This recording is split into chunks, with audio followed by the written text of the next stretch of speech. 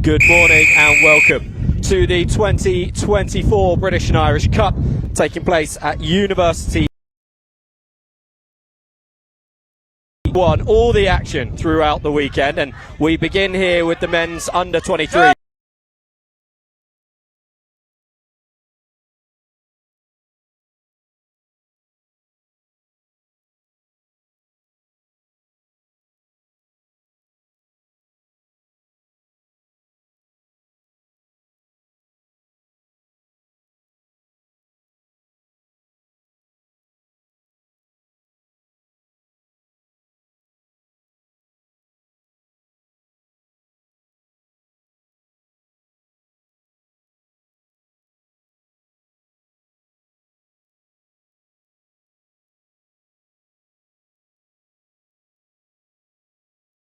All the way up to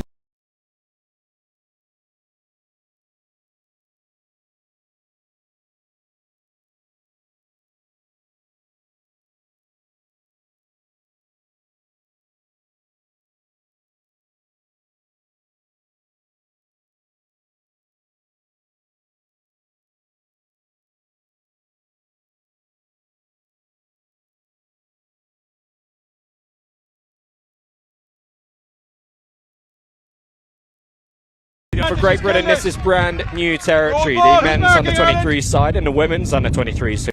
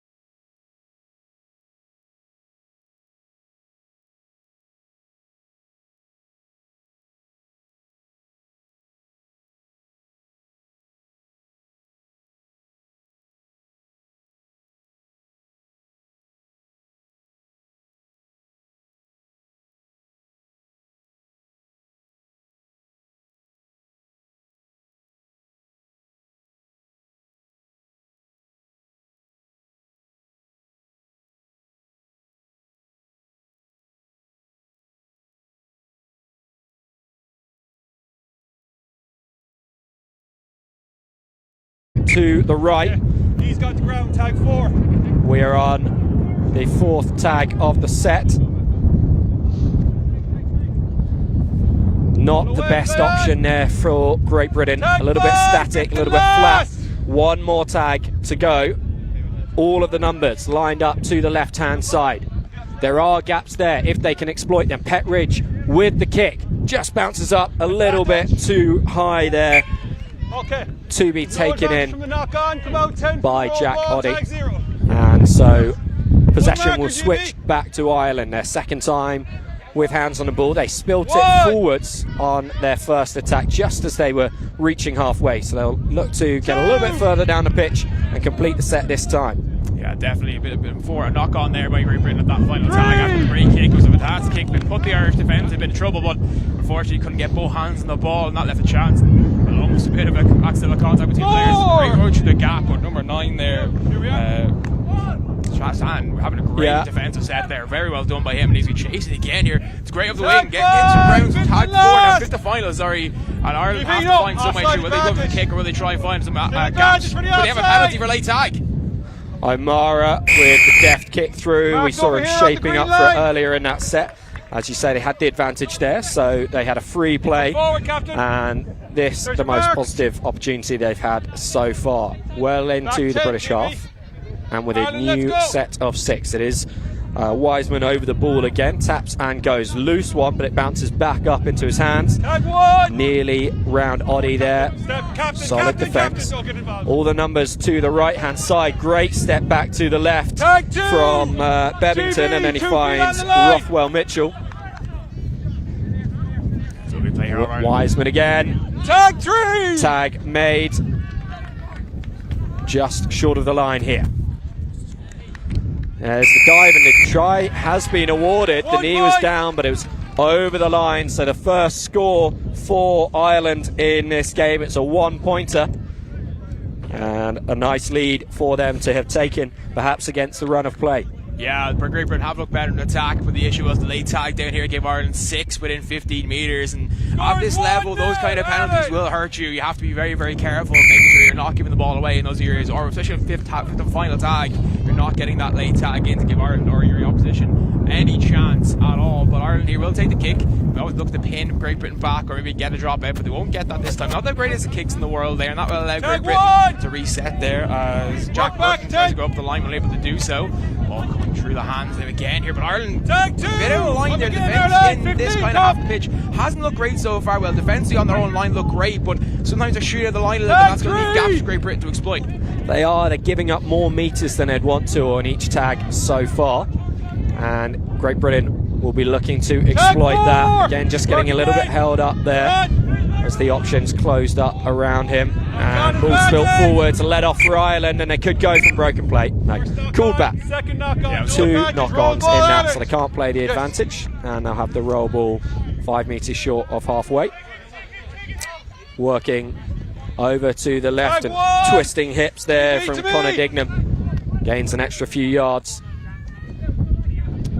Really impressive so far here from both teams. Good attack. That's a great line. Through the center. Can he get through again? Tag 2. He's been well tagged there, but he's in near the 10-metre line already. Great meters gain there from Ireland. That's put them in a real attacking position here with 5 tags left. Hands will do here, surely. The skip pass through. Ireland will put it down. It's 2-0. What a great start here for the men's under 23s for Ireland here in the first of 3 games in this series. 1 point. So that was Daniel Fitzmaurice who followed over Bebbington's first try. Yeah, as you said, the hands would do it. Ireland nearly mucked it up with the bouncing pass, but it was well cleared up by Fitzmaurice, and all he had to do was throw himself over the line despite the attentions of the defender, and a 2-point margin. So for those of you new to tag rugby, watching this for the first time, in the single gender game, each try is worth 1 point unless they score in a box that you can see marked on the try line with blue cones. That gives them an additional point, and Ireland delighted with that restart, forcing the knock-on just out from the British line. And they will work the ball infield and towards that bonus box. Oh, he's still going, and that will be a second try for Dignam.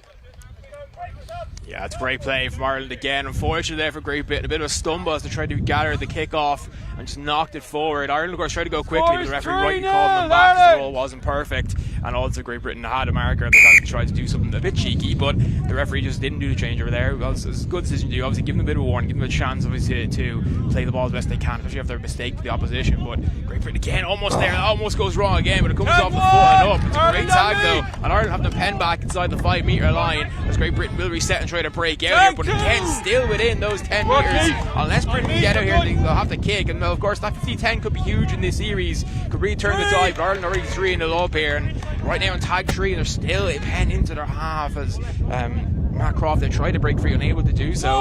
Good play there, but Billy Jones tagged again and tagged 4. Now Ireland here really defensively solid after that. Really first 5 or so minutes didn't look that good. Jake Bruton pokes the little kick through, cleared up by Ireland, and I think one of the things that we're seeing is just Britain struggling to make the tags on that first instant. So often you see the Irish hips twist and they gain extra yards. It happens again there through Passberger, and that's proving to be the difference so far, that the Irish are just making more of each carry, of each set, and that brings them their 4th try of the game. 1 point! As Fitzmaurice, I believe it is, that goes over once more. He's going to sub out as well after that. Obviously been on the field a while. Good interchange here from Ireland. You're going to take a lot of players off. Obviously have a plan of attack in that regard, not to get 1 or 2 players at a time, just resetting whole teams, which is a viable strategy, especially at this level. I mean, especially going to be competing a few times throughout the day.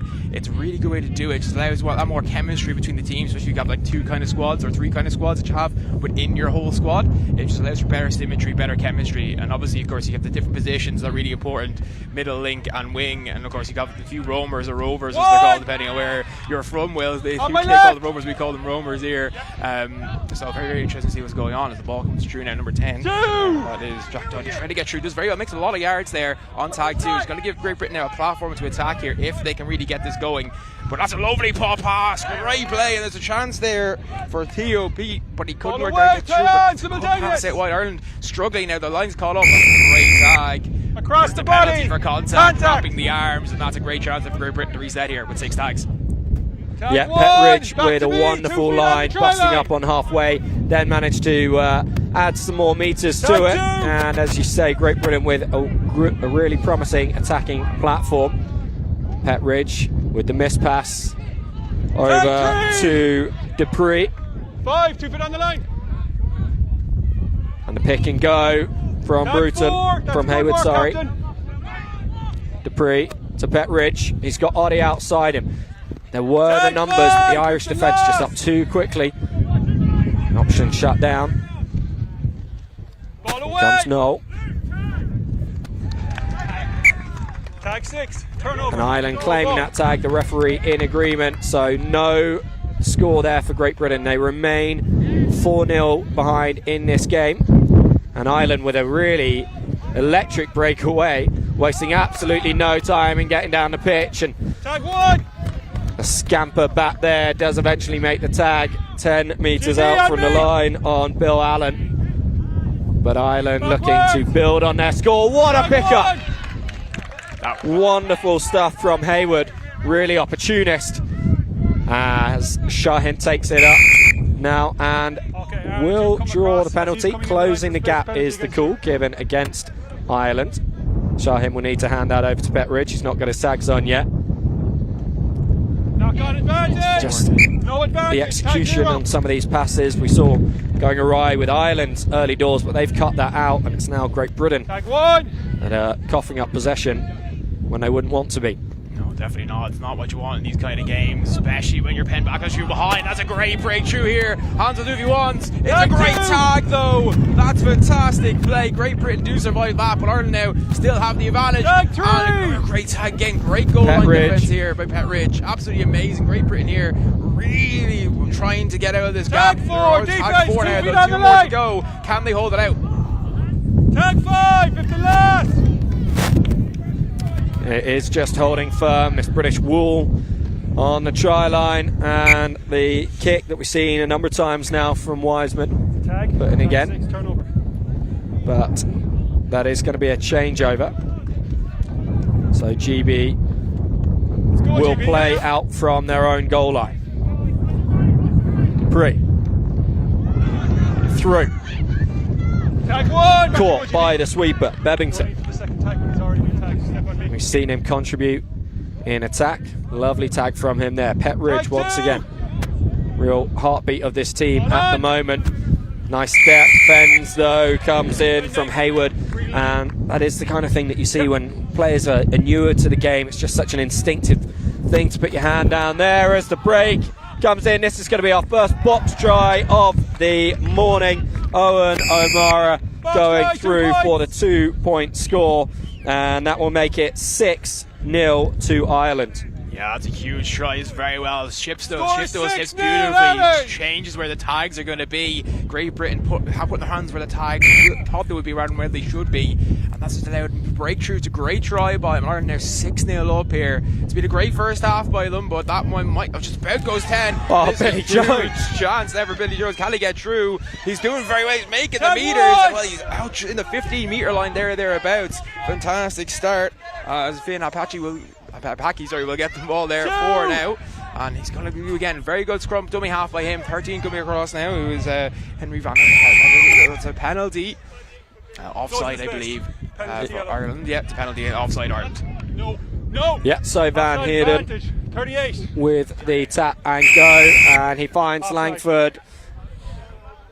And no try awarded, but another penalty against Ireland on their line now. Langford flings himself over the line sideways to get Great Britain's first ever score in the men's under-23s category. They are on the board and they're going to be working their way back into this one, and that was actually Josiah Gibson, sorry. Don't want to rob him of that history-making moment. Gibson scoring the first try. The GB men's under 23s. And there's Jake Bruton's kick deep down into the Irish half, but well fielded by Jaffrey. They're going to have to come back here for the tag.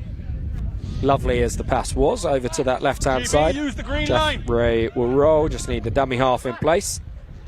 And we are back underway. Tag 2! Tag made by Shahid. Winger! No doubt on that one. Great Britain looking to grow into this game defensively.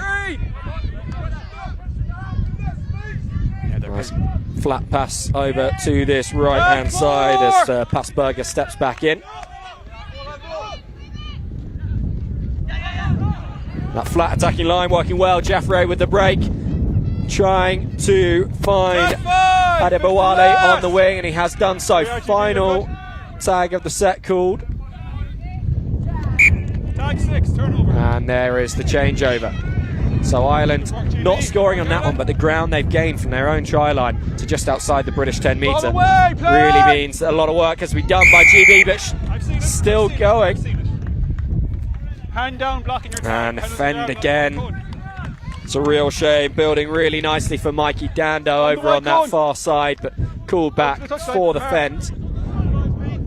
Yeah, it's just an instinct thing sometimes when you're running. That's the way your hands are when they go, and it's something you have to only learn really from other sports. When you can run like that, it's absolutely fine. But in tag, if you block the tag at all, you cause contact with an opponent's hand, it will cause an issue. It will keep the referee every reason to give a penalty, because of course you need to get those tags to stop the set, to stop the tag happening. So blocking them is just a serious thing, but also can cause bad injuries like broken wrists, broken fingers.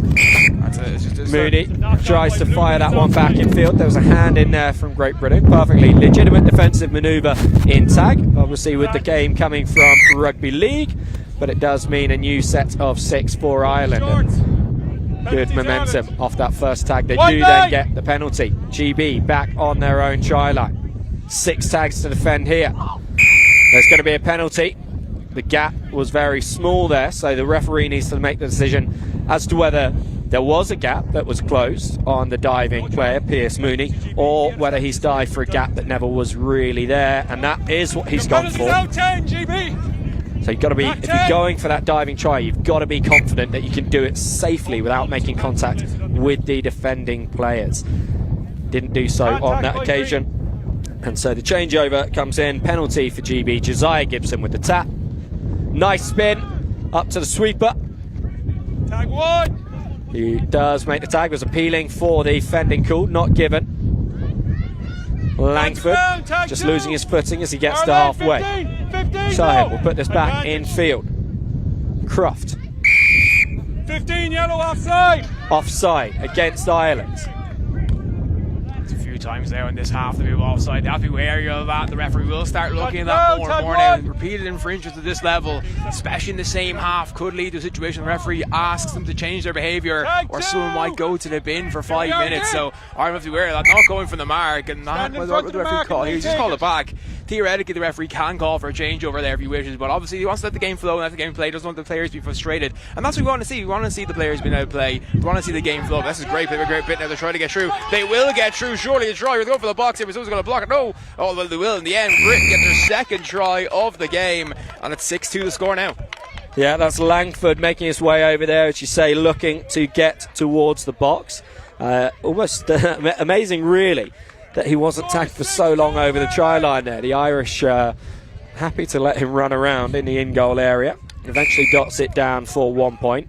And Great Britain just finding a little bit of a foothold in this game. That's a great restart from Petridge. It bounces in field before crossing the plane of the goal line.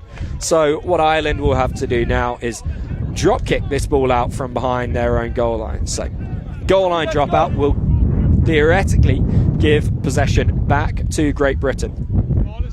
Slightly scuffed kick, and it's good to see Ellis Knoll in position and awake there to capitalise on it. Quick hands, keeps this ball alive. Tag 1. Come back.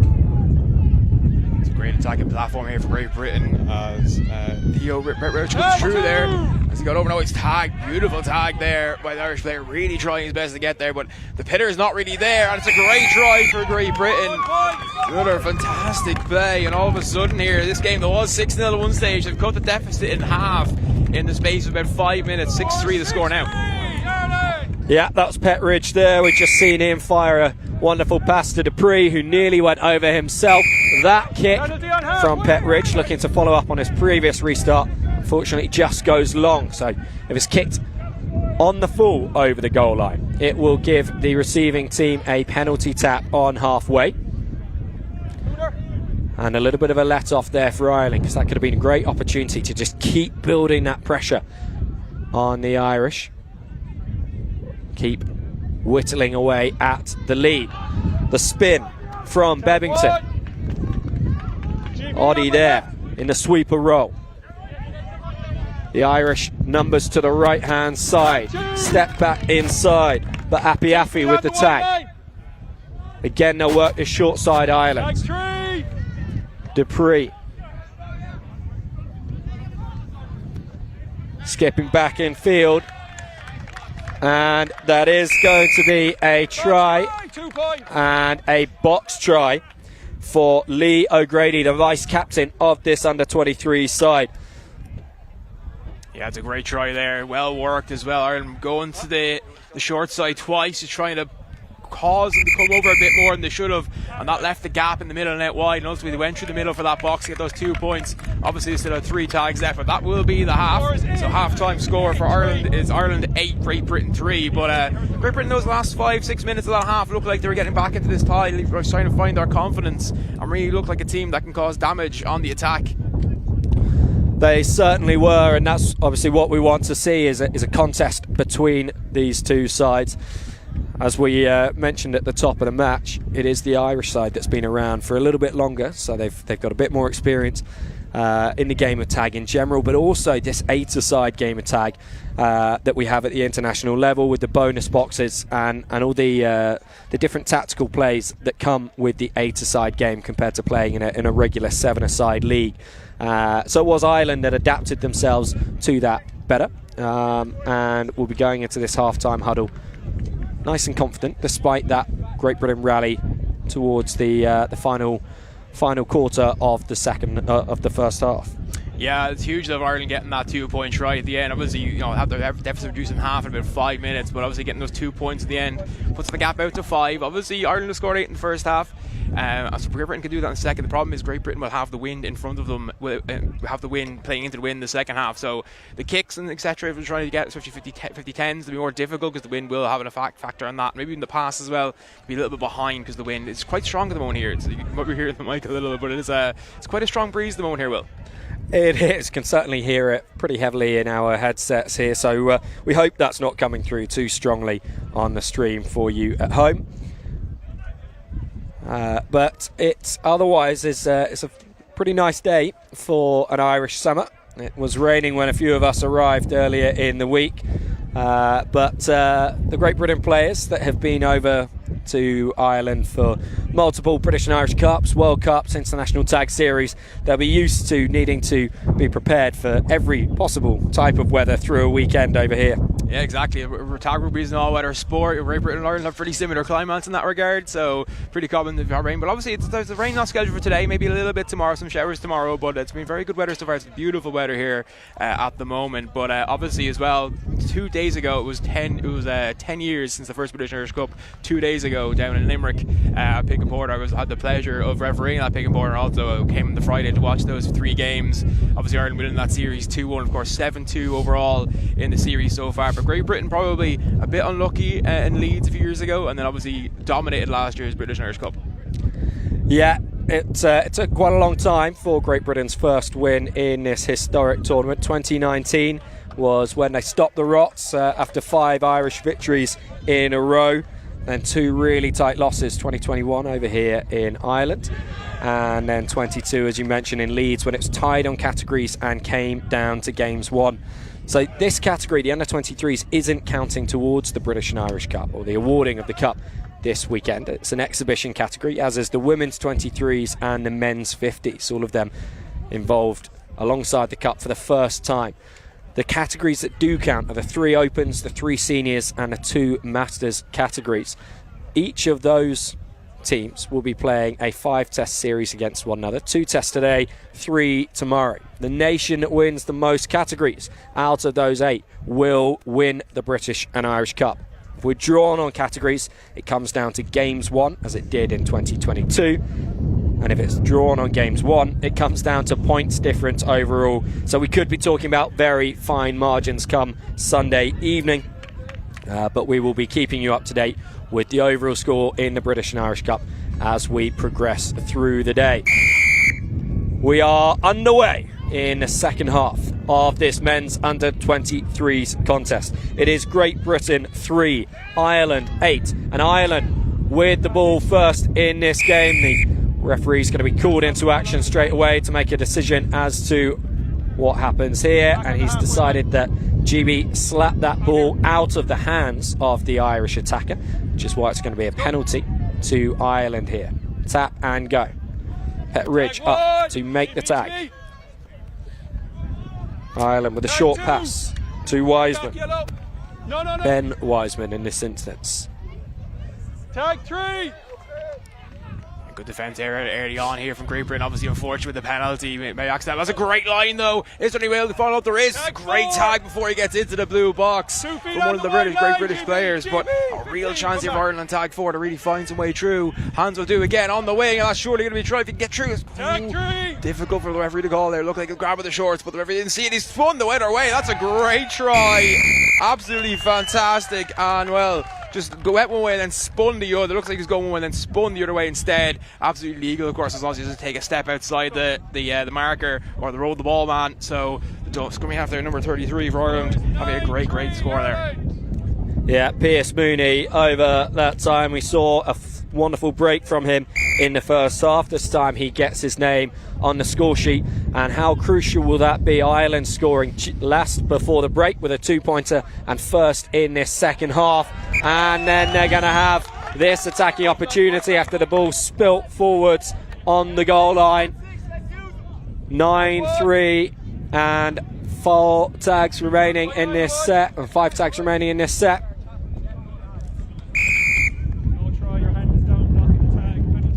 Defend before he puts the ball down. It looks like, defend before he put the ball down. And unfortunately, it can't happen, of course, trying to put the ball down. You cannot dock your tags either doing that, so that will be a penalty for Britain. They've already taken it, they've already making 10 metres from the penalty as well, taking full advantage of it. That's a great break there from Luke Hayward. Can he get through here? Lovely play. Has he got support? He doesn't. Number 10 there, Jack Ollie trying to get up, but Luke just a very fast player, so unable to do so. That's a grub line. Big contact there. And the referee with a little bit to sort out. Petridge was on his line, and to me that looks like the Irish defender, although he's come off worse there. Petridge, a fairly big, strong Union player. It was the Irish defender, Bebbington, that has put himself in the position that's caused the contact there, closing the gap on Petridge. Penalty to Great Britain. And in fact, the referee is going to go to the sin bin here. Bebbington will have to take up a position behind the Great Britain bonus box at the far end of the field. Huge opportunity for GB to claw their way back into the game here. Oddie trying to step around. 1-man advantage for them. 8 on 7. Petridge, quick hands, numbers to the left-hand side. And that is going to be a try. Yeah, it is awarded. 1-pointer. Fifth in there, having a great try indeed for him, but can't really argue with the yellow card there at all. Bebbington came in very aggressive on that line to Petridge. Although Petridge was the man who was still standing afterwards, it was a very aggressive line. It was dangerous play, and I think Michael Reedy, who's the referee in the middle, was absolutely correct in giving that yellow card. It seemed like a clumsy challenge, and you can't be contact at all of the sport is not allowed, and that kind of contact has to be penalised as level with something like a bin. Yeah, as you say, really good call from the referee. You'll sometimes see as that pass goes forward there from Ireland, unfortunately for them. sometimes you see referees making their decisions based on outcomes rather than the cause, and so they give the penalty to the player that ends up in the worst situation, often the one that's on the ground. Not always the way that the penalty should be given, and so good to see such strong officiating in this game as Jones takes the first hit up for GB in this set. Yeah, it's also Michael's first ever game internationally refereeing, so it's his first ever cap, so to be that strong early on is a sign of perhaps the consistency we'll see with the referees over the weekend. That's a great breakthrough there from Callum, and he's put it down for a try, and all of a sudden the gap back to 4 points here, 9-5 now, and a great start here from Great Britain in the second half. Of course, the yellow card is helping, but they've also been attacking really well this whole game, so you can't just say with the 7 players. It's also been the level of attack that Great Britain have brought at times. It's been far and away their best side of the game here. Yeah, brilliant opportunist strike from Matt Croft, and it's going to be followed up with a goal line dropout for Ireland. As you say, the margin down to 4, so the sin bin costing Ireland 2 points so far. Still time remaining on it as Gibson runs hard at the Irish line. Apiafi will be there at dummy half to find Bruton, and the interception, and Wiseman comes away with it. Great supporting lines here from the Irish, and it's the captain Murphy takes it all the way up to the 10-metre line on the far side. Lovely hips from Passberger, and Ireland strike back with a player down. That is 10 points up now for the Irish. Yeah, that's a huge try for Ireland, obviously under the cosh in terms of Great Britain having the momentum from those 2 scores, and also down a player. And well, came from just a missed kick there from the British player. He didn't get the kick as well as you like, not let Ireland to pick the ball up, and then Murphy with great interlink play between some of his other players, but showing the captain's resolve there, getting down the wind to the 10-metre line, and from there Ireland always look certain to score. But Great Britain now have to find some way back into this again. Obviously, they still got time with the bin happening, so it's not a case that they're they still got the advantage, so they have to make that work for them. A bonus box try here, and it makes things very, very interesting. Ireland will get Ireland get the penalties over contact. It's been into contact there by Van Heerden. Yeah, after he'd shown a lovely bit of skill receiving the kickoff and flicking it up. It's now equivalent skill from Dignam, working his way towards the box. Going to the short side, Wiseman, but it works really well. He knew that the defence there from Great Britain had gaps in it, and he put Fitzmaurice through comfortably. Fitzmaurice going over for his second. Yeah, and that's huge for Ireland there. 2 tries in the space of a minute. Peels back that advantage that Great Britain had gotten from the sin bin, and obviously once it's over, Ireland will love to still have that gap. Obviously now 11-5 up, still love to have that 6-point gap if they can when the sin bin ends. There's a real opportunity just to maybe not sit back, but definitely able to defend. And that's another knock on from a kickoff. That's the 3rd one of the game. It was a difficult bounce, don't get me wrong, but at this level you have to be catching those balls. Yeah, it just looked like he wasn't expecting it to come all the way to the corner he was in, and the bounce surprising him a little bit. The kick from Rothwell Mitchell there leads him to then run into contact, so penalty will go against Ireland here. So the referee's just explaining to Wiseman why that is.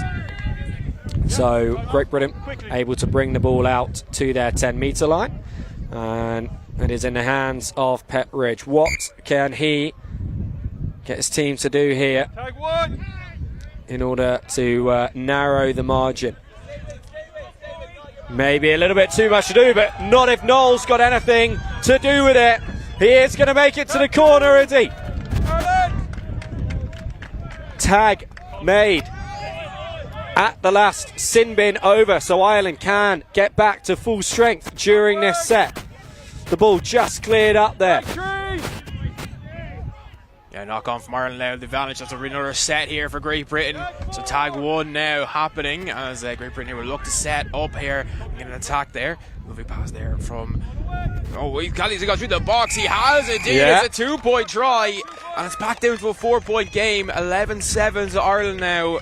Still about 10 minutes left in the half. Really nice to see Noel finishing that one off. It was his creation that got Great Britain into such a good position. Perhaps could have taken the try if he'd not been looking back at his chasing defenders as much as he was. But in the end, he gets an extra point for it by throwing himself into the bonus box. Ireland just fielding that restart off the body to avoid the knock-on. And will make a little bit more ground there through Wiseman. Two of them in this side. Ben Wiseman on the ball most recently, and Matt Wiseman, who's been crucial to everything good that we've seen from this Irish side so far. It's Mooney. It's up towards halfway. Ireland still going to the right. Shahin, real nuisance in defence there. Forces the high kick. Must stay below shoulder height of the referee. And in fact, the referee has deemed that it has stayed below his shoulder. It looked very high to me, but he is he's bringing Great Britain all the way back to their try line. I think it was a late tag. I think that's the issue. It's either a penalty, late tag, I think, and then wherever the ball bounces first is where the penalty comes from. I did think it was high as well, so it should be a penalty in the halfway to Ireland instead of where they are now. As if he kicked through, can he get it? No, tagged. Picked it up and tagged right as he's able to put it down. Great tag there from Great Britain. But here's a chance now, and Ireland will get over, and that makes it 12-7 now. 5-point lead, and Ireland just every time Great Britain try to claw themselves back into this one, it seems like Ireland have the answer and find that score to change the momentum in their way or to put the gap back higher, more difficult to catch up on. Yeah, very frustrating for GB. They keep trying to build that momentum, and Ireland keep stretching their lead again. So that 5-point margin remains with not too much longer left in this one. Really good take from Dando, but he will have to go back to the mark. That just takes a bit of the sting out of this attack. Good spin by Croft, working his way down the line, but Adibawale there with a solid tag. On to Bruton. Skips past the first defender. Caught by O'Grady. Petridge has to take that at a standstill. His kick perhaps not quite as deep as he would have wanted it to be, so Ireland take over and don't have the whole length of the field to go. Just short of the 10-metre line inside their own half. He was up for a 50-10 there. He's inside his half, good position, had the angle as well, and the defence was really that side, but unfortunately couldn't get the kick off the way he wanted, and that's absolutely massive for him now as he halfway through their set though, of course. Great Britain tagging well now, keeping the defence up, and tag 5 now, so Ireland will have to either kick or try to put this wide. They're just going to try to make the meters instead of get the try. They won't manage to do so, but it does take a bit of a sting off the clock as well by keeping the ball in hand and putting it wide and just taking those extra few seconds. You know you have the lead. It's all about game management now for Ireland in a sense in that regard. Yeah, but Great Britain back in possession. Ireland won't mind too much this 5-point margin, letting Great Britain run the ball back at them, tire themselves out a bit. Spin from Croft. Not the first time he has beaten the defender and gained those extra metres. Bruton was calling for it at first receiver, but the pick and go from Van Heerden down the blind side. Back into Croft. Again, beats the first defender. Adibawale there. Van Heerden to Bruton. Bruton with the kick now, very flat. This bounce might work for Petridge. Lovely stuff for Great Britain. He goes for the box, but it will just be the 1-point score. A very fortuitous bounce, but you've got to be in it to win it, and Petridge was alive to the opportunity, gets himself under that high hanging ball and goes over for the GB score. Yeah, some of the Irish players, they're claiming that it was a kick. Even if it was off his foot, I don't think it was a deliberate kick, so it can't be ruled over the shoulder because it just bounces off his foot rather than him trying to swing at it, so it's not a kick. Absolutely great decision again by the referee. Knew the laws exactly perfectly there. It has to be a kick. It can't just be an accidental bounce. The ball can bounce as high as it wants after it hits the ground the first time, and even if foot comes in afterwards, unless it's a deliberate kick, it is still the same kick. So a great decision there, and Ireland now here still in this game, obviously still in front 4 points, but Great Britain, box try, and it makes it very interesting indeed for them, and the tagging here is really improved in this second half, Great Britain as well. it has certainly a lot of positives as Great Britain have grown into this game. Of course, they're playing 2 tests in the single gender category, and then they'll be combining with the women's under-23 side as that kick from O'Mara, is beautifully collected by himself. Piece of individual brilliance that once again restores that 5-point margin. Yeah, that was a beautiful kick. He saw that there was no sweeper in behind, or at least that side anyway, and he knew he had the speed to get through that gap, especially because Great Britain are facing that way. He can go the way the kick, Great Britain have to turn, so it gives you about half a second really to get through there. When you've got that pace that O'Mara has, that half a second is 2, 3, 4 meters past them before they even get around and start running at you again. So absolutely fantastic kick, and it's got off now here from Matt Wiseman. It's a good one, bouncing high. It's going to allow Ireland to reset and get up on that line quickly, pin them back in as much as they can. It's a great tag there as well from O'Mara, and he's really doing everything now here he can to drag Ireland over the line. Oh, it's a 5-point lead, but Great Britain have looked so good in this after reduced the deficit a bit, and you know, O'Mara here really trying to show what he can do in this Ireland team. Yeah, Great Britain in possession here through Gibson, and as I was starting to say before O'Mara's stunning try, lovely winding run from Hayward. The men's and the women's under-23s will combine for a mixed game at the end of the day. So really give all the players involved the maximum amount of international experience in both the single gender and the mixed formats. Final tag of this set for Great Britain. They've only made it to halfway on this one, so a good kick needed. Gibson's one will just sit up there. It's unlikely to go into touch. That's come off an Irish hand into touch. And so Great Britain will retain possession there. Really good outcome for them. Gibson with the roll. Hayward will feed Noel. There's Langford now on the ball and through the gap. Can't make it past the chasing Jeffrey. Closed him down really well there. Here's Jones with a little goosey. Noel is going to work this back to the left now. There are bigger gaps on that side. Van Heerden twists through. Score for Great Britain. Yeah, 4 points, the margin again. Great play there, really well. He could have gone wide there, there was overlap on, but decided to go himself. Saw that the Ireland defence was very scattered on that side, so he could get through the gap. Did very well to avoid the tag, just twist the hips in the last second. Really made it very difficult for Ireland to make that tag, and gets through and scores. Maybe could have gone for the box, but you know, good decision to put it down, get the score on the board.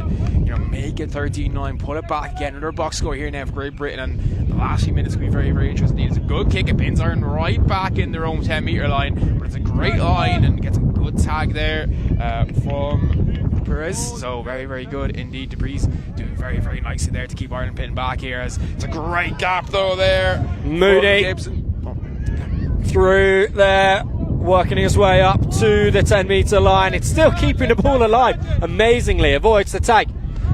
Adibir Ali called back, penalty to Ireland. So there was contact on Mooney after his wonderful break, and that allows Ireland to keep their progress going forwards. Mooney stumbles there, and the momentum just taken out this attack a little bit, but Ireland won't mind that too much. The clock is on their side, the scoreline is on their side. Wiseman shifts the hips, laterally slides through, and a 5-point lead once again for the Irish. Yeah, it makes it a 3-score game essentially, with time really ticking down here. That might just be the nail in the coffin for Ireland here in this first test against Great Britain. They will absolutely be delighted with that, obviously, if they can get the win here. But you know, Ireland have to, you know, just be patient now. Just keep the composure now. 5-point lead, loads of time. Not a lot of time left, and that's another knock on. It's the 4th of the game from Great Britain. Just let it come off your chest and let it bounce back into your hands. That's probably maybe the thing the coach may have talked to him about after this game. So that's a lot of errors in that goal line. Yeah, it is. I mean, to do that, when you think about the situation in the match that's happening, you're receiving a kickoff, so that means the opposition's just scored against you. You're on your own goal line, so you're coughing possession up right by the try line again. And then, as we see, Ireland have done so well in this game to capitalise on it, and they stretched their lead out to a 6-point-1. They had that lead early in this game when they went up 6-0. Yeah, I think arguably getting that right gives Great Britain the opportunity to really go toe-to-toe with Ireland in game 2.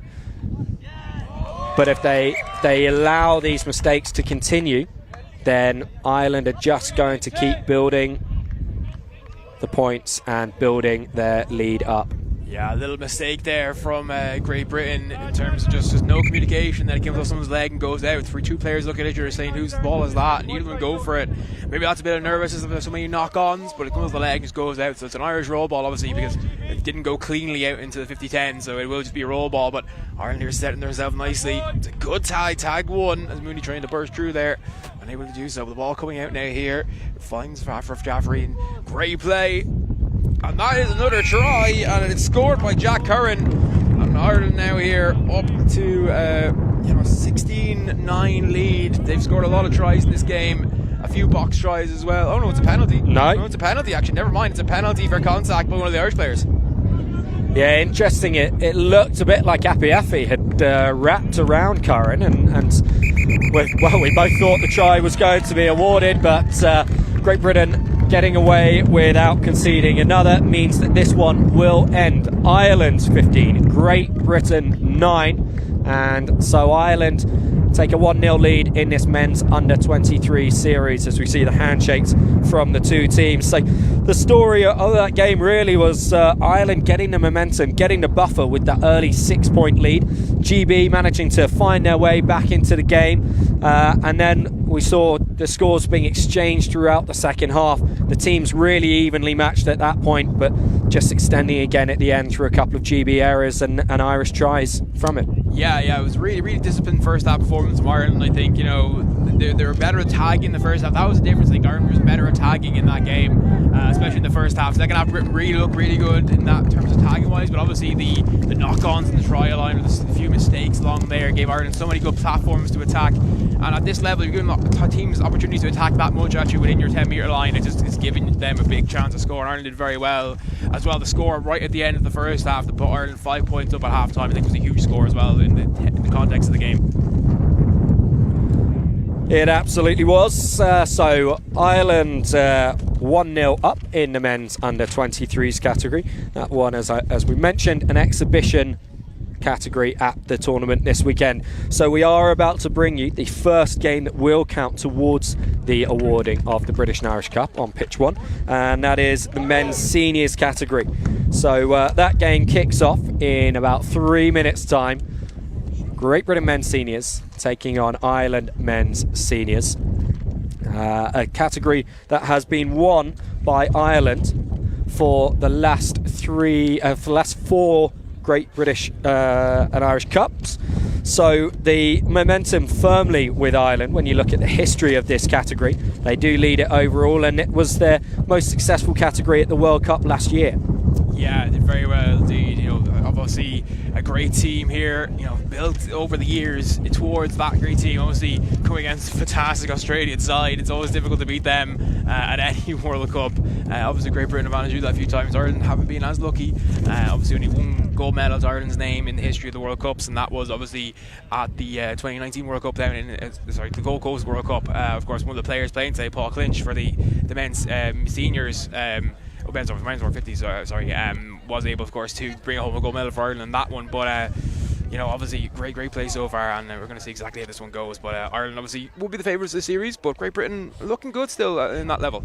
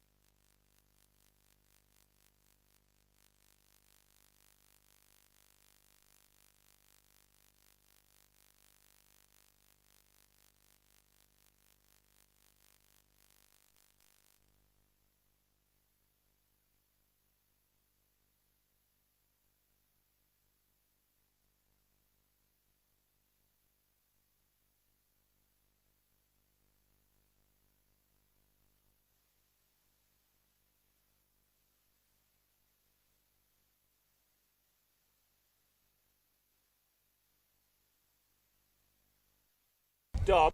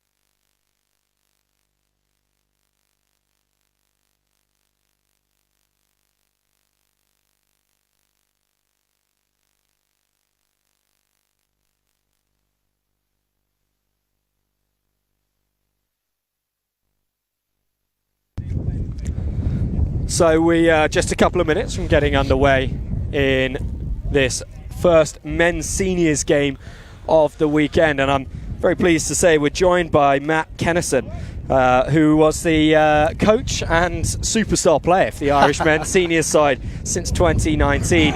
Must be strange for you seeing them in action here and not being on the pitch, and stuck in with the boys. Yeah, it is. Kind of the same feels of when I moved from mixed opens to the men's seniors. It had that same kind of vibe that I was, not there for them. But it's exciting to see the boys from the last World Cup, some new faces. The boys who played for me last year have taken over the coaching, and super excited to see how they get on. And you're moonlighting as a commentator today. That's not your only role this weekend. Yeah. Also now stuck in with the mixed seniors. Yeah, I was hoping to have my first BNI Cup off and just cruise around, but a little injury got me roped in last week, and I'll have a run later on today. So it's Great Britain playing left to right in the blue and red, and Ireland with first use of the ball here. Now the Great Britain men's senior side has undergone a lot of change from the last cycle to this one. Obviously a lot of change for the Irish side as well. Not only you not involved, but quite a lot of new faces in the side. It is a lot of player changes as well as coaching staff. I was chatting to Kimbo there earlier, who coached the men's 30s for GB last year. He was saying the same. So it's a really interesting contest because I don't know a whole lot about GB, and I don't think they know a whole lot about Ireland. So this could go any which way. Yeah, we will see probably a bit of a tentative opening few minutes from both sides, just trying to figure one another out. This category has been dominated in recent years by Ireland, pretty much since you were involved with the category, Matt. Ireland having won the last four to lead the category 4-3 all time. It was one of Great Britain's strong categories in the early days of the BNI. But Ireland certainly in the ascendancy the last few years, and that culminated in a silver medal at the World Cup last year. It did, yeah. We had a clear goal when I moved over that we were going to try and stack the division, something we thought we had a lot of strength in, and work hard at that World Cup. And a couple of results went our way, and we got to the final against Australia, and we're actually in front 2-1 with a while to go, and then as Aussies do, they just go for 40 minutes and rolled us. But a huge honour to get a silver medal, and great to do it with the boys, and really looking forward to what they can do leading up into the next one. And it's Great Britain who are working towards the end of their first set here. So nice bit of ground gains. They made it all the way from their 10 metre to deep inside the Irish half, but second opportunity with ball in hand for Ireland here. Yeah, nice two sets really to feel each other out. They both got through to the end of their sets, put a kick on and ended in the other half. So it's a normal way for men's footy to start, is just to get out of your half, complete a set and start the game on the front foot. So it's head to head here at the moment. Yeah, so we see Sandu, the vice captain, working the ball back to the left hand side and over to O'Brien. And here's one of the coaches there, Angus, and the captain there, Jackie Reels. Gone all the way from the far left to the far right in that one phase of play. Final tag of the set here, 10 metres out. Nice interlinking. Still numbers over on this left-hand side. Oh, it's a good read. It's a good read defensively. Stop that 2-on-1. Very good by GB. Yeah, really well done by Coltart on Bruin. And so Great Britain escape, and it's Aaron O who will run the ball up first for them. Now over to Hayes. Entwistle, who has been a key player in a Great Britain mixed open side through the last World Cup cycle, making the transition up to men's seniors this year. Play allowed to continue. The Irish thought that might have gone forwards, but not so in the opinion of Dom Collingwood, the referee. Hayes. And now over to Button, who made his debut for Great Britain against South Africa earlier this year. And of course, Great Britain have had that run out, playing tests against South Africa and Reading, as Entwistle looks for the 50-10. It falls just short. Is this Ireland's first international engagement of the year, Matt? It is, yeah, with this new side. They've been training really hard. The boys have put a lot of work in. Training, a couple of times a month, different venues. A lot of different faces have come and gone too, so they've been keeping it fresh. They have interior games against the 40s and some of the other teams, but this is their first real hit out internationally. So it's an old black and white one, straight up and down, getting out of your half. Simple footy to start the game. I think they have to press harder a little bit in defence, the Irish. They're giving GB a bit too much time on the ball. We saw there at the end of the sets there was a couple of offloads and plenty of time to kick on the last, so they really need to push up in D if they're going to keep him in their end. Levin's just creating a huge amount of space there. Certainly one of the most talented players in this side now. Oh, he'll love you for that. He'll love you for that. Here he goes. Oh, great tag. Great tag. He's moved from what would have been on the wing, sweeping and link. He's moved into the middle this year to get a bit more time with the ball in his hand. So that's a new role for him as well. The miss pass now, and once again they go for this left-hand side. And tackle being the operative word there. Bruin is down and he looks to be in some pain. He's a tough fella, Frankie. He'll be fine. He's trying to milk it, I think. That's a good tackle if you can't run without legs. So Collingwood just sorting things out here. Yeah, Frankie's fine. He's walking back to the box. He's all right. No penalty given. Fifth and final tag of this set. Levens. Coast to coast here. Oh, good feet. Oh, great tag. They're very good defending on their line, GB. They've had 3 sets there to stop points, and they've never looked in trouble at all. So I think that's their strong point, line defence. Done a lot of work there. Yeah, really calm. Heads prevailing, and that will have been a big thing that the coaching team of Tony Musgrave and David Dunk will have worked on with them. They both in their first year coaching with Great Britain. David Dunk has got experience with the South London Seals in tag rugby, but it's Tony Musgrave's first year in the sport. Comes from a rugby league and rugby union background. Wealth of experience there, but tag is a different game. It is. With his rugby league background, if you're saying now, I think he'll be all right. Pretty much the same game without getting hit. So if he's got a bit of league knowledge, he'll be able to transfer that into tag, no worries. You say without getting hit, but there was that hit just in the corner there. That was straight out of rugby league as Dickinson makes it up just over halfway. Guru on debut finds Ainsley. I think they got a repeat set there just outside halfway, so they'll have a crack here. They've got a couple more tags up their sleeve. Trying to set something. Rob Murch, always on, finds Sam Button. Short side play. Dickinson was player of the tournament for men's seniors against South Africa, and showing a little bit of this time on the ball there of why he managed to win that award. Back in field through Bab to Murch. That ball loose. Dickinson clears it up. The Irish will need to reset their line. Good D. That's last there. And a good set. They've got to get to a corner, far side, and finish the set. They've given away 10 metres here and made Ireland start to set a little easier. They've got to be a bit smarter than that, I think.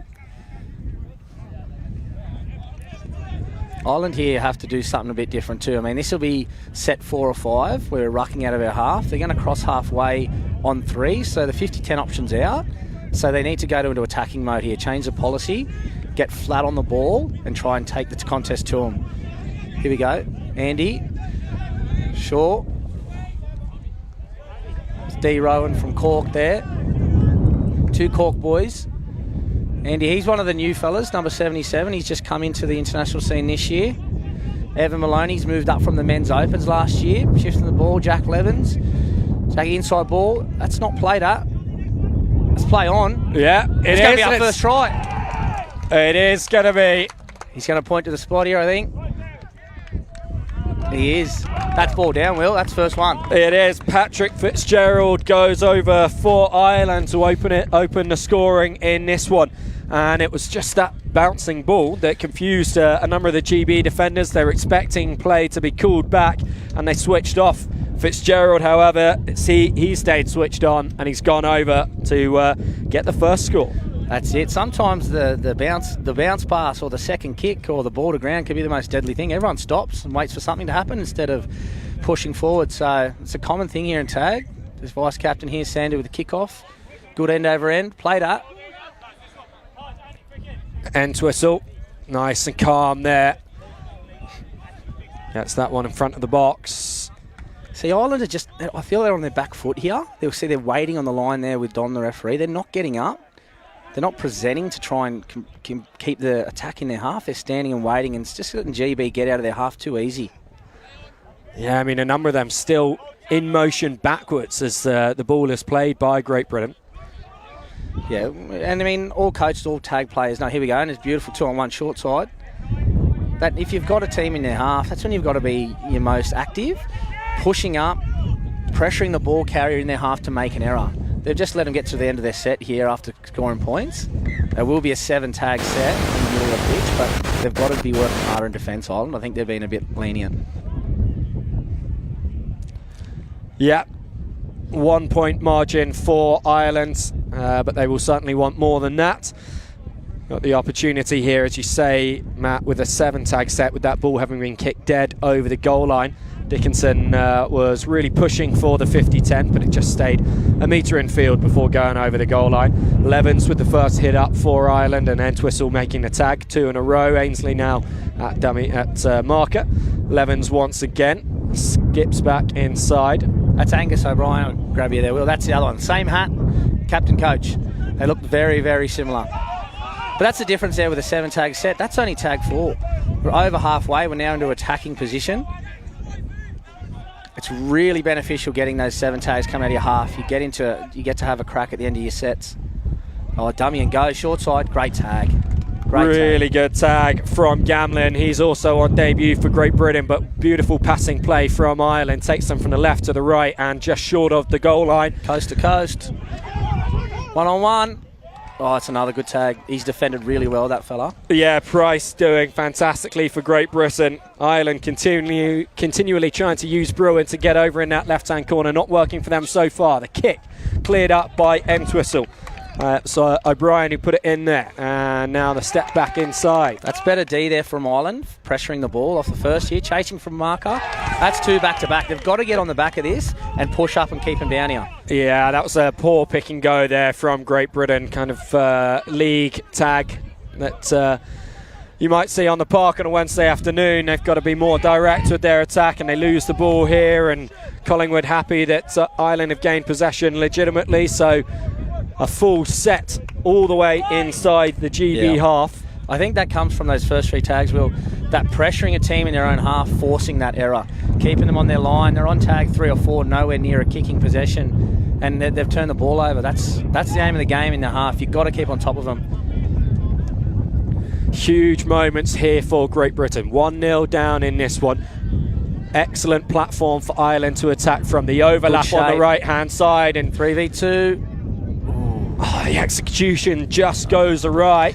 Yeah, they Bloom set up in a good well. position defensively. Set up well. They had good shape there. They took one to the middle, had a nice shape set left to right, but you're right, execution just didn't go their way. This is huge here for GB. They've been let off the hook here. First one's a great meter maker straight up the middle, and they've got to get on the back of this now and get down in Ireland's half if they want to change that deficit before half-time. That's good footy, that. Yeah, nice dart from Benji Hayes, receiving the ball from Jack there, and Entwistle pops it back inside to Bab. That Irish defence getting up a little better now. But here's the spin from Hayes, and he's running down towards the box inside the 10-metre. Bloom. Oh, they've gone the wrong way here. Yeah.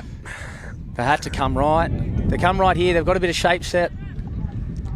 All the numbers were to the right, and then just thinking about what to do next before having actually secured the ball. Spilt forward, and Ireland let off. You You got to have your 1%ers catch, pass, make your tags before you do anything. Here's a try scorer. Oh, great tag. Good meters made. Yeah, not able to get round the outside of Watson there. It's a good start to a set. That's on one. Ollie, I believe he's pretty new to the squad. Fellow who lives over your side of the pond. He's come over and, I think he's just outside there anyway. And just over the shoulder of Dom Collingwood. It's not a bad option there. I think they made good meters on one with Fitzgerald. Ollie got to the middle. It was an early kick, but there was no one at home. I think he just rushed his time there a little bit. Right idea, but just the execution was a little bit off there from Levens. This is a great opportunity here for GB, getting a roll ball on halfway. Yeah, they did everything right in the build-up of their last set and just went awry on the final two tags. Loose ball again. O does well to clear that one up. You need to relax here and just get down the try line here. Look, they're just throwing the ball away. You need to make some meters early in your sets and gain momentum off the back of that. You've got to earn the right to ball play. Here we go. That's better. On the front foot, pushing to an edge. Good meters made. That's better from GB. Yeah, a lot calmer. It's only a 1-point margin in this game and loads of time remaining, so nothing needs to be forced. Good passing play here from GB to get it all the way over to Bab, and the pick and go from good tag that. Bab will feed this one back to the left. Final tag of the set for GB. Button, Entwistle, keeps it alive. Back to the right hand side. Hayes, Bab. He has O outside him. He goes himself. Well taken try from Alex Babb. Levels things up in this one. That's a good square up there. It was good defence from Ireland. They didn't come away from their line too much. They slid really, really well. And the edge defence here from D. Rowan was really good. He kept his body to 45. He bought his link time to get out and make that tag. It was just unfortunate a missed tag. And it's a great end to a set that started pretty poorly for GB. It's a good square up to go 1-1. Yeah, really pleased with that one. I remember coming round during the first game of the men's seniors last year in the British and Irish Cup, and you boys were already a long way up at this point in the game. So huge confidence booster for Great Britain to have gone behind but levelled things up, and a 1-1 scoreline. It is, certainly shows how much closer these two teams are this year than they have been for the last few. Here we go. It's numbers here. Good meters made. Good tag. Yeah, it has been. It's a big change in the men's 30s that we were the dominant side for a long time, but it's clear in this first 15 so minutes that it is a very, very even contest. I know there's a lot of feeling out. We have a lot of games over the next day and two, but it does seem a lot closer than it has been in years gone. So it's going to be an interesting series for these guys. Long ball there. Oh, great feet. Oh, it's a great tag. Not for the first time we see Price make a crucial intervention on that left-hand side, this time on Padraig O'Brien. And Ireland working the ball over to the right now and just not quite good up in that attacking line. Oh, he's a great tag. The winger there for GB, Price, is that he hasn't missed an assignment. His positioning is really good. He gets in and does some work with the ball. His tagging's unreal. I'd be attacking the other way. If it was me, Will, I wouldn't be going back against Price, I'll tell you that. Yeah, they've been working this left-hand wing a lot, but to no avail for Ireland so far. Dickinson beats the first, beats the second. Good cover and tag there by Evan Maloney. Murch will keep this moving on the right-hand side to Coulthard, and O steps back inside. Again, still goes. And in the end, it's Harris who makes the tag. Murch with Knowles bursting up outside. This is a good set here for shoulder. Oh, it's a great tag there, Tom Newman. Another new member on debut for the Irish men's 30s. Great tag needed to there. GB had 3 on 2. Switch play. Ooh, closing the gap there, definitely. Yeah. Penalty for Great Britain. Huge opportunity this. Yeah, I think GB, I don't like that quick tap. Murchie's talking to him here. He needs to get the ball to the middle, slow it down. You can only score once in a set of 6, so they've got to set up for their strike play here. Yeah, I mean, one thing you can say about Murch, he's got such a calm head on him. There he is. That's all it is. That's it. Wonderful stuff. And Dickinson just toss that down the right side of the line of the box for the 2-point score. And so Great Britain 3, Ireland 1. That's a lovely little move. The old 21 sweeping round short play. We used that in the World Cup last year, and it actually killed teams. It's the little deception from the ball player looking away and passing the other way, and that's it. When you get a set on the line, you can't score 6 times in 6 tags. You only need one. So you saw Murchie there calming them down, getting them ready for that strike play, and it paid off. Ireland have to ruck out here and get to a kick. I don't think they need to try and scrap back points. There's still 20 minutes to go. I think they need to complete a set with a good kick and pressure them with defence and turn them over with an error like they did earlier in the game. Yeah, their opening few sets really strong and getting good field position, feeling out this British defence, and it led to that excellent score from Fitzgerald. Been a bit more scrappy recently, but already into the GB half. Here we go, hitting hard holes there. I like that by Ireland. They've actually run the footy this set. They didn't look to kick. They've run it down to the half. They've just got to complete. I do not like that. I don't like the old reset back over halfway. Oh, he's played at that. I think that's going to be Ireland ball. We left the field of play. Yeah. No, Tom's gone the way. I don't like that with a set of 6. You've got GB on the back foot. You're running over the top of them, and then you take 15 steps back to kick over the halfway with no momentum. You either kick early behind the halfway or you keep ball playing. I think, and that's the reason. It gave the sweeper time to set and get ready for that kick. It's not the right play there. And here we go, GB starting their set 15 out. Stanworth picks and goes, wrapping around the defender. Ainsley feed this back inside to Gamlin. And then Twistle caught just short of halfway. We put it on the toe here. That's smart footy, that. Play that. There'll be 6 more. Oh yeah, really good from Knowles. That's a smart set of 6. And the halfway needs to be an indicator when you're rucking out of your half. And they saw that there. I think they're only in tag 3, maybe 4. Took his time. You sit behind halfway well, put it on the toe. You know, you're either over halfway, you ball play, or you're behind halfway, you kick and you let your defence do the talking. That's smart footy by GB, especially after scoring the last try. Yeah, showing Ireland exactly what they should have done on the previous set, perhaps. Yep, definitely. And that is half-time in this one. Great Britain with a lead, 3-1. New territory for them in this category to be going into the break with a lead, and it's a well-worked one. Ireland, who scored first through Fitzgerald before Great Britain struck back through Babb on the right-hand side, and then when they had a penalty, just short of the line late in the half, they were able to work it into the hands of Dickinson, who got the box try. I think it's actually good for Ireland, you know. There's some boys there who were with us last couple of years, and have been on a good run in BNI. So this will show a chance to show their character, you know. They're behind 3-1. The win's going to play a big factor, and they had it behind them in the first half, so they're going to be against it in the second. I think they probably tried to spin the ball a little too much rather than running through them. As we saw the last set of 6 there, they just hit short holes, ran hard. There was a couple of 50-50 tags, but they made metres. I think they need to simplify their game in this second half, especially running into the wind. And yeah, it's a test here to show their character, to see if the score gets the better of them, or they can just stick to their structures, go through their sets, and get down the other end of the field and try and score points. I think their try from Fitzgerald, like we said, from the old bounce pass, was potentially a bit of individual brilliance and a bit of luck, where the GB tries seem to be well worked, especially that last one. Last one forcing the error off the kick, getting to the middle, Murchie slowing the ball down, targeting where he wanted to run his play and executing. That's smart footy, and then kicking the following set. You know, that showed the back end of that half that GB are a serious outfit this year and are playing real good footy. Yeah, very intelligent tag from Great Britain.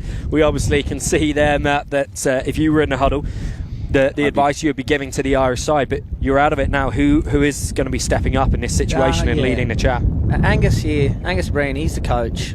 He was one of the guys last year. He was kind of a calm head. You know, he's a teacher turned principal. He's a very level-headed guy. He only speaks when he needs to speak, and that's my experience from him last year. So stepping up into the coaching role, he's not going to be a hothead like I was. He's not going to be barking orders and calling people out for not, you know, completing their assignments. He's going to go back to basics. This is what we have to do to complete our sets and get back on top. And there's a few leaders in that team. I'm really happy that Jackie Reels has got the captaincy. He led by example at the last World Cup, just a little grafter. But he's a passionate guy, you know, a proud Limerick man who is really honoured to captain this side. I'd say he'll have a voice in this huddle as well. They're first to break, so there's a bit of energy about them. They want to get out on the pitch first, which I like that. So this is it. This is 20 minutes to turn the game around and start the tournament the way they want to start it. What do you think, GB? Will, what's the chat going on over there? So it's going to be Tom Entwistle who's led the huddle there. Such an experienced mixed player and a new challenge for him this year in the men's game. But the calm head, the understanding of the game of tag that he has will mean he is sparing with his words. He just gets straight to the point, really focuses in on the areas that Great Britain can still improve on. And then a final word came in from Muzzy, the head coach, before the GB huddle breaks and heads over to have the wind at their back in this second half. It is big. Is that Tom there, the number 7? That is Tom in the number 7. Back when I was coaching playing mixed, Tom was, he must have been early days and Tom was playing mixed. I remember running against him. He's a crafty ball player, he's smart. It's good to see that there's a leader stepping up here for the boys, and let's see how they start this second half. They've really just got to get to the end of the set, big kick with the wind at their back, and put the pressure back on Ireland to start the second. Nice calm reception from Gurung to begin this set, and now we do see Entwistle in action. Button now with the option outside him, keeps going himself, beating the first defender. Pick and go from from Hayes, sorry. Gurung, good told to go right. Kick. Yeah, smart footy, great way to start half. That's played out, but played out back in field. So Jackie Reel's the captain. He's dodged 2 there. That's a great way to start a half footy. Just get your kick, get them down there. They've got 60 metres to go now to score points. It's a smart start by GB. I still think Ireland are a bit placid on their defence. They're not getting off the line and pressing. Something they really need to fix if they're going to keep this GB side in their half. Newman here. Newman seems to be directing the footy around a little bit in the middle. He definitely needs to take charge and get some structure around this side. Here he is looking to kick, I believe. Oh, slightly scuffed kick, and while Newman seemed to know what he was doing, there were just a couple of people loitering outside him that seemed a bit unsure about where they were and perhaps whether the ball was going to come to them or not, and maybe that put the pressure on Newman as he executed the kick. I think he knows what he needs to do. I don't think early kick. That's going to be a silly turnover. That's tag 1. I think for Tom, he knows what he's got to do. He's got a good pass, good ball play, good kick, but he's not using his voice. You know, that's your strongest weapon out there, telling everyone what you're going to do, when you're going to do it. The defence still has to stop it, but at least everyone's on the same page. So that'd just be a little fix I'd be giving Tom, just to get his side on, just behind him and get on the front foot. Here he is again with a long out ball pass. Evan Maloney pushing out there to Andy Shaw. Oh, that's played out to be 6 more. This is a chance now. Just like Robbie Murch did in that first half, this is 20 metres out, probably roll on to 15 on tag 1. Tom Newman has to step up here, take control and organise for a strike play to try and score some points. So will we see that calmness that Great Britain epitomised in the first half? Some good shape. In the same position. That's good shape. I'd reset now. Take another one, go to 11s, maybe reset. Take a bit of time away, that's good. Pulling them out, and here we go. We should be set now with a bit of shape on the right-hand side. Tom Newman looks like he's barking orders out here to Ollie and Podge O'Brien. Here we go. Early ball. Good feet by Podgy. Tag just made in the end by Ainsley after being missed by Murch. Newman here again. First receiver. Short Levens. This is last. How do we complete a set? Yeah, Levin's got to take that from the mark. That's taking momentum out from the attack. Bit of confusion. The roll ball slowed down. Great feet, Ollie. That's ball down. That's a good square up. That is really good from Ireland. A missed tag, perhaps, helping Lyons to make his way over there. But that levels things up. I was only chatting to Dom before the tournament started, and Ollie was one of the fellas he mentioned. He plays with him in his club tag back in GB, and I saw him at a training session a week or two ago, and I was really impressed by the way he came onto the front foot on the ball. His clear and decisive communication with the boys, so I'm glad to see him get a try there on his debut for Ireland. Sandu here with a big kick. Big chase is needed here to put the pressure on. Yep, 3-2 the score at the moment. Great Britain still with the lead. 2 tries apiece, but Great Britain having got a bonus box score through Dickinson. That's a better line speed there. Sandu was leading that there. Got up. They didn't make any metres on that ruck. Up again. Much better line speed. Tag 3 here, and they haven't gone anywhere. Sandu, you can see he's leading that charge up in the middle, getting his team up. Oh no, commentator's good break cursed. from Hayes up to halfway. He has support with him from Mike Bloom. Really lovely line. It's a good cover Hayes there. will now feed this back in field to Murch. Over to Knowles. Gamlin outside. Knowles decides to bring it back to the left. Maybe a little bit too panicked. Gamlin just manages to get away there. No crossing given. Murch to the left and Knowles with Blue. Missed pass to Watson. Great kick. He's going to give that, I think. That's a great little catch and kick. Shaking his head, Collingwood. He is saying that has been... Nice ball down. Yeah, that's a try. He's saying it's dropped onto the boot. I think Ireland appealing for the knock-on. Collingwood happy that control was there from Watson, and so Great Britain over for their third try and restoring the 2-point lead, 4-2. That's a great little bit of skill there. He barely got his hands to it, put it straight on the toe. He was committed to the chase and gets rewarded with a try. Geez, Gurgie Sanders going to kill me there. I'll give him the commentator's curse. Giving him raps in D and he's gone one-on-one and missed. Sorry, Gurgie. Get your pint later. I don't know, they've been certainly seem to have been listening to your advice about their defence. Perhaps with all the wind we've got here, what we're talking in the commentary box is being heard down in the sub boxes. Yeah, I hope so. Look, the wind there, that happened in the under-23s game as well. Can be a gift and can be a curse there. Yeah, Tommy hardly put his toe to the ball and the wind got hold of it and carried it over. This is massive now for Ireland. They're down by 2. They've just conceded again. They've really got to put a point on here and be a confident point. Get everyone behind them. Back it up there, get a bit of energy in the box. Oh, silly pass on one. Gee, I've got to stop talking here, Will. I'm cooking them. Yeah, although Knowles diving on that ball that was dropped by Ireland, so technically should only have been the Irish allowed to dive on that one. But play allowed to continue. Entwistle sensibly decides not to go for the pass. Dummy. He loves the big dummy, does Entwistle, and the dart here from Coltart. Almost set him up there on a 3v2 the other way. Knowles again on the short side. Dickinson, the good tag box try scorer. Entwistle just that ball. I think that's the wind again. It just was dying on him as it got to Entwistle and unable to take it cleanly. Ireland let off and a nice dart there. Maybe that's the commentator's curse. My commentator's curse is rubbing off on you. I don't think we can talk about anyone who's actually carrying the ball because the last 2 minutes we're killing everyone. We can talk about once they pass it. Yeah, we'll just talk about the subs on the sideline. Yeah. We'll change the subject. That's good feet there by Tig. He was involved with our men's 30s a few years ago. He moved to Spain. He's just back. I'm glad to see he's back playing footy. Podgy with the old dummy kick. He loves that. Fitzgerald, the try scorer, tried to go around the corner. Watson, essential at the far end for Great Britain to get their most recent try, and just as important there, picking up that loose ball. Dickinson. That's it. That's the line speed. They've come up again. Maybe they have that chat, Will, at half time because they are getting up the line. Oh, the big dummy by Tom. They're keeping them down here. The line speed is key here. Gamlin with the strong run there. Dickinson will keep the play moving to the right-hand side. Bab checks his run, goes for the kick. It's ricocheted off the defender. Flicks backwards there. Ireland in possession, on halfway with Tiguri. This is where Newman has to step up. Podgy go corner, push to the corners. He got the toe, the old fella. Great try. Good covering by Price, but I think the ball was down there first. Yeah. And try awarded by Collingwood.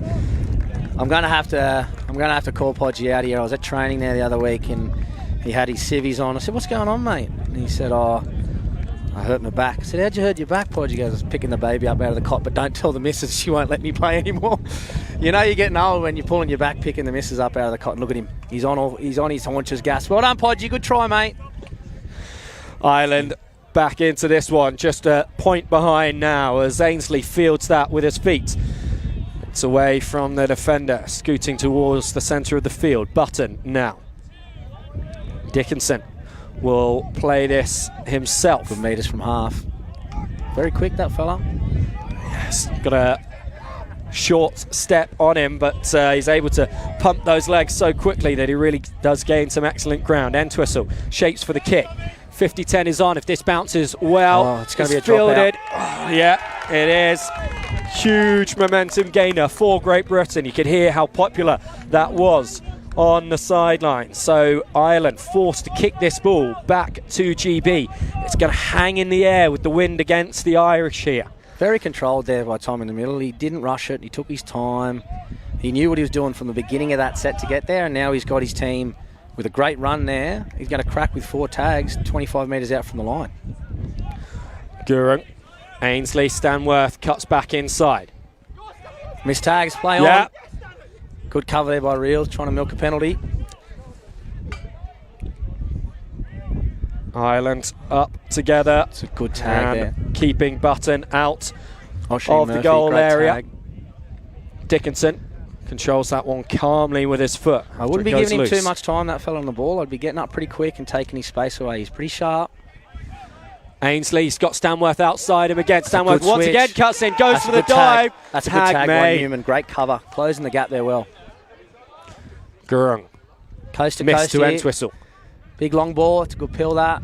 Bab. Good tag. That's a good defensive set and not a bad attack there, GB. They had a good couple of cracks. They didn't rush it. That was good. You don't have to score every set. Completion is key. So that was good D and good attack.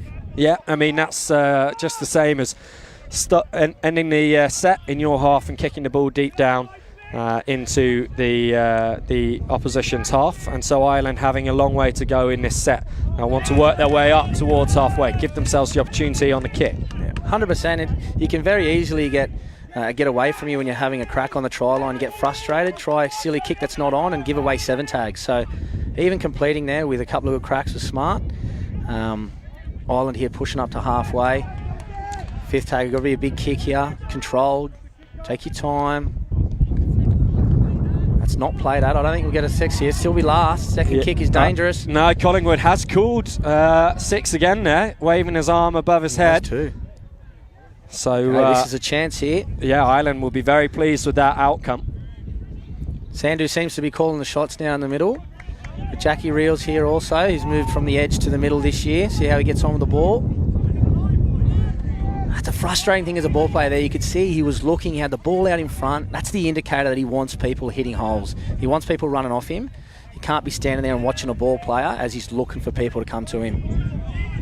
Andy Shaw's calling the shots here, 77. Reels now. Let's switch now, Evan Maloney. Short side, Shaw. Oh, it's a great save and tag there. Yeah, Ainsley doing terrific work to get over. Sandhu. Gap close. Sandhu's over. That's a try. Vice captain stepping up there. The levelling score in this one from Sandhu. 4-4. Look, other than my commentator's curse, Gurge has been having a very good game. He's leading by example. He's got the VC on his jersey. He squeezed there for a much-needed try here, I have to correct myself there. I was calling Andy Shaw, but it's Shanahan. Apologise, Andy. I'll just call you Andy from now on. Get in trouble.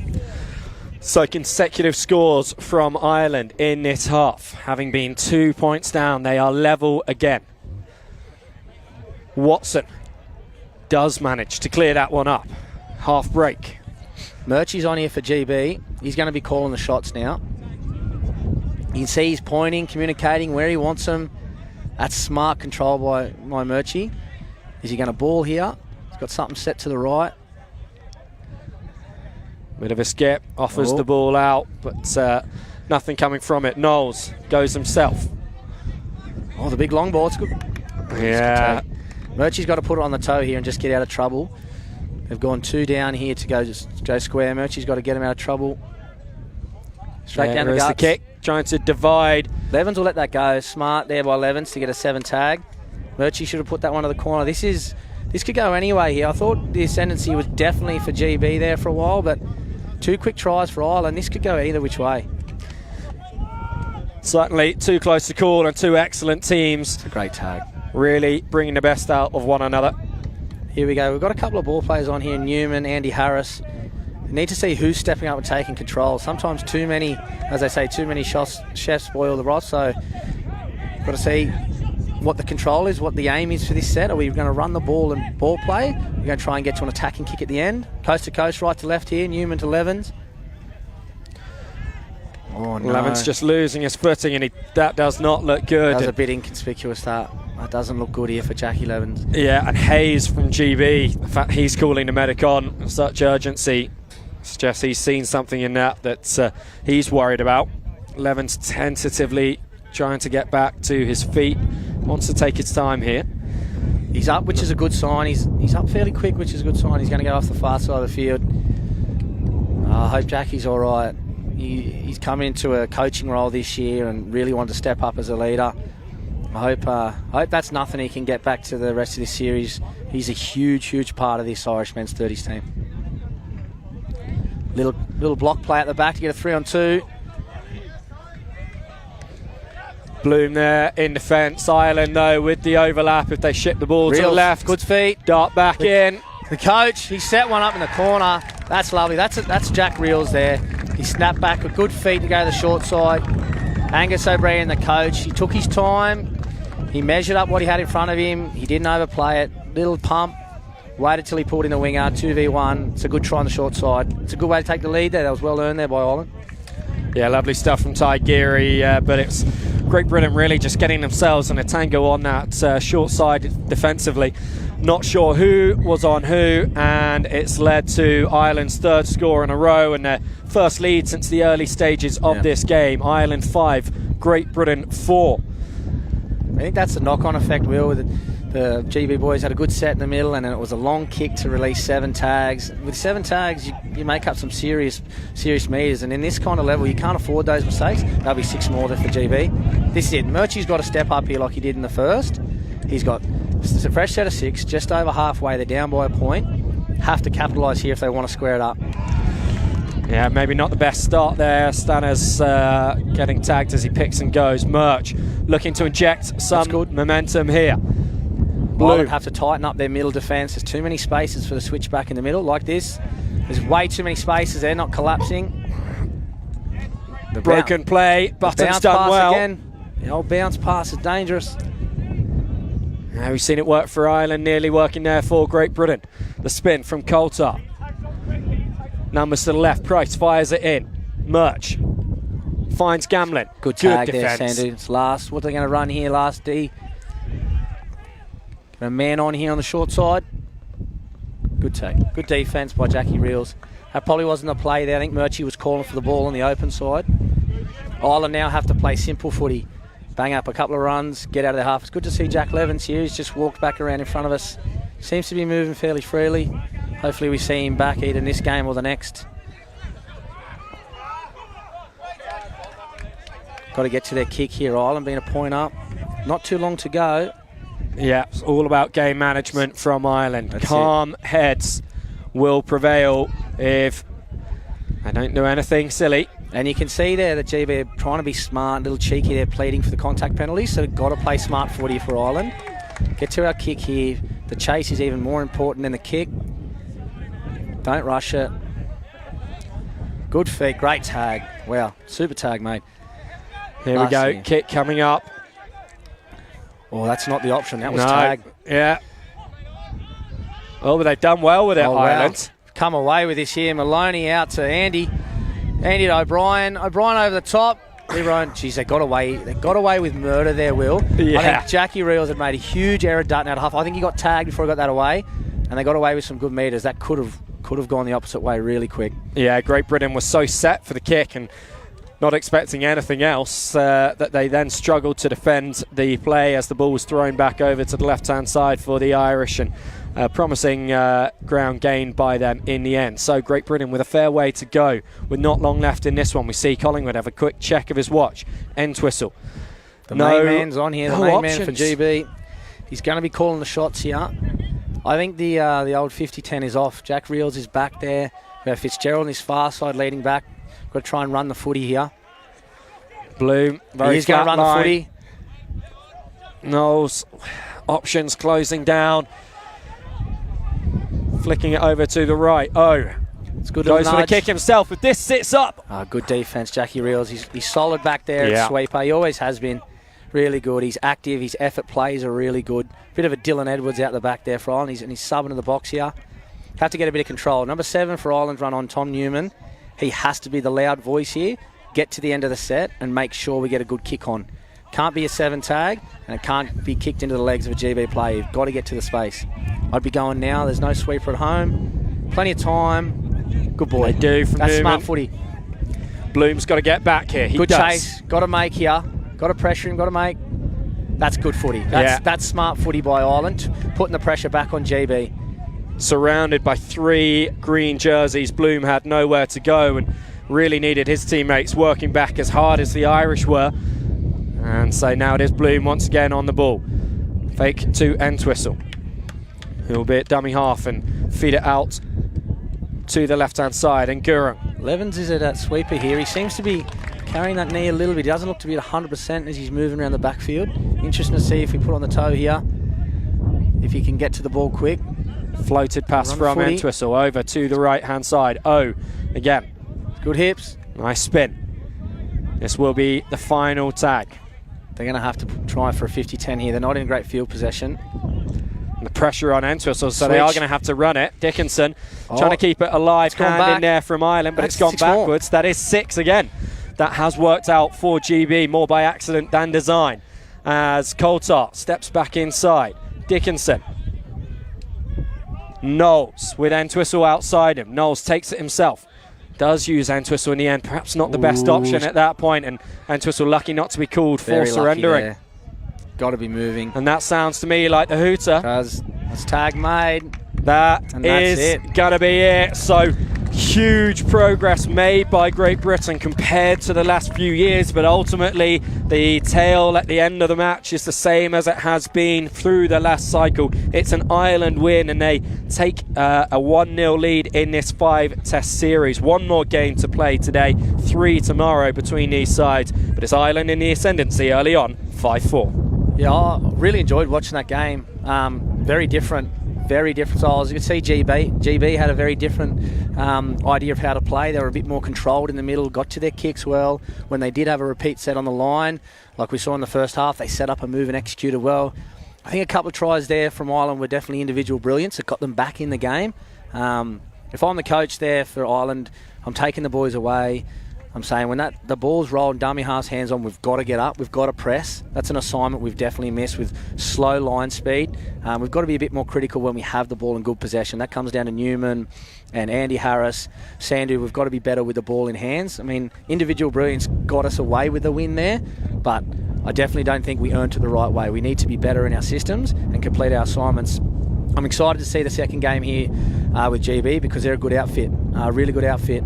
I think it's going to be much, much closer than it has been in years gone past. Murchie, all right, mate, good game.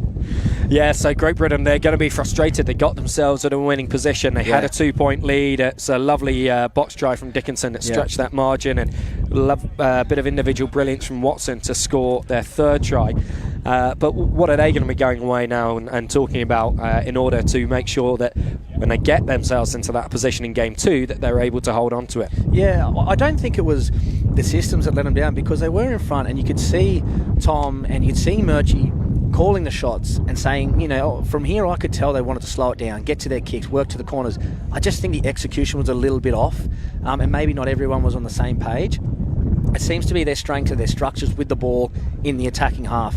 They've just got to ruck a little harder, back Tommy and back Murchie on the kick, and work with a bit more effort play on the back of kicks, because it showed in the first half and even in the second, when they're down there, they're dangerous on the line.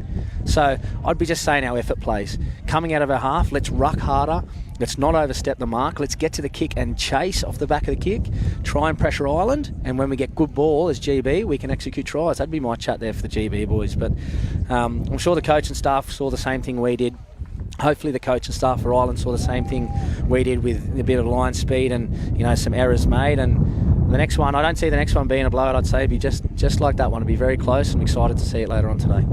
Yeah, a tight series ahead in the men's seniors, as I'm sure the entire British and Irish Cup is going to be. Matt, it's been fantastic having you alongside with all your insight and expertise. We'll look forward to seeing you on the pitch with the mixed seniors, and you'll be back on the mic as well for a few more games this weekend. Definitely. No, it's been good, Will. It was a different perspective, but I really enjoyed it, and I look forward to chatting to you later.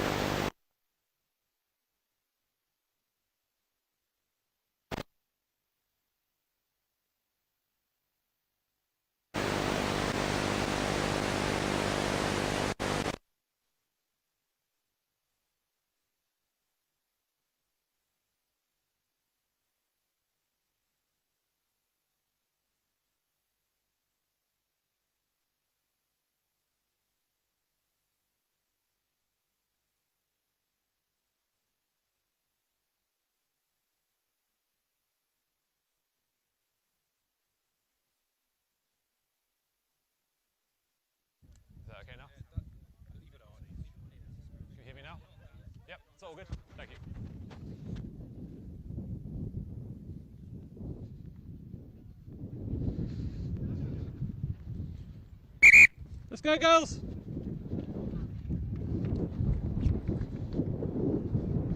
Let's go, Ireland.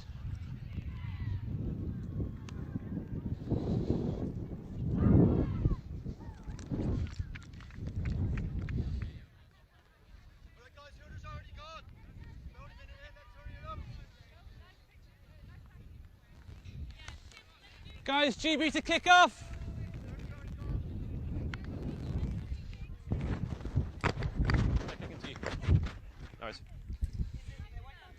Yes.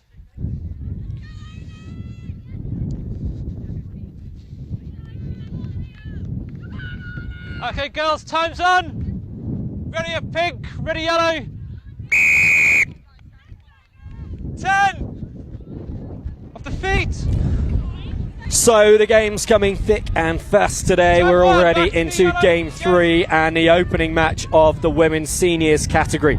Our first opportunity to see the world champion Great Britain women's seniors in full international action since their triumph at the University of Limerick last August. Just over a year ago now that they became the only Northern Hemisphere team to won the categories at the World Cup, and it was Ireland here, the bronze medalists at that World Cup, who are starting strongly with a set that they look to close out with a kick, played at by Great Britain, bouncing high up into the air and ending up in Irish hands once again, as the Irish now working it to the left-hand side and into Great Britain's red zone.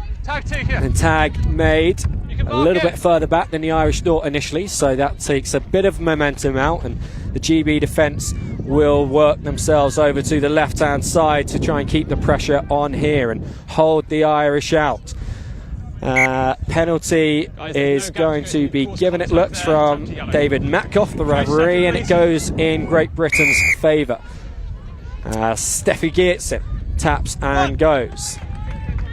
Yeah, it's a good decision there. The referee just saw that he was stepping on her horse, trying to draw the penalty, perhaps trying to make it look like a trip, but no, she went over the foot. No, absolutely. Defender was already set, ready for the tag, so it's a great decision. Great Britain now here, showing why they are world champions, making some grounds up here in these first 2 tags already. And they'll really try and press Ivanic. That's a great gap, a great line. Had the support, but Ireland had covered it well, so didn't allow an opportunity to come through. As Great Britain will attack again. Getting tag 4 now with a 5th and final tag here. And Great Britain going to kick, or they're going to just try. They will try the kick, put it through, but Ireland sweeper there very well. The big play here. Just tries to get around the back, but unable to do so. But good defensive stand there from Ireland. So Great Britain looks so well in those first 2 tags. Yeah, GB working their way up to halfway. Litcher going for the kick as they got there, and not quite coming off for her. So it gives Ireland a good opportunity here to get themselves into GB territory before they shape for the kick themselves. They just hold the ball up there, popping into the hands of Lynch, and then working back to the right. And the kick comes in from Valerie Power, one of the most experienced players in this side. Geertsen fielding it well, and over to the left-hand side. Jess Sass on debut, looking to show what she can bring to this side. Coffin now hands off to Litchett, co-captain for this Great Britain side, after the retirement of their World Cup winning leader, Phoebe Robbins. Completed all there was to complete in the international game. And there is Sam Bedford, assistant coach of the Great Britain women's seniors side, finds Mankey. And GB moving the ball well left to right, but struggling really to make the incision through the Irish defensive line. Mankey involved once again, and over to Sass, going through the gears there, picking up pace and drawing the penalty for the short pull. So 6 again for Great Britain. Sass just has to take it back. Huge gap left here by Ireland. They weren't quite sure where they needed to set their defensive line, and coming up quickly in the end to try and compensate from that causes the errors. They knock the ball on in the air, played forwards by Bedford. Litcher running up hard on the outside, option not taken, and Litcher will then come in at dummy half, feeds into Bryant, the missed pass, and over to Mankey. She's no support with her, but she's plenty of pace to burn into that left-hand corner. Livingston, who's moved up from Women's Open to seniors this year. Second line. Merson It's all right. to Bryant. Tag 3. And tag eventually made on her. Perhaps if she just pushed through a bit more, there was an opportunity for a box score. Loose ball here will allow Ireland to regroup defensively. Over again to Merson on that left-hand side.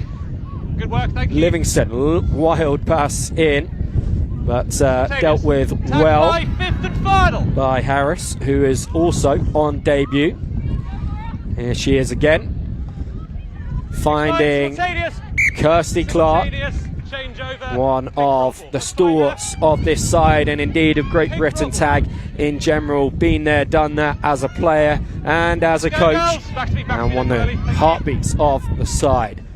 Ireland taking over 10 metres out from their line.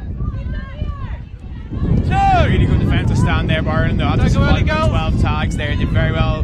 Great Britain wore the 10-metre mark at 2 occasions, but unfortunately some wayward passes. Just the opportunity, that's a penalty for Ireland as well. Wrapping the arms, all good. She's come back on side, she's done very well to not to attack. Allowed to retreat, of course, for Ireland to take a quick tap as well as not interfering with play directly, which she didn't do. And Ireland now here have a chance to score 6 tags again. Has to be careful those elbows.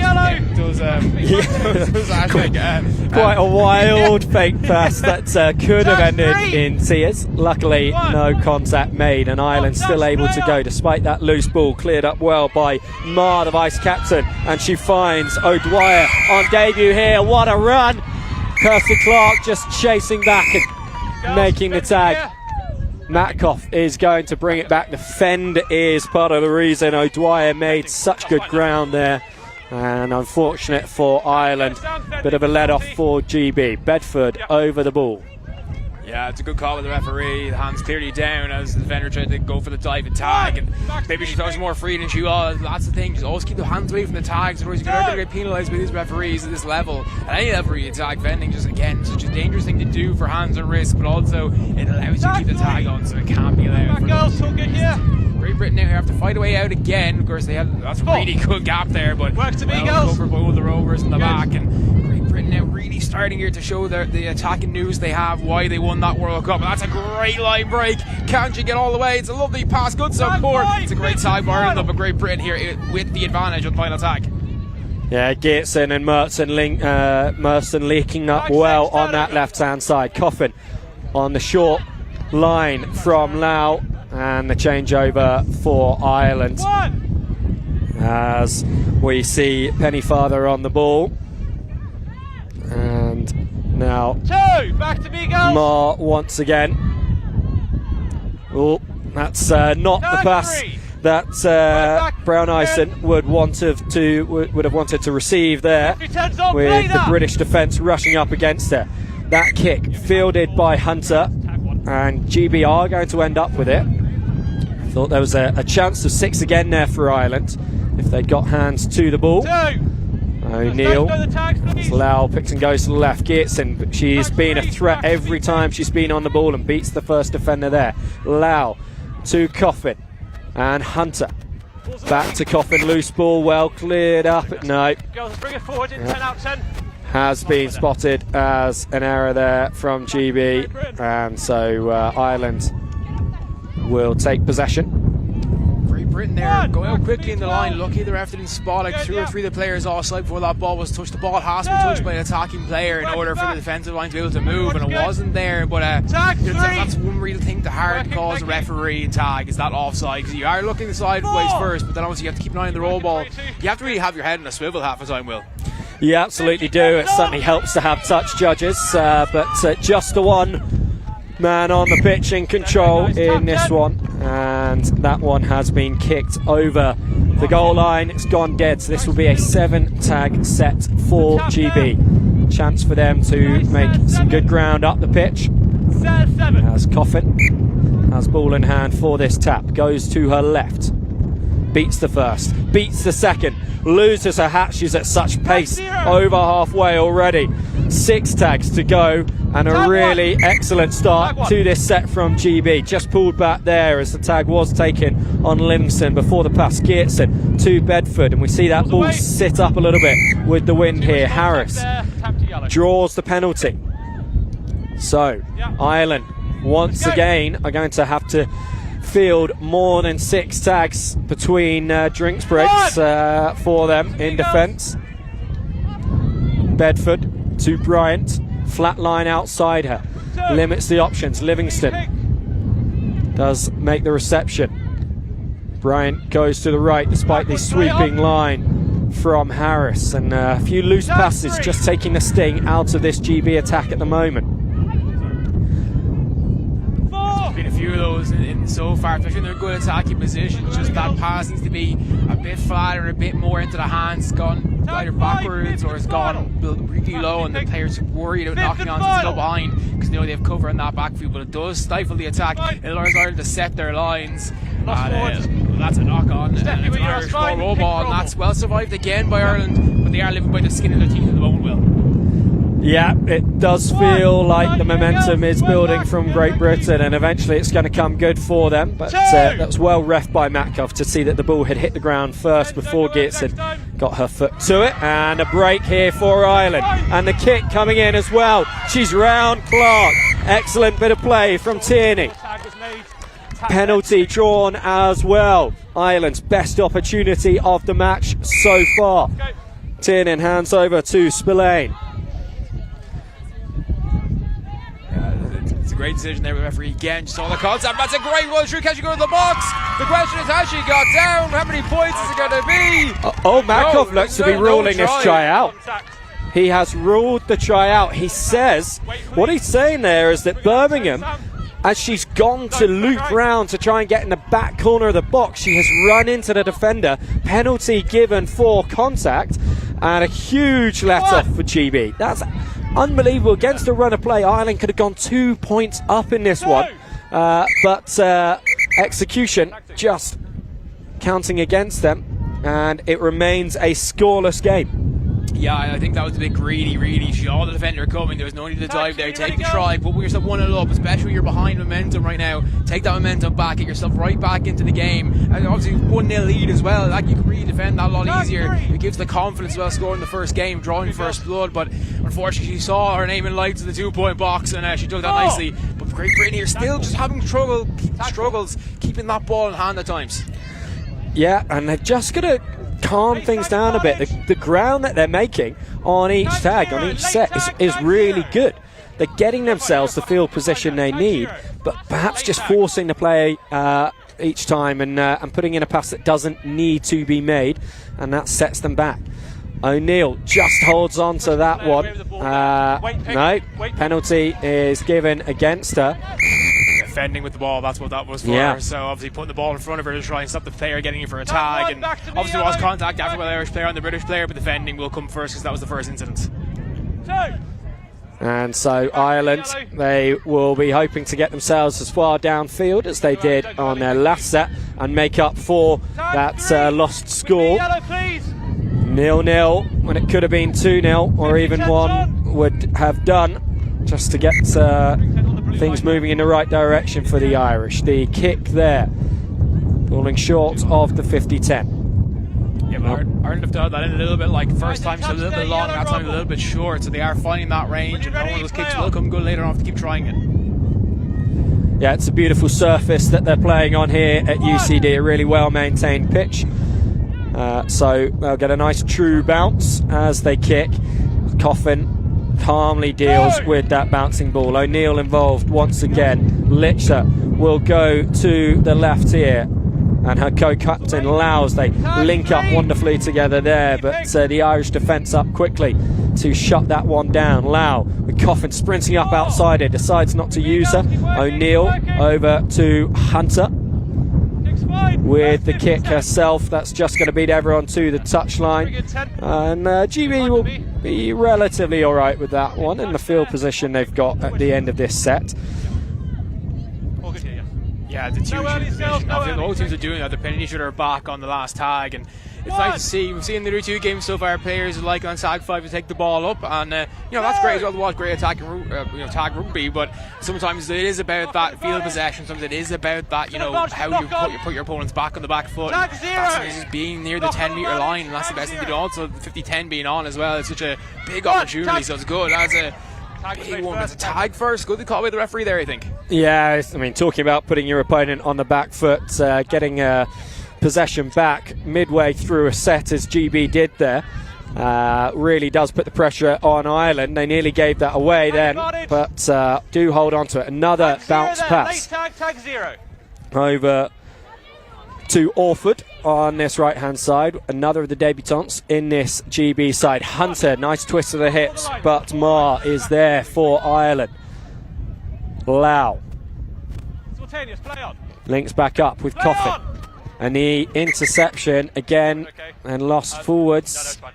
Is it Metcalf just coming in to speak to the players? In fact, he signalled with a straight arm there would suggest a penalty, but he's obviously not given one here because there is a marker in who's just explaining why GB were retaining possession. Back to the line. Lau to Coffin. Back inside again, and Mankey towards the line. GB keeping it fairly central in the recent phases. Here is an opportunity for the first score of the game. The new era for the Great Britain women's seniors as they look to justify the mantle of world champions that they will carry with them all the way to Australia in 2026. And it is their co-captain Karina Litcher that scores the first try as world champions. Yeah, very good score, well worked, kind of forced the Irish to punch up in the middle and then pull it out wide. And that is just a very good tactic in aggressive tag play. You work the ball on a certain edge of the pitch and then you go on either side or go down the wings if you're in the middle, just because everyone's going to bunch up together. It's just a natural thing to do. It's really hard to keep that defensive line so structured all the time, because ball watching is a thing we all do. Even at this level, it can be a thing, and players can get sucked inside. That leaves loads of gaps at the back, but Ireland now have to find a way here to answer that, and can they do it? Obviously right now Great Britain do look the better team, and that's just an error. No tags on and receiving the ball, and you have to spot that yourself. You have to, your teammates have to spot that too. The big kick from Marr, the supporting runners perhaps up just ahead of her, but it doesn't matter when you kick as well as that and get the 50-10, the first 50-10 that we have seen in this game. Beautifully executed by Marr, and a real chance here for Ireland to level things up. Yeah, great kick again. I said it will come off eventually as long as they kept trying it, and it was a perfectly weighted kick. About 5-6 metres behind the try line, the halfway line as well when she took it, but that's a great play there. Trying to get through was Kate Martin, but unable to do so. And Ireland now here have to really shape up. They've got numbers out wide here, just getting sucked in, not letting that ball go as quickly as they should. Maybe not trusting themselves in the attack as much as they should do. Yeah, they got themselves into a bit of an awkward position. Too many attackers and too many defenders in such a small area of the field, and it works against Ireland. They will lose possession here. Contact there, there's no gap to go through. Kirsty, bring it out. Contact called by Metcalf, so GB allowed to bring the ball 10 metres out, and it's Kirsty Clark with the tap. Tag 1. Work to me, Pink. Work to me, thank you very much. Livingston finds Bryant on that short line. Geertsen again beats two defenders. Her dangerous running is going to be so crucial to this side. Of course, Stone for many years was one of the chief attacking threats of this women's senior side. She's moved over to GB's mixed seniors, and so Steffi Geertsen, who for so long was her equal in the side, is now really going to take on that mantle as the runner. And there she is again. There are more metres to her tally. Bedford to Bryant, outside to Clark. Goes for the kick, contact made. Metcalf is just going to rule in which direction that contact was made. It looks to be awarding it to Great Britain, so suggesting that the gap was closed on Bryant, on Clark after she made the kick. Yeah, interesting call there. Obviously, kick is so difficult to call. If that was anywhere else in the field, or if that was like maybe she had ball in hand, that would be penalty try. But obviously, you can't guarantee you're going to regard the ball, and the referee has to be sure his try will be scored. So that's a great line again. Those pop passes really been used with great effect by Great Britain at the moment. They're so flat and so fast. The Irish can't hold up, and the little gaps that are popping up. And that's a great try, and it's what Great Britain deserve as well. 2-0 up now. Yeah, wonderful stuff from Sam Bedford. Real opportunist score as she bent down to pick that ball up at dummy half, glanced up, saw that there was the gap and took it. Should be chuffed with that one. seems to be a bit of an issue here at the moment. I'm not quite sure what it is, but Half-time, girls, 2-0. is that half-time perhaps? It is, it's half-time, that's what it was. Sorry, apologies. I was very unsure what that was. We saw someone with one of the helpers, one of the VMs come on the pitch, and unfortunately I think the referee heard the hooter go. We didn't hear it go either. And that half felt like it flew by. Didn't feel like we'd seen 20 minutes at all, but it does mean that we go into the break with Great Britain leading 2-0 in this one. Tries from Litcher and Bedford, one on the right, one on the left, and that will be a pleasing result from the first 20 minutes for the Irish, for the Great Britain team. The two teams swap over sub boxes and get into their huddles.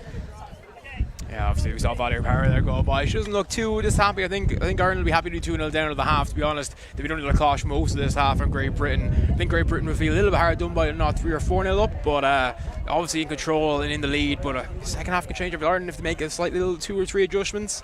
Maybe they have the chance to come back into this one, but really apart from that tap and go penalty earlier on, they haven't really got a sniff of the try line. Yeah, they know they can cross the line though. That's the thing. That's will hopefully give them some confidence going into the second 20. But a real shame for them that they weren't able to get the points on that occasion. As had it been a box try, we would be talking about a tied game at half time. Slightly worrying signs here for Great Britain. Bedford staying down as GB go to get in their huddle. Looks like she's taking a knock to her right knee there. She's walking uneasily, and she's such a key player to this side. Not only her ability with ball in hand, but also just as a leader in the team. As I mentioned, she's assistant coach and was vice captain in the last World Cup cycle. She makes it over to the huddle where we can see head coach Ant Merritt has brought his side in and has been going through the things that they've done well and the areas that they can improve on as they go into the second half. It's been a while now that Ant has been involved with this side. He was assistant coach for the last few years heading into the World Cup. So one of the members of the side got a gold medal hung round his neck, and you'll see if the camera zooms in on the GB kit that this women's seniors side all have a gold star above the Great Britain crest to signify that they were our first World Cup winners, and they very proudly wear that. Yeah, it's great to see Northern Hemisphere team have one of those stars above that crest, but it does not look like Sam Bedford's going to be able to continue. Hopefully she'll be able to come back later on or tomorrow, but it looks like her game is done. She's walking very gingerly. Seems to be a knee injury at the moment. It's definitely something to do with the knee anyway, and is definitely struggling. So it's unfortunate to see she had a really good first half there. We don't want to see any players go off injury. We want to see the best players in the pitch at all the times, and hopefully she's okay for tomorrow or later on. As the two teams get themselves ready for this second half. There's the whistle and the kick down towards Geertsen. Tag made by Penny Father, and she'll be pleased with that one, with the danger that Geertsen does present to the Irish.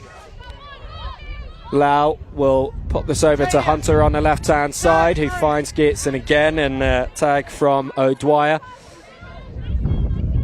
Coffin missed, over to O'Neill from Lau.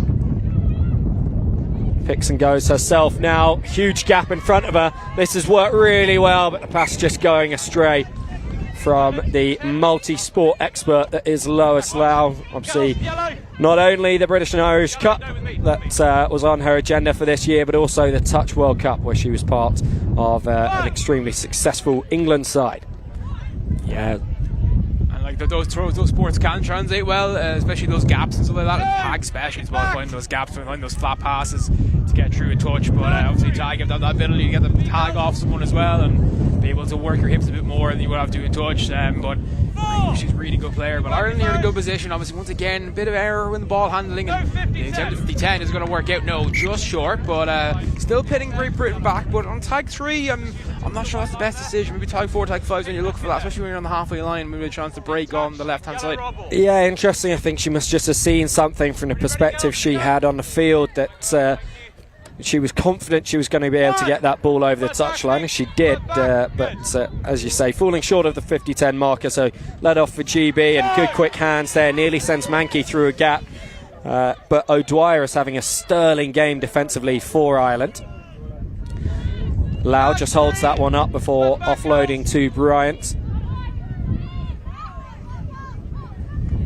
Mankey up to halfway now.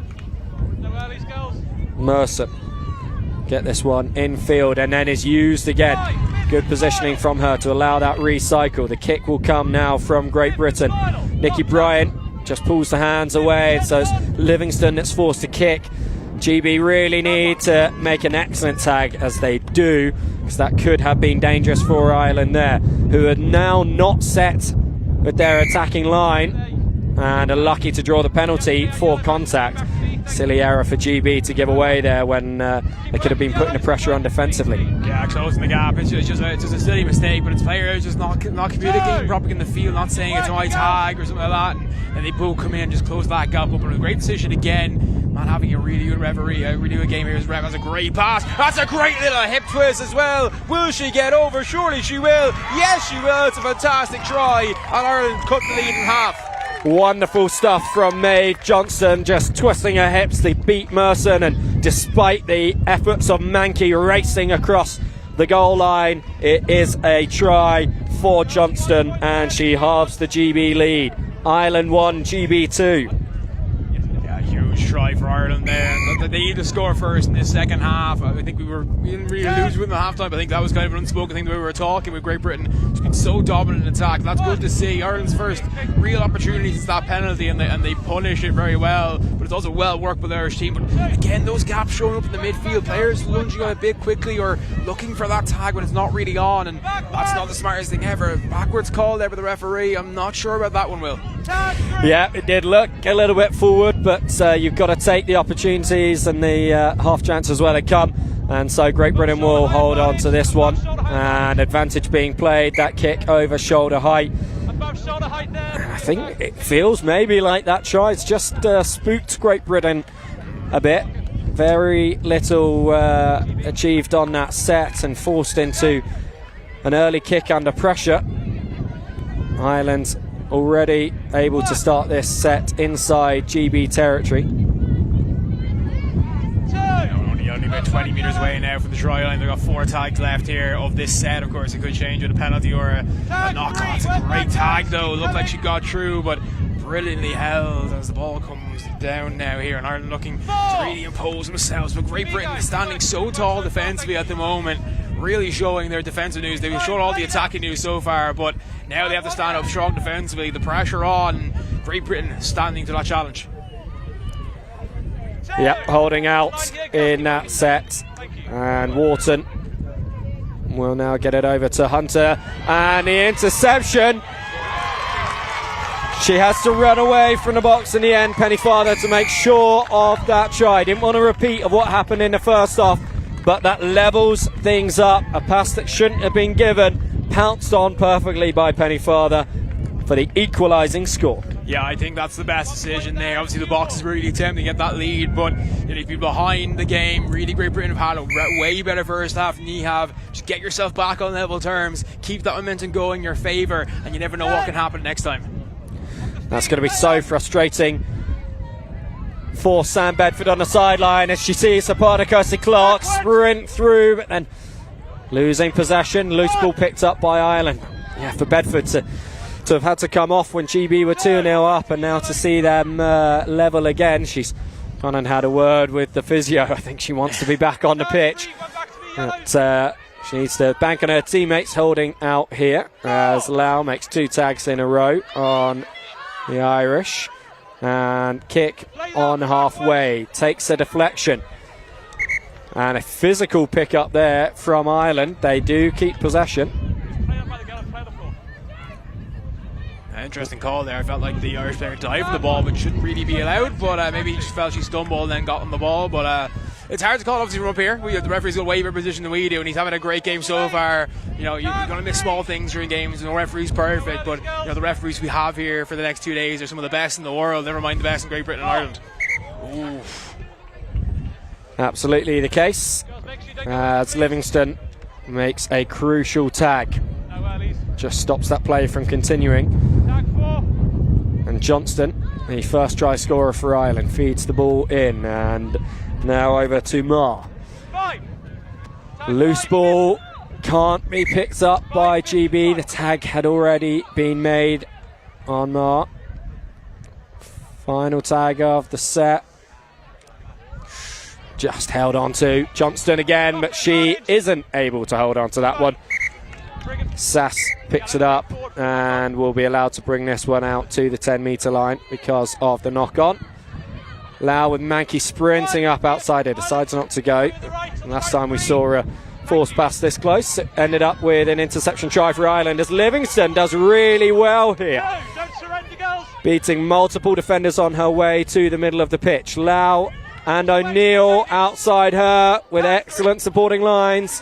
Coffin will bring this one back in field to Litcher, and Lau involved in everything. Great Britain are bringing forwards at the moment. Coffin taking that with her fingertips and over to Orford on the right wing.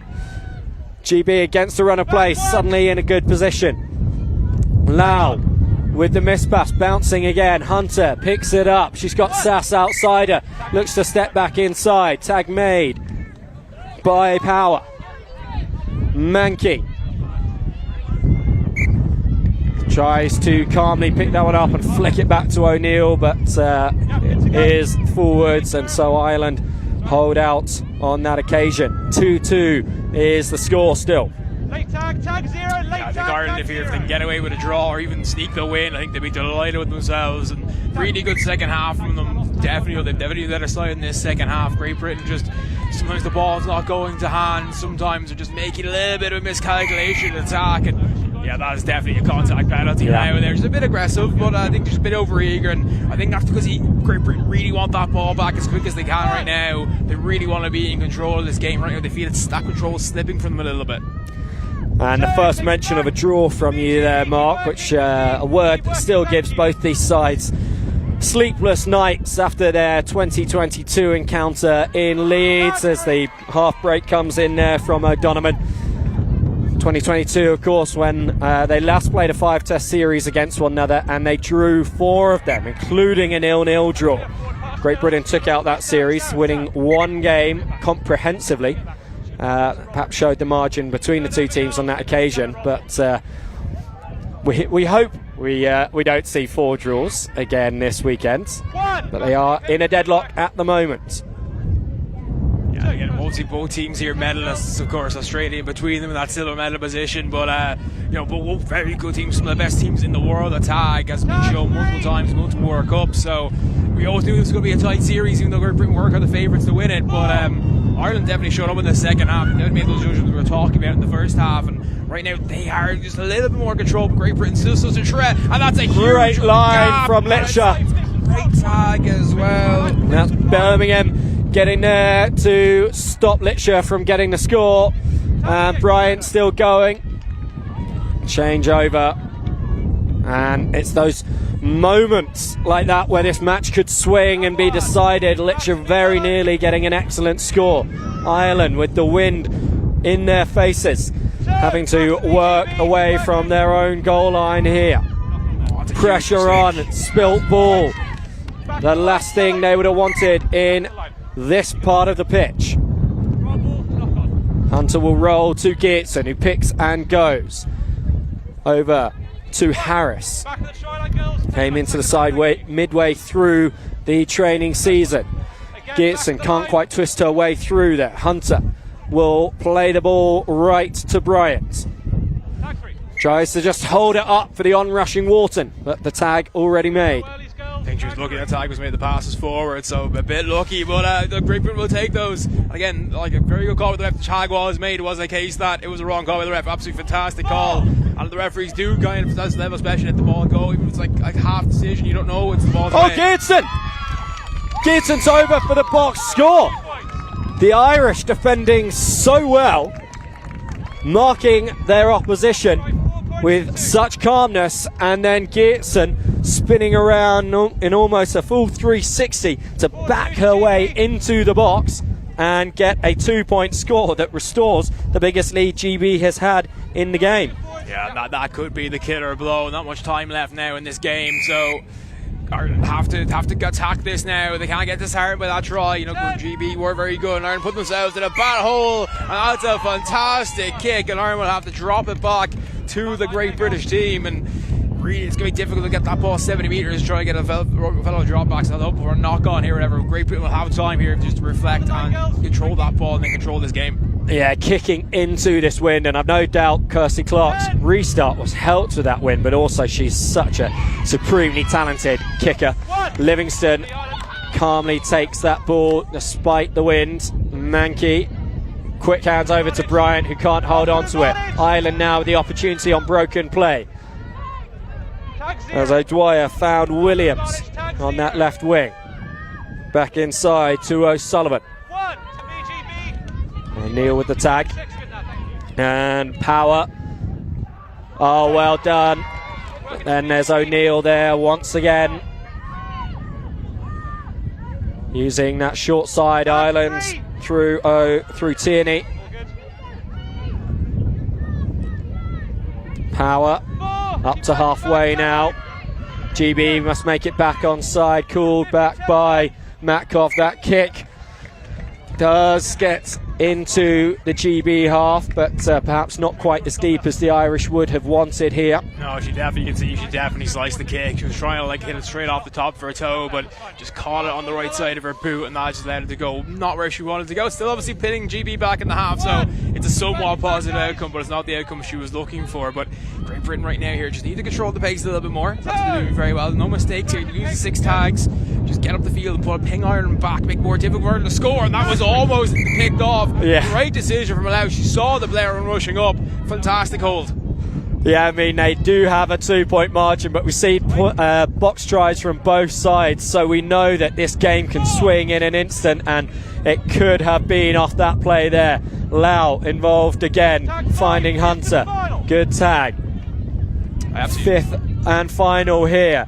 Mankey doesn't look to kick, she plays it to Merson, spilt forwards. So 2 sets in a row from either side, not being finished off quite how they would have wanted. The pick and go now from Pennyfather, who scored that wonderful box try off the interception for Ireland. Hassett. Pennyfather again to Tiernan, not able to get away from Coffin. Smart play from Great Britain here. They're taking their time, making those methodical tags, not giving Ireland the gaps. I think Ireland have to go sideways and then forward. Here's the attempt at the kick. It's not a great one. It is touch, but Great Britain will control it, so no chance of Ireland getting 6 again. But good tag there by Maeve Johnson, so she'll be delighted with that. But Great Britain right now here in the ascendancy, looking like a team we saw in the first half. Another great tag there by Maeve Johnson, and she'll need a few more of them, you feel, just to get Ireland the ball back. Time is ticking away, and it's ticking away too fast for the Irish Hearts right now. Certainly is, but that will help them. Getting the ball from an incorrect roll and able to start this set off in the GB half. Pennyfather up to Coffin. Bit of indecision there, that will help the GB defence get up. Tiernan caught by Lau. Back to the right through Pennyfather and Marr. O'Dwyer tries to dart back inside Merson. Marr. Pennyfather with a huge gap and support outside her. Oh, that's an incredible effort from Harris to get across there and make the tag. Ireland arguably should have scored for all money, and now being their own worst enemy, throwing this ball back loose, and it's going to give GB so much time to get their line set.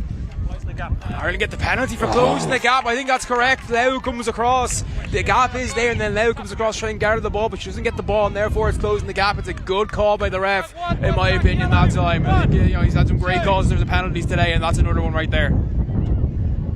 Yeah, so Ireland with another chance after scuffing the first one, and they are in a good position here.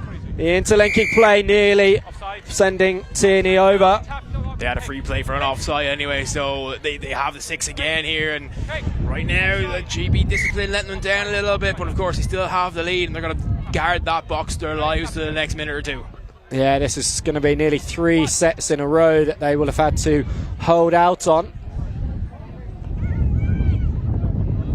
And I think that's going to be a penalty for closing the gap again. Yeah, it is. And there might be a warning now as well. Yeah, I mean, on the line with just 2 points in it, consecutive penalties. GB need to be very, very careful to keep all 8 women on the park here, and that is a try for Ireland. Somersaulting over the line goes Shauna Birmingham and makes this a 1-point game. Yeah, huge score there, but is there no time here to get the ball back from Great Britain and take control and get that equalising score, perhaps even get the winning score? But the time is very much against them right now, and it is about how they're going to recover here. They have to probably get a drop kick or a knock on from GB right now, right, or it's going to be over. Yeah, just a couple of minutes left in this one. Geertsen does well. This is an opportunity for this GB side to show why they are world champions, to show all the experience that they have. Clark, none more experienced than her, gets up just short of halfway. The referee's checking his watch constantly. You know the time is almost up if he's doing that, but it will be tag 5 here. We're going to be careful. They don't have to lay the throw ball either. We'll be penalised for it, but here's the 50-10. It's a decent kick. It's going to put Ireland under pressure. Backwards ball, and Great Britain do manage to get the tag, and Ireland have to go all the way to the field with not much time left. Yeah, that knock back there on the ground allowed Hunter to get up and make the tag. Ireland in last chance saloon here, deep inside their own half. Tag made by O'Neill. Flat attacking line means there are not many options. This is where you need the energy. You need to sniff blood and know that you can get your way back into the game. The tag made. So Mar will have to go back, but it's actually a penalty for Ireland. Full set of 6 to them again.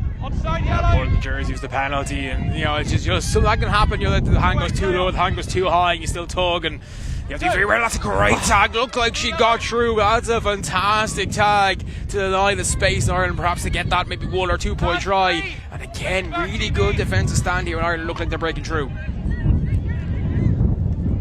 Working it over to the left-hand side, but there's too many GB defenders there. Here's a chance for Lynch, and another penalty. And I wouldn't be surprised to see Matkoff send a GB player to the bin. She's going. Yeah, tags are being taken from Brian. She's going to have to go on that long run behind the bonus box at the other end. And GB in a really tough situation here, a 1 point margin and a 1 woman disadvantage. The tag is made by Jess Sass. That would have been the levelling score. Matkov again looks at his watch. Tag made by Clark. O'Dwyer. Power. The overlap is there. The opportunity to draw this game, but the tag was made by O'Neill. Try saver. Keeps GB alive. She delayed the pass too long there. Power decides not to go outside and caught again by Hunter. GB having to work so hard to make sure they've got their numbers right here.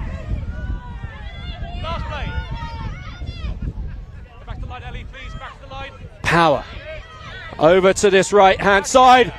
Clark was beaten, Geertsen was not, and that will be it. GB hold on for the win here. 4 points to 3 in a fantastically close encounter.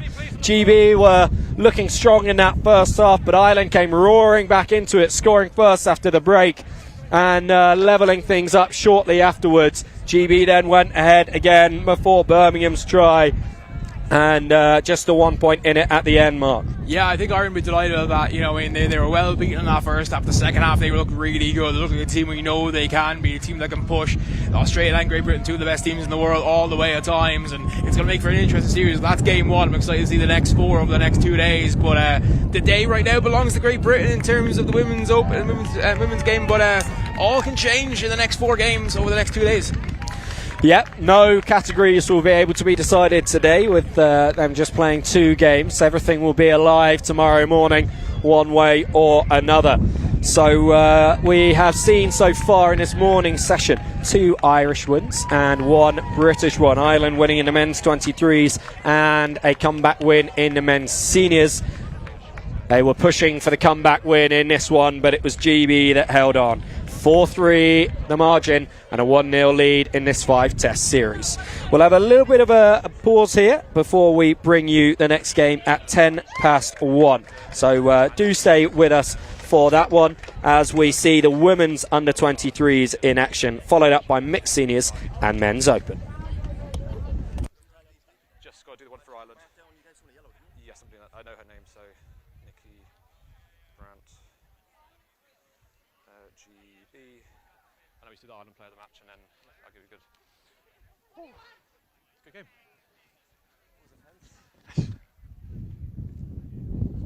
Do you know who's on this pitch next?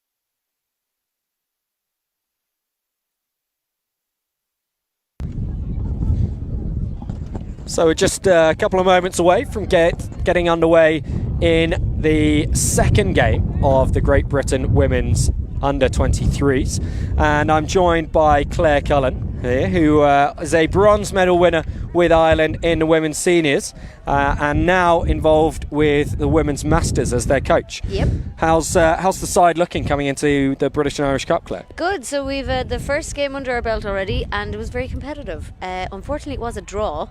So it would be great if we didn't have a huge amount more of those, because I have PTSD from a previous series where we drew 4 out of 5 games with the women's seniors. So no more draws. But it was nice and competitive at least. Yeah, I did have flashbacks to that when Ireland levelled up. We were talking about it on comms. As we do get underway in this one, Great Britain having won the first game of the day, 8-4. So that will give them confidence coming into this one. So the under-23s split one way and then the other, with Ireland having won in the men's and GB in the women's. And it's GB that have the first opportunity here after Ireland lost possession to attack. And the ball flung over to the left-hand side there. But GB do keep possession. Got an injury here, so we're just going to take a moment, make sure everyone is okay. So we have another ladies masters actually woman involved with this under-23 side. So one of our players is the coach, and she's there on the sideline. So Ireland are doing assistant coach players this year. So some players are coaching other sides. So there you go. There's a bit of factoid for you. Okay, so she's come off now, and we're going to restart play. Yeah, so GB bursting forwards through Izzy Bruton, who is one of the players that has been involved with the full GB sides previously, but focusing on the under-23s exclusively this year. The ball worked really well from the left to the right and ending up in the hands of Jenny Drew, who gets the early score here for Great Britain.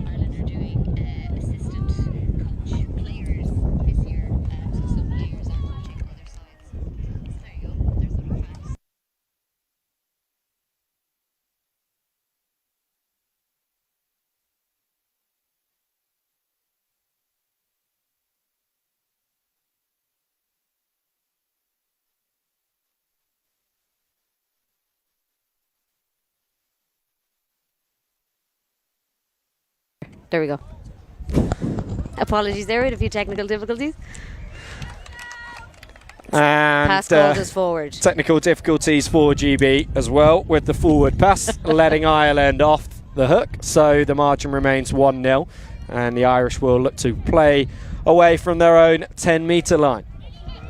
It's great to see the next generation of female superstars from both sides of the Irish Sea.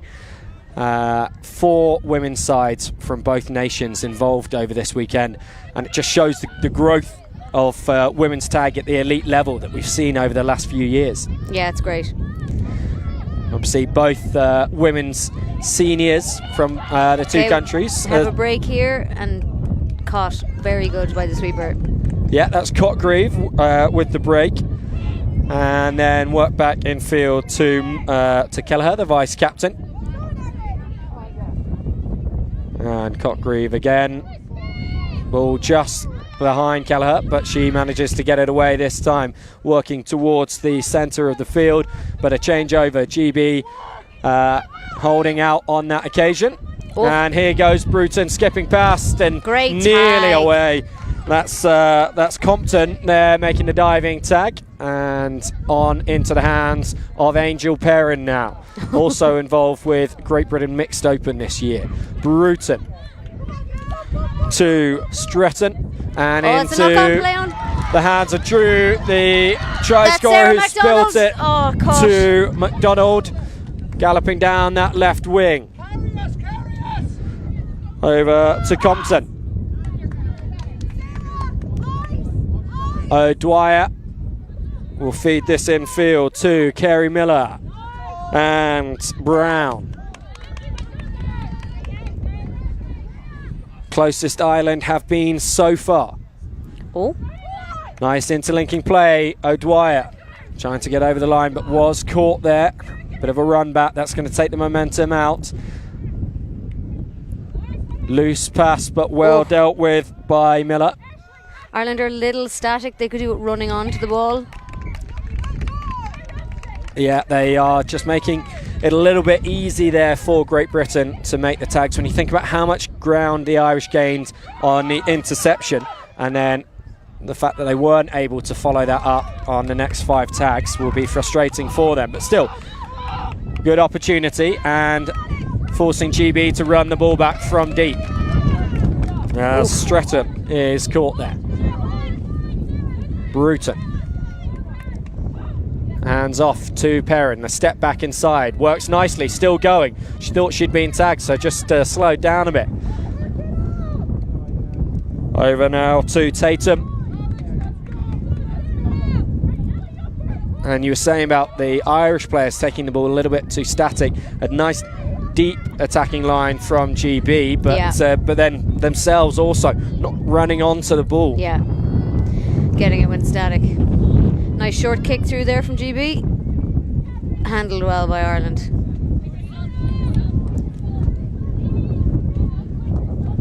So Ireland just trying to drive it out of their half here now. Long pass needed here.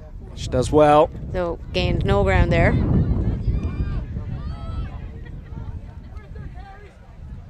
Keeping it fairly tight at the moment, Ireland. Yeah, now Ireland looking to go wide.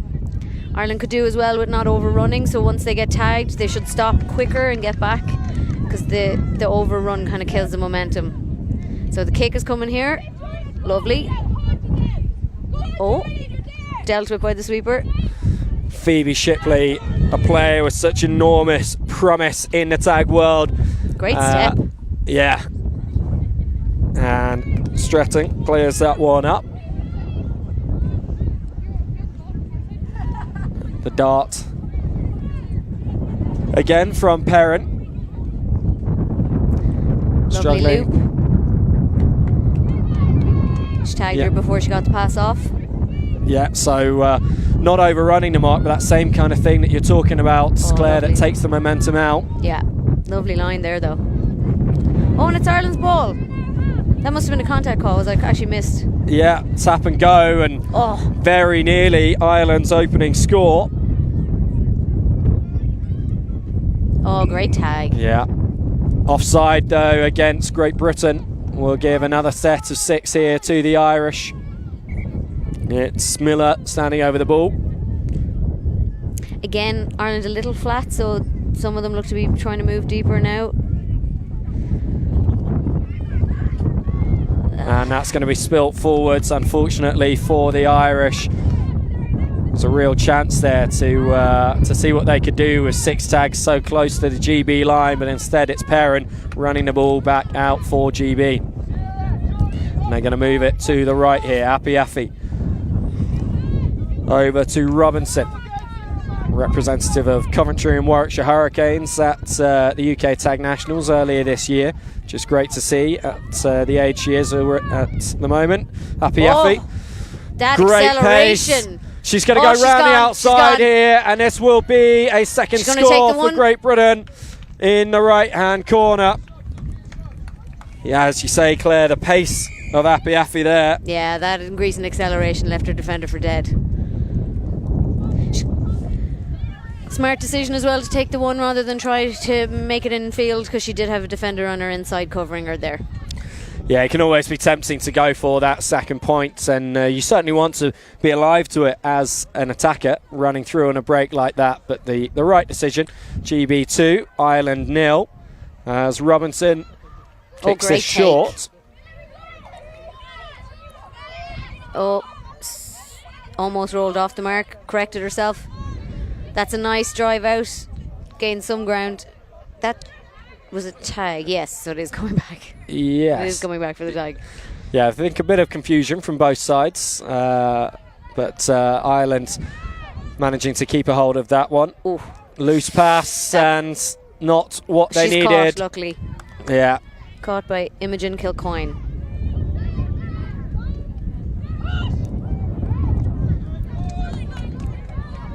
So yeah, GB driving it up here now. Robinson. Oh, she's through. Oh, that's a nice break as well. One-on-one Just a with the sweeper. And she's still Oh. going. That's a piece of individual brilliance there from Millie Robinson. But Ireland are going to be frustrated with that. Multiple opportunities to get her tag and not able to do so.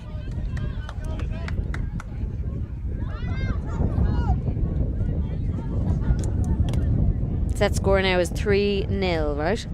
3-0 to Great Britain. To Great Three Britain. single point scores for the girls in blue. Perrin with the kick straight down the middle of the field.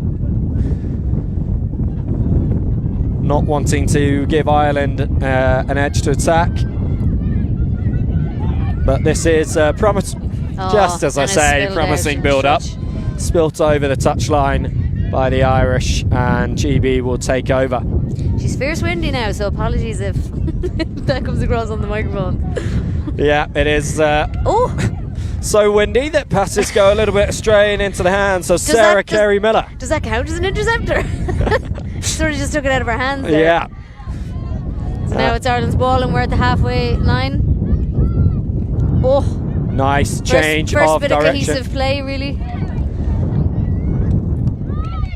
So we've been given a penalty there. And the ball taken up by Sarah Brown. Ireland will play it to the right-hand side. Carey Miller. Oh, well taken there by Cotgreve. Again to the right-hand side. Winger having a go. Oh, go for it. Oh, she's caught. Dwyer Great not tag. able to get round the outside of Shipley. Ball back in field. Carey Miller. GB's defence is very good. Yeah, they are benefiting from the coaching of Dave Oh, that is going to be an Irish try. Ireland's first score. We opened the account. Maria Compton, it is, who goes over on that right-hand side. Great Britain 3, Ireland 1, just as we were singing the praises of the British defence. Yeah. It's the commentator's curse. Every time we've said something, the opposite has happened. So Ireland getting a handhold back in this one. They'll look to use the wind that's at their back and kick this restart deep into the British half, which they do. It's Nice. taken a deflection off Hambidge, unfortunately, for GB. And so that is going to be given as a roll ball to Ireland. It's not a 50-10 because of the deflection, but it will be taken from the 50-10 line. Spilt, but I think spilt backwards, so Ireland will continue through Horan. Moran, sorry. Ireland are in a good attacking position here, and it is a one-score game when you consider the box is worth 2 points. And unfortunately, just it's spilt spilled. forward by Sarah McDonald, but well, no, play has been allowed to continue. The referee must have felt that one had gone sufficiently backwards. Right. And GB needing to chase on that far side. Oh, and that worked out for Ireland. That's That is worked really another well. score. And Now it really closing is the a gap one-point game. even further, 3-2. Just looking to see who the try scorer was on that occasion for Ireland. She runs back over to her team and gets the congratulations. It was Emma O'Dwyer who got that one, and another good restart from Ireland, putting GB under some pressure here. It's great defensive territory play there. They've kept GB back in the 10.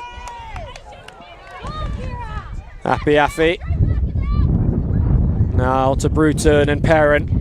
Not Knocked able to be on held by on to GB. by Shipley. That pass was just behind her. So Ireland get another attacking set here. I think they're kind of finding their groove. Maybe I shouldn't say it. It does feel like they are, and 3 consecutive scores would level this game up. They've already got 2 of them. Oh, No. She But it not seen Yeah, by the not seen. referee, a foot out by Maria Kearns, but no touch judges in this, so the ref can only call what they can see, and that is the tag so was made. nearly a third score. It will be shipped in by Condell to Moran. Offloads to Carey Miller. Tag made. They will go back. But a purple patch here for the Irish women. and an opportunity to level things up. Just finding the mark. 6 again. Tag 1 of 6. Played out in front of the box. Perrin was up very fast, cutting down the options that Moran had. And the tag made on Condell. Ireland getting a bit of try-line fever here. Everyone going for it themselves. Be good if they just set something up. Yeah, and as soon as they do make a pass, it's a little bit more promising. Stringing a couple of those together and they may well be over. 5th and final here. Last chance of this set. Tag made by Bruton. And that will be the changeover. It remains 3-2 to Great Britain. They need Apiafi to be there to fire that one out. Tatum, it is, who is caught by Moran. Oh, lovely pass back inside.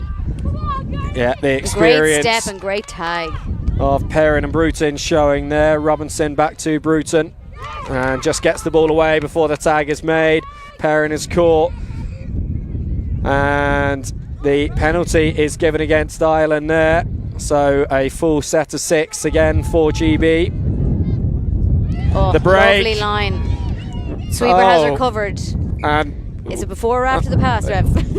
Yeah. He says after. He says it was a forward pass. Tatum would have been hoping to have been tagged by the sweeper there as she throws that ball forwards, and a real shame because that was an attack that was building nicely for GB. Oh, nice. The offload coming in there and taken by Cotgreave. Who's in 9? Bit of a confusion there for the Irish, but they managed to sort things out. The GB defence up quite slowly, allows them to get this break here.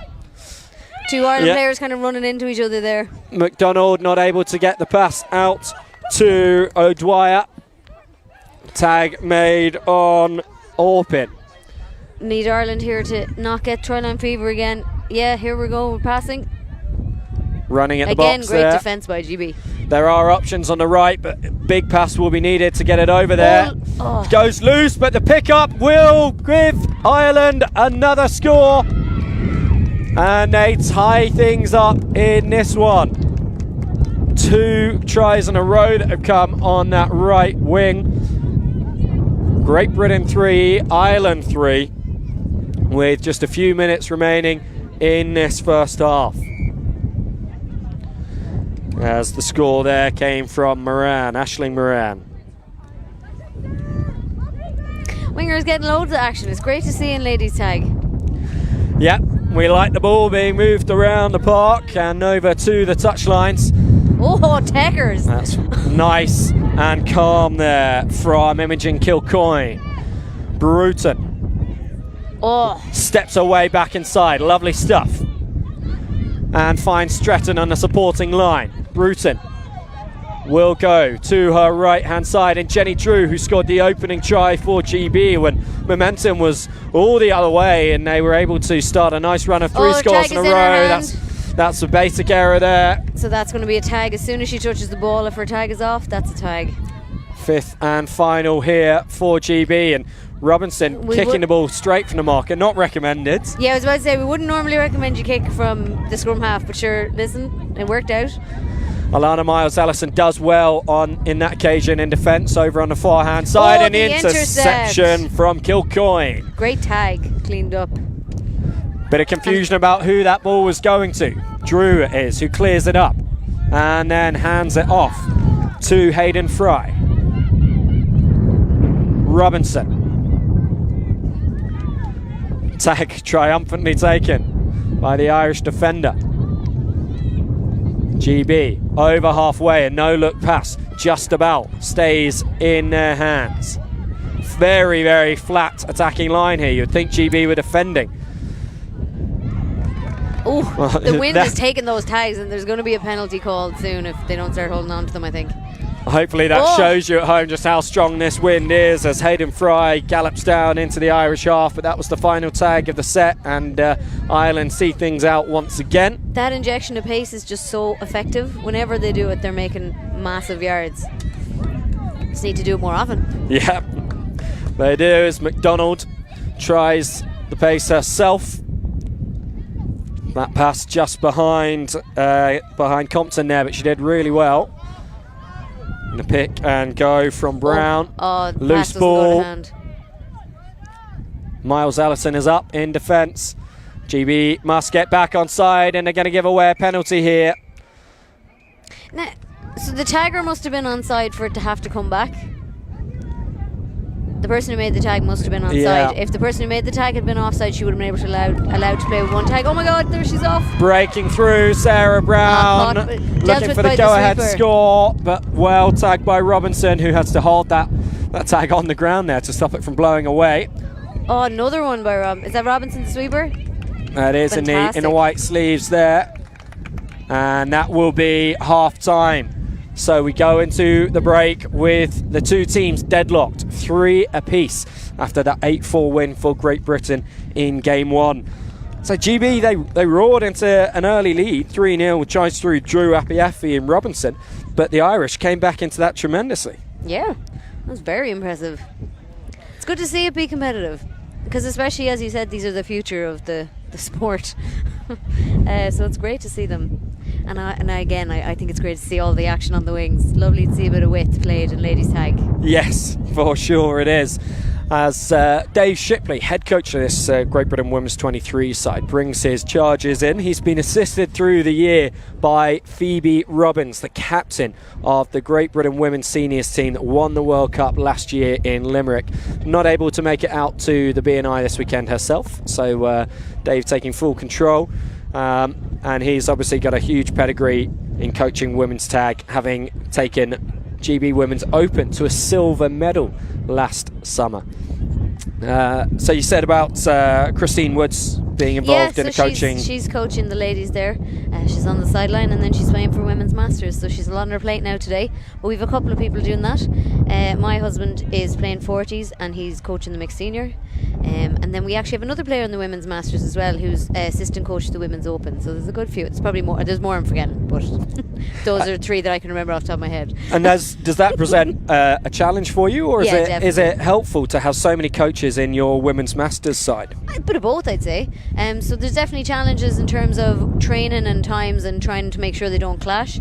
And obviously someone who's playing and coaching has to be there the whole 2 sessions, so it's a full day, long day for that person. And then today they have to split their responsibilities. They have to do both. So yeah, it's a challenge. I think it's the first time we've done it, definitely to this degree of amount of people doing it. But it seems to be working well so far, so we'll see. Yeah, something that we were dealing with a lot in the last World Cup cycle in the GB ranks. We tried to move away from it this year to allow people to focus on just the one team that they're involved with. Yeah, that's a fair point as well. I think that we're probably trying to, because it's the first year of a new cycle, so every cycle is 3 years. We're all building towards the World Cup. Year 1 is the year you try new stuff. So we'll see how it goes. And how are you finding it?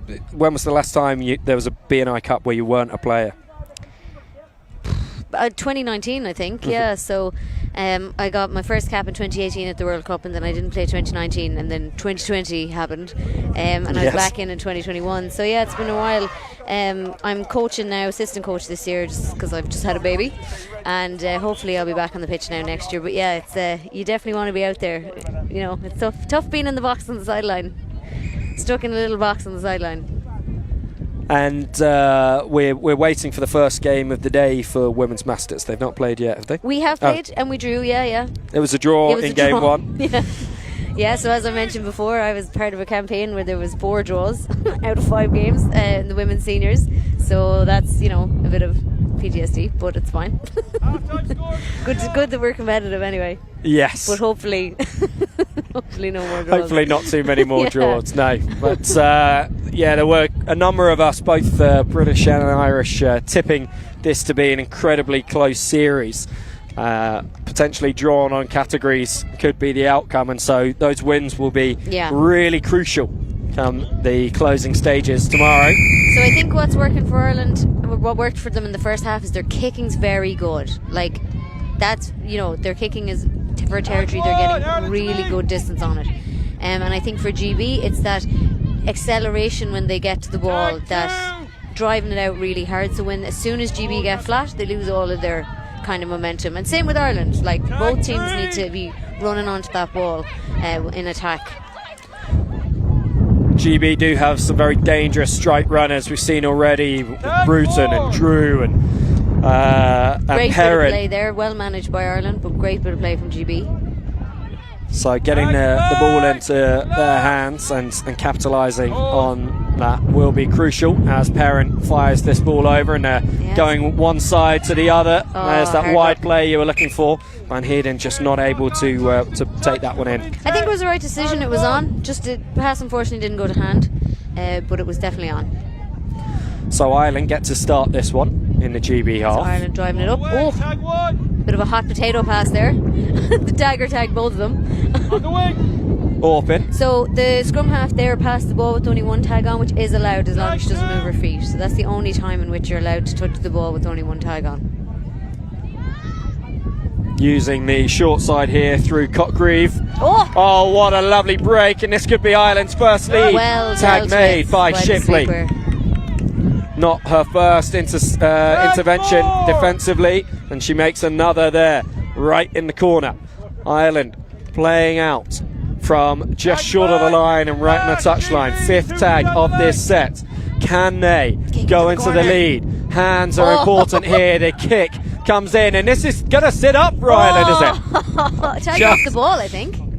She never had control of it. I think, yeah, I would agree with you there, but that's not what the That is referee has harsh. seen, and so GB will hold out. Oh, pass Loose way pass. over the head. Perrin does well to get back and pick that one up, but tag made by Carey Miller before Perrin can break away. Api now with a good bust up the field. Perrin is She's through. 1-on-1 with the sweeper. And around the sweeper, it's the chasing defender who then eventually did get to her. Shipley plays this to the right hand side to Hayden Fry, and just lost forwards by Api. No advantage, tag 0. So Ireland holding out and playing up towards the halfway line now. 16 step. A flat line here. Tag 2. Tag made by Perrin, and again Ireland will go to the right. Just trying to get that momentum back, Tag 3. get that go forward in this tie game. 3-3. Tag 4. Nice twisting past the first defender there from Edel Duffy. Now the kick is coming. Well collected by the winger. And covered by Ireland. Yeah, that's Van Heerden there with the gain of about 10 metres off the kick. Shipley, no relation to head coach Dave Shipley, offloads to Api. There's a sniff of a late tag, and Api, not for the first time, is round the outside of the defender and restores GB into a lead here, 4 points to 3.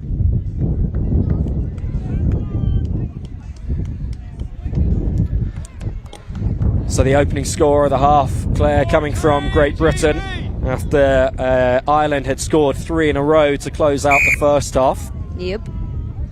That was a great score, in fairness. All starting from Van Heerden's great take off the kick. It's just as we see a wonderful bit of play there to keep that ball in field. Loose pass, but well Ireland dealt sort with. of need to settle here a bit. It's very panicked. Tag 2. Yeah, they'll be frustrated having worked so hard to get themselves back in the game to then give up that first score of this half. But no need to panic. So much time remaining in the game and only a 1 point margin. Kick's coming. Oh, kick is too high, so it's not allowed to be over shoulder height before the first bounce. So that means it's going to be a change over there where the kick was made. Yeah, that is a really nice place on the pitch for Great Britain to start this set when they're looking for consecutive scores. Robinson beats 2 hits. defenders, 3. round the third, Tag one. Not able to get round the fourth. O'Dwyer was there. Now they've numbers Quick pick here. and go to Van Heerden. Tag made. Well defended by Ireland. Foot in Bruton. touch there, but not really spotted. Knocked on advantage, Ball spilled. well, Ireland allowed to play it out. Advantage, tag 0. Caught, Yeah. so they're allowed to bring it out to the 10. Never mind. Tag Yeah, referee allowing the Irish to go with quick play rather than There's a bit of confusion there, territory. but it should be a roll, yeah. I think she thought she had a penalty there for a Tag second. 2. Bruton. Just getting competent. Back to his right hand side. Well done by Brown there to hold on to that. Step 7-7. Tag 4. We're just kind of driving it out. Looking to get the kick off. Kick is good. That's a much better kick. That's going to allow a good chase from the Irish here. But Robinson, again, showing what a dangerous runner she is. That's GB back into a good position. Bruton. On to Kilcoyne. Tag 2. Backwards tag. Nice. Good. Pick and go from Bruton. Oh, Tag Still 3. she goes. Good tag. great tag made. Hayden Fry. Back to Kilcoyne. Tag 4. Knows herself. Robinson will receive this one now with two outsider.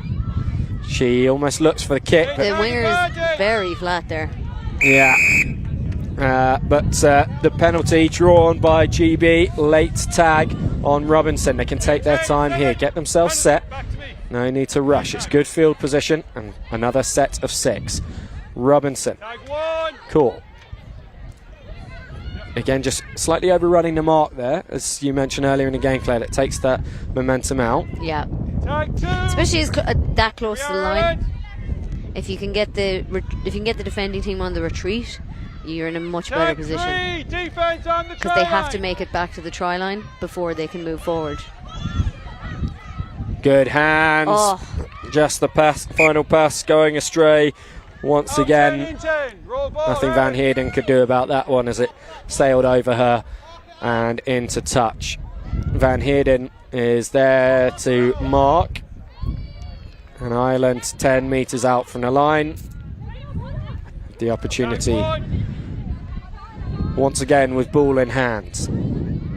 The pick and go from Tag McDonald. 2. Over to Moran, who has to scamper back to roll this one. Straight back, 7. Straight back. Good defence from Oh. GB. They're up very flat there, straight in the face of the Irish attackers, and that's how Imogen Evans got the interception. that's Oh forward. no. Oh, Hayden Fry had done so well to pick that ball up off her bootlaces. Robinson steaming up on the outside just seemed like too tempting an offer to refuse, but pass goes forward and Ireland take over. Tag 1. That's good ground off tag Be on 1. me. Pick and go. Tag 2. Nicely done from Cotgreave.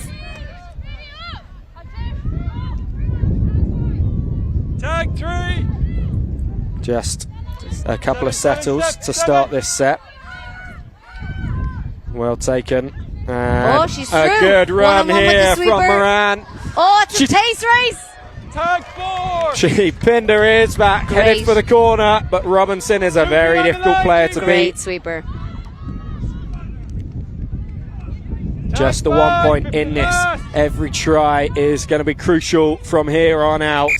Bruton with the tag on Moran, and that is the changeover for GB. Robinson picks and goes. A bit of a wrap on her there. That is going to be a penalty to GB for the contact. Robinson takes it quickly and runs at the retreating defence. Tag 1. Bruton will play this to Hayden Fry on her right hand side, and she goes herself, finds the half gap. Over to Evans with Drew outside. 3. So what Ireland are looking to do here is to push GB back, keep them in this half. That would be ideal. Bruton with a nice spin. Oh, Oh, she's going to be brought back, fending with the ball there over her tag, so she went into that spin. Real shame for GB. Tap and go from Ireland.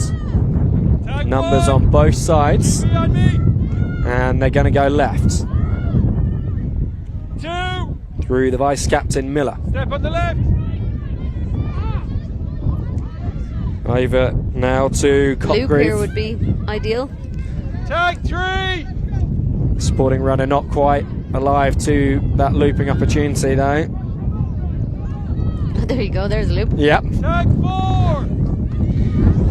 Width is on here, but it's quite difficult sometimes in ladies tag and in these weather conditions as well to get those wide passes out. But that number 11 is looking dangerous.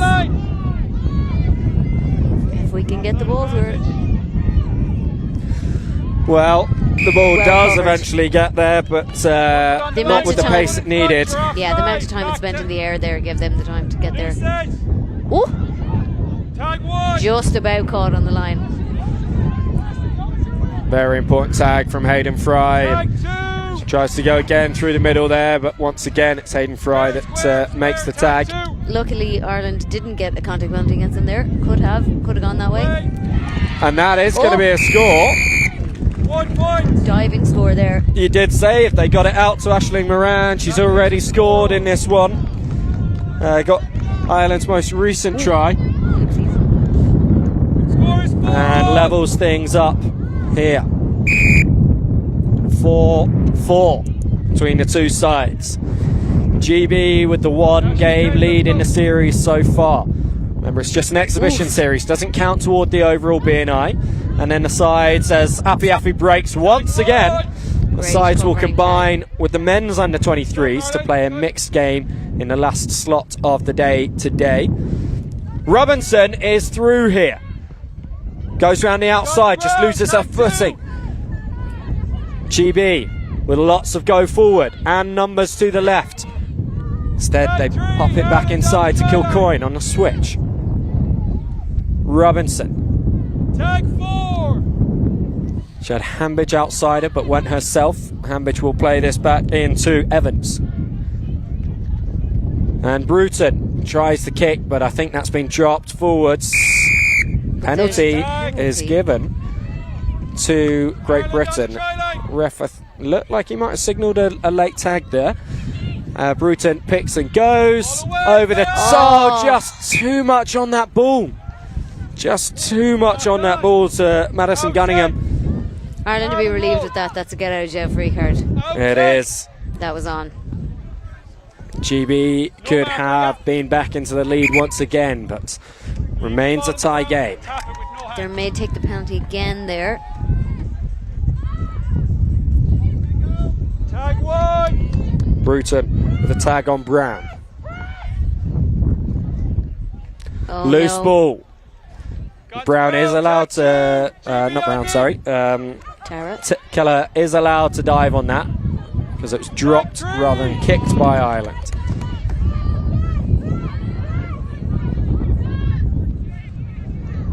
Tag 4! Nice bit of play there to put Condell through. Little ship to the left. Tag 5! Final tag of this set. Big kick needed here from Ireland. Straight Right into the defender. player. Not played at, so the next Oh, tag dear. will still be a changeover, but that tag needs to be made in order the changeover to happen. Eventually is from Api. Bruton finds Gunningham on this occasion. And now to Robinson. Tag 2! Offers the hit for the defender. Step 3.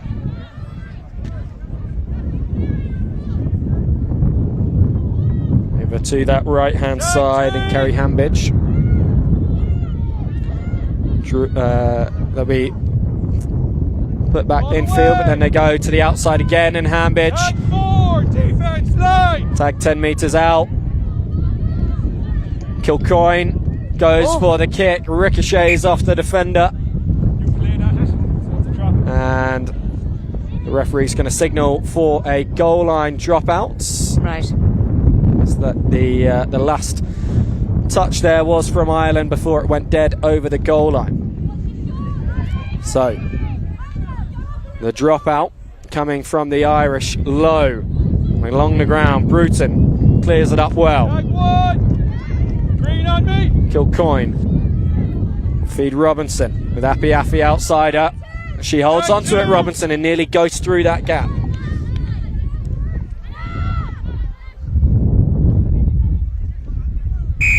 Contact made there, and the referee is going to give this one against Kilcoyne.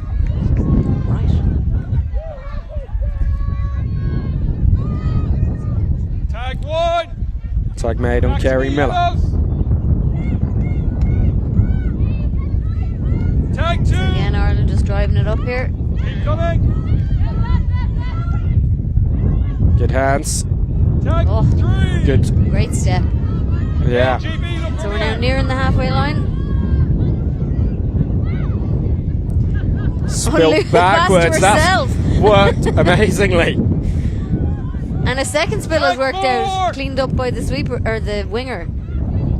So Ireland are in a good attacking position here, but they don't have a huge amount of tags Tag left. five. Oh my goodness, that was nearly Fifth and last. consecutive GB on the mistakes right to side. allow Again. the Irish score. Yeah, again we've number 11 wide open, so let's see if we'd done it. Turnover. If Ireland had done a quick roll there, we could have probably got it out wide. But that's a great set. We've finished. Ireland has finished in their 5. So again, they'll be looking to Appy Appy. press them back. Never Appy mind. could go for the box here. She's got to pump those knees hard, and she does really well. Coast to coast. Yeah, it was, as you said, Box Claire, drive, had been a really good attacking set from Ireland to get so far down, and they will have been chuffed with that. But when you're defending the running skills of a player like Appy Appy, then you are always close to conceding. And Isla Appy Appy jogs off there after a job well done. About 2 minutes. Yeah, it's tough. I wouldn't want to be one-on-one in sweeper. That level of pace coming at me, I wouldn't be able for it. So her hat trick there. 6-4, GB. 2 single point scores and a 1, and then the box score. So that makes it a 2-point game again. So Ireland now have their work cut out for them. Yeah, they can see 2 points when they'd been looking really promising in attack, and now they have to follow that up with another goal line dropout. Last time we saw one of those, the attack did break down from GB, but Ireland weren't able to gain too much ground on a kick. Same again on this occasion, but So that's Stretton a unable much to. better kick from Ireland, and it's knocked on by GB, which means Ireland get. Knocked on into an offside player, so penalty for Ireland. Oh, interesting. Tag one. Here we are, GB. Step. GB needing to put that behind them and close this one out well defensively to preserve that 2-point lead as Ireland Again. get into GB's half. Ireland need to Tag three. run onto that ball. Yeah, so the scrum half picked and went there, had no options. She did well though. Good She did. ground gained. Tag 5. Fifth and Tag last. made on McDonald. The kick Oh. coming in. Nice bit of creativity there is going to work out. Tag one. Well, covered well Back by to the number 8. Ireland. 18, was it? No, 8. Back on Sorry. advantage. Bruton is trying to give that pass to Hayden Fry a little bit too hard, and it pops out. Ireland, they're very flat, but they do have the ball back. That's the most important thing. Oh, intercept. Kilcoyne. Tag Well one. managed. Great stuff from GB. And that is such a beautifully timed pass, and Oh, what a tag. just equal to it, the sweeper. And contact made there. Now the two defenders did come together, which meant there was no gap. However, the attacker didn't run at the gap. They ran to the defender on the outside, and that's why Ireland will get the penalty here for that contact. Back 10 on me, GB. Yes. Nice and loud in Tag defence one. there. Love to hear it. Wildly Certainly offside do. on this side of the pitch. Yeah, and advantage being played by the referee for that. Winger, offside. Come back to 7. I mean, communication Oh, dear. is They rolled it. and obviously they got key. away with it. Tag key one. at all levels of the game, but particularly important to build into the under-23s with a number of them still being quite young and maybe not having found their voice on the pitch. Yeah. Good to hear that kind of communication. Good to get the good habits in now before you get all the bad ones. That will be that in this one. Great Britain taking out a 6-4 win in game 2 of the women's under-23s and wrapping up the series 2-0. It was a closer contest than the scoreline of the first game suggests, with Ireland having gone 3-0 down. They roared back into it to level things up, Claire, before GB then moved back ahead. That was a great game. And sure, there's also how many games do they have in their series? Just the 2 single-gender games, and then they've got one more game later as a mixed format. But Isla Apiafi, truly the star of the game there for Great Britain. 3 tries, including the game-winning box score that will see GB, as I say, to a 2-0 series win in this one. Job well done from them and from the... But plenty of positives on both sides for these 2 young sides. And Claire, I believe you'll be back with us on the mic later today or tomorrow? Later today. I think I'm doing Women's Open and Mixed Senior at the end of the day as well. And I will know more about it because I'm Great. Well, we will look forward to you joining us for that one. And the next game that we're going to be bringing you in about 4 minutes' time is the Mixed Seniors.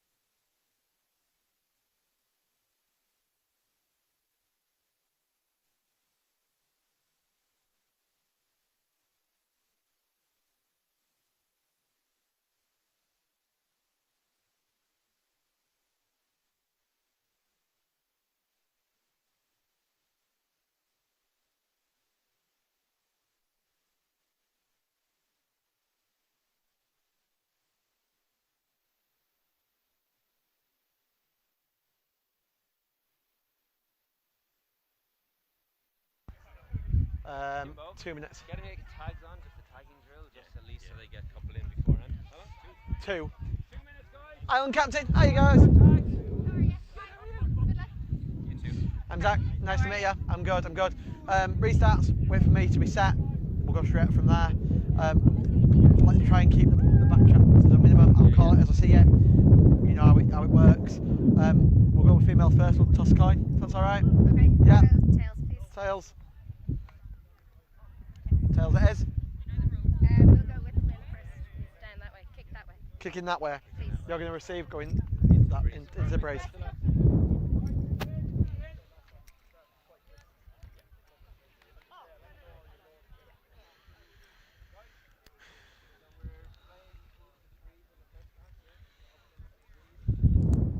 Let's go, guys!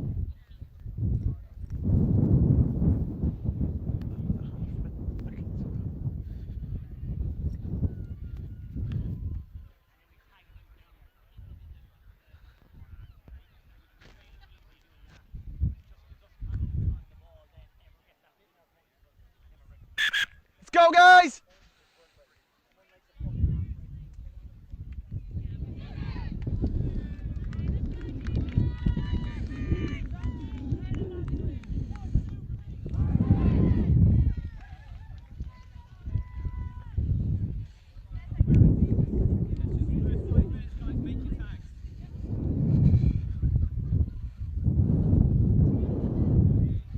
Let's go, Ireland!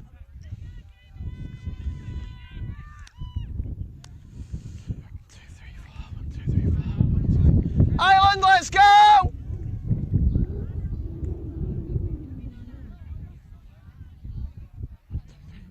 2, 3, 4. Nice one. Yep.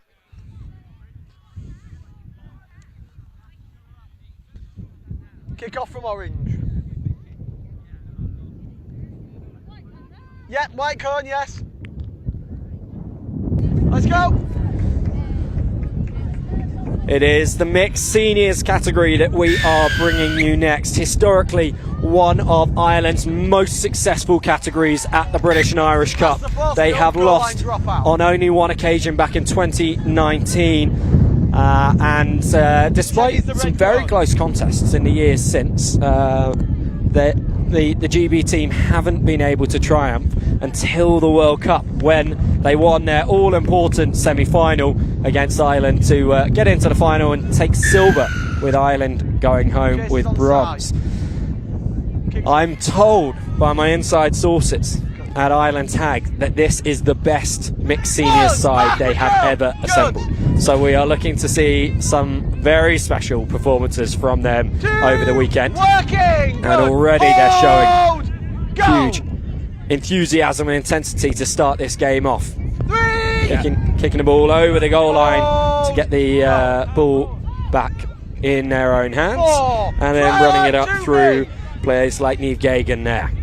Yeah, the Ireland team is fantastic. I referee some of these guys on the regular in the north side of Dublin, and some of them are really fantastic players, but that's what they can do. They can get through nicely. It's a good tag though there by Anita Snowden. That's a fantastic tackle by her, and we love to see that. Great tag and putting themselves in a good position, but of course they have to go all over the field now. They're back in their own 5-metre line, so interesting to see how they're going to develop this one as they go forward. And good tag there already from Ireland, not really giving them the meters that Great Britain really want here at the start. Absolutely, as the gap is closed there on Ronan Farrell. He's a player that's been around this side for a long time, but you're just mentioning his fiancée Anita Snowden. She's moved up to mixed seniors, having spent the last World Cup cycle as a key player in Great Britain Women's Opens team. Farrell to Snowden, trying to twist round there. Billy Lyons back in the side, having taken a while out through injury and other reasons, as the ball is kicked deep into the Irish half by Farrell, who's been known more recently perhaps for his exploits as a referee, and who's not afraid to have a word or two in a referee's ear, now receiving the same treatment himself but dealing with it really well. Ireland taking over here and into the hands of the ultra experienced David Hayes. And then Dara Conway used to play his trade in London, but has moved back to the Emerald Isle to wear the green jersey in this mixed seniors side. Yeah, Dara's a fantastic player, just such good control on the ball, able to twist those hips beautifully. 50-10 here is on, only there at back, but gets an unfortunate bounce there. It's going to go dead, and that's going to give, of course, Great Britain 7 tags out 10 in line with that blue box in centre field. And at this level, giving a team 7 tags is a dangerous thing to do, because even with 4 or 5, they can get through break your line and get over the try line. Yeah, you don't want to do that, but it seems to have taken a deflection off a British boot, so they are actually having to kick this ball out with a goal line dropout. So what could have been a really great opportunity for GB ends up with Ireland possession inside the GB half. And O'Connor now taking the ball up. So we see Mullins on the ball, linking up with Hayes. He's vice captain of this side now. And Conway.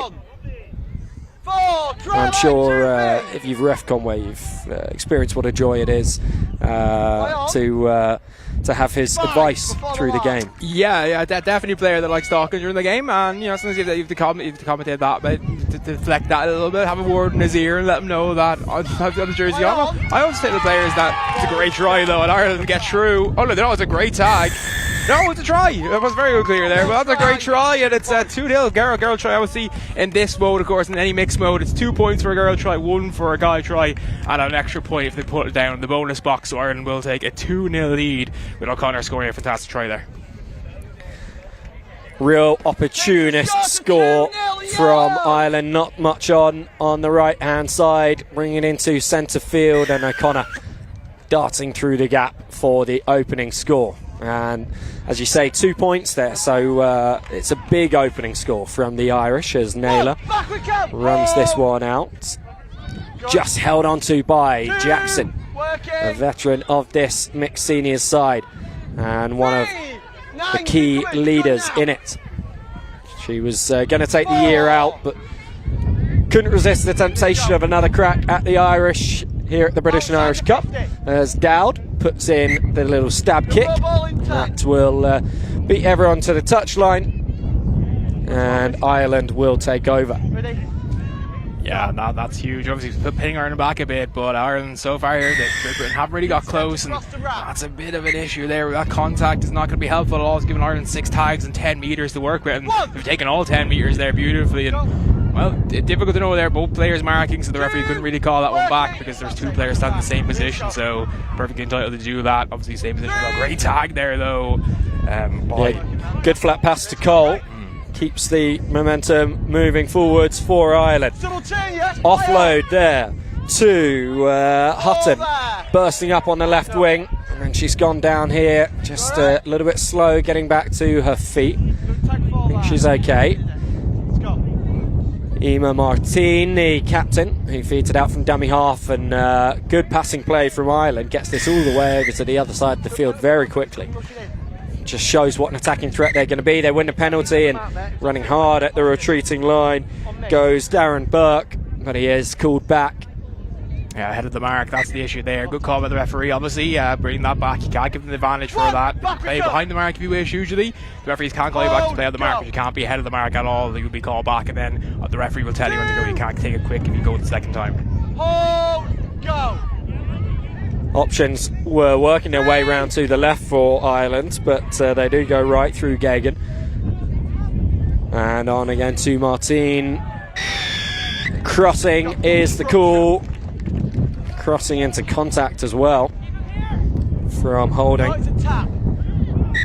the newer players in this Ireland mixed seniors side. The looming presence of Mark O'Brien was not going to let GB through on 2 consecutive busts there. Jackson is caught, and Goodman finds Dowd over to O'Donnell. Nice dart round the first defender into the Irish half. GB will look to make a little bit more ground before they go to the kick. Great interlinking play, was it? No.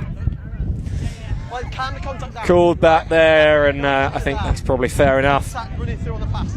Yeah, you see them attempting just to divert the defenders a little bit, going forward, but they're crossing each other and also going into contact. That's the one thing you have to avoid, obviously, especially the attacker. The onus is on the attacker to avoid contact at all times. Of course, defenders can, if they contact you closing the gap or coming across the gap, or as you see there, kind of wrapping them around. The referee not calling that one. Of course, you're going to get a bit more contact at this level when you want it social. So things like, coming across the body for attack isn't really called this level, because I think the players are aware of, they're able to do that so well. Even with a little bit of contact, it's not going to slow it down or cause a detrimental effect to the attack.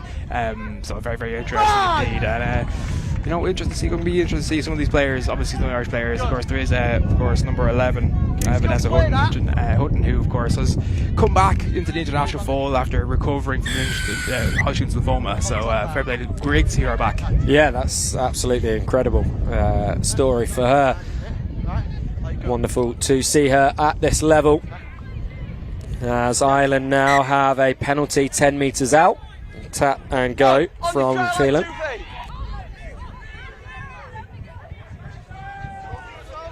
And contact made there, running straight into Jackson. There's power. So Jackson with the tap and go.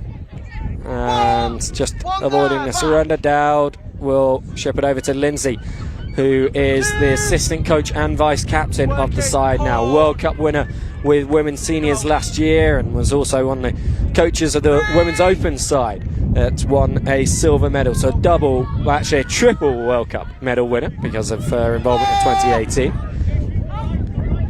Snowden will play this one herself with M. Stone outside her. Another of the World Cup winners that's moved into this side. Both sides really bolstering their ranks from their success last year. Dowd's kick ricochets back and he does well to reclaim that ball. And the penalty is going to be given to Great Britain. O'Donnell rolls it back to Lindsay. Options just not quite there. But GB do well. And they've still kept this one alive. And it's Lindsay's tag just short of halfway in the end. Lions will fire it back in field to Farrell. To Snowden. Straight back. It's good a partnership on the field as they are off it. Pick and go from Beryl. And Stone will leave that for Lions to take. Farrell drops it off to Lindsay, who for a half second there thought she might be through, but has to go back for this one. Final tag of the set. Snowden on the decoy line. Farrell shaping for the kick to touch, and actually that is going to work out perfectly for GB as Cole just ran it over the touchline as he took it in there. Yeah, I think he might have thought the 50-10 was on, but it wasn't. The kick was from inside the half, so the 50-10 wouldn't have counted, but I think he felt that it was on. It's a great tag there, though. Really denies the opportunity for Anita Snowden to go through as a lovely pop pass, but the tag is made, and it's actually a penalty, actually, for Great Britain. Yeah, it's a penalty for crossing, so it's called no contact, so a penalty for contact, and that's huge. And the chance here, if they get through, it's a great tag, though, by Ireland, keeping this play alive with Great Britain here. Really started to come through the phase now. Chance passes it to Snowden, who gets it over to Jake, and Jake trying to get this one back in there to Dowd. Unable to do so, and right now here Great Britain have their best spell of possession.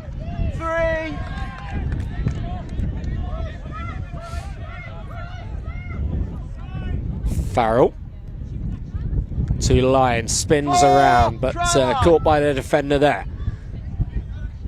Reverses the direction of play. Stone steps back inside. Good tag. Yeah, that's the one thing I've been doing really well so far. Their attack look pretty good as well, but they made some mistakes in terms of like how they've been doing it and such. That's over though. That's a great try as he put it down. I'm not sure the referee's called. Yeah, there. The referee I think might be saying that is short of the try line, and Lyons is saying well the cone wasn't on the line, and that's what's confused him. So that's really unfortunate from GB. That would have been a box try, a male box try, 2 points that would have levelled this game up. In fairness, the line is marked as well. It's not just the cone's marking the line, it's also lined itself as well. The box itself is lined out. So while he can't complain with the cone, the line is also clearly marked. So he can have really no real complaints there. It's unfortunate the cone's where it was, but you have to be sure that you're over the line before you put the ball down, or it's a knock on. Yeah, I think he was almost as we have a break here for Ireland.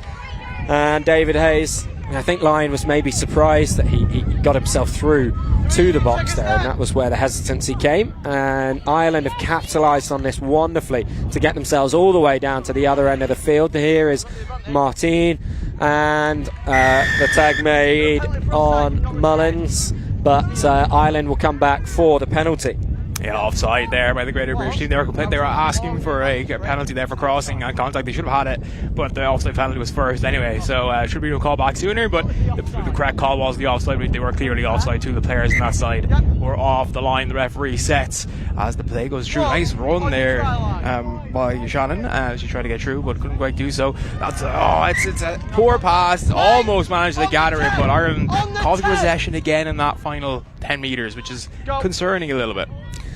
Yeah, just letting GB off the hook a bit there. It's, certainly more of the run of play has been Irish, but we are still in a tight 2-point game with just the one try scored, and Ireland nearly having found themselves level again when GB ought to have scored a point there. Chance managing to frustrate the defence and keep the play moving forwards. tag though in the backfield by the captain Emer Martin. She's a fantastic player, been a long time herself as well, moving up a few years ago from the women's open to mixed open. So she's a mixed senior, sorry, she's very happy with that. But great ball, she got through. I thought she got through. Great the tag there from James Pilgrim, and doing very well so far. 50-10 is on. That's a great block though, and it won't be. I wouldn't even if Ireland had got the ball back, and that's a great call. A huge contact with the Irish player. Maybe a bit lucky she didn't get a talking to there. Very aggressive in that contact. Farrell and Pilgrim now to Chance, keeping this ball alive nicely. Hold, go. Farrell drops it off to Goodman.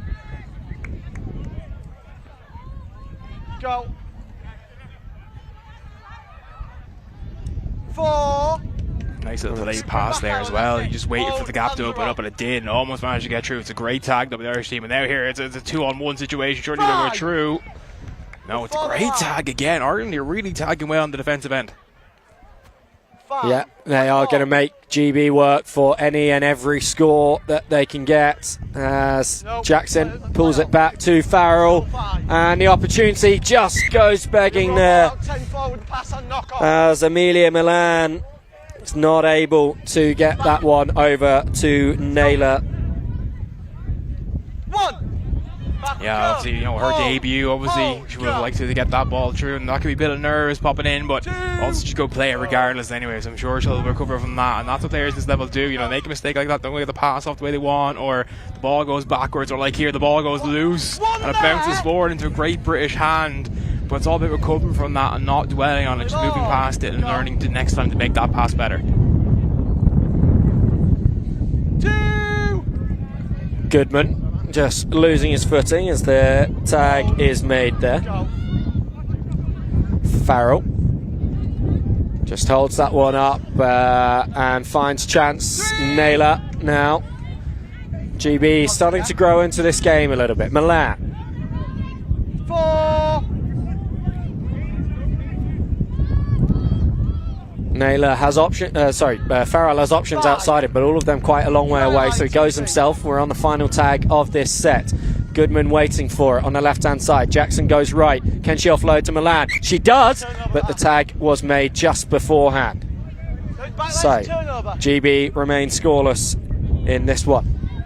Yeah, but it's tight. JB definitely going back into this. I think we've been bolstered by the fact that Ireland haven't been able to punish them down in their half or in that 10-metre line when they've had multiple frays into it now at this stage. Just haven't been able to punish them, and Ireland, of course, getting a bit lucky. Oh, and again, the pass doesn't go to hand. It goes straight out of the touch line. I think it was a knock on anyway, so it's a pretty flawed. I wonder why the British players are backing off. Yeah, it was knocked into touch, and here's a chance. A good overlap here in the wing, but it's a great tag there on Goodman. Yeah. Stone. 2. Working back. Injection of pace. Surely it's only a matter of time before she brings her try-scoring form from women's seniors into this mixed side. Lovely weighted ball for O'Donnell, firing up on that deep line. Goodman, barrel outside him. Barrel goes.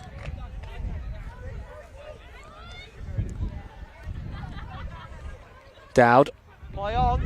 Popped back. Really nice. And no, that will not be the score. That will be 5th and final of this set. The GB side cheering on the sideline, thinking they'd got the score there. Dropped back, and this is going to be a changeover. So, with the recent phases of play pretty much all being 7 tags for Great Britain this time. No coming off the boot this time for Great Britain, luckily. Yeah, no doubt about that one, but great risk comes great reward. If that had worked out for Ireland, they would have had a 50-10, and they would finally have had field position, having been deep in their own half for a long time. GB, 2 tags used in this 7-tag set so far as they try and work their way back out their half. The spin from O'Donnell. He's got to run back. Lyons to Lindsay. The decoy line from Dowd didn't quite draw the defenders in the way that GB would have wanted. Lyons has to go back. Snowden to Lindsay.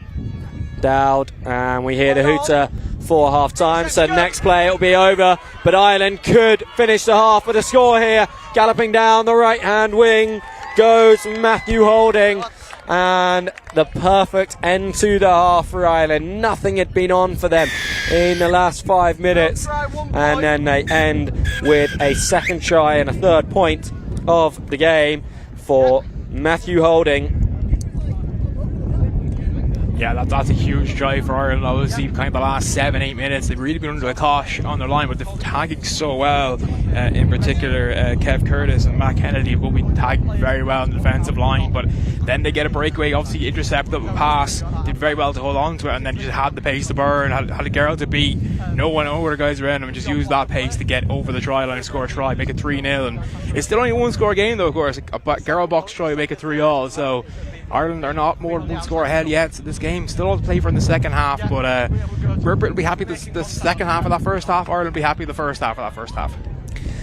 Well, and they'll be happy with that final 10 seconds as well. Yeah.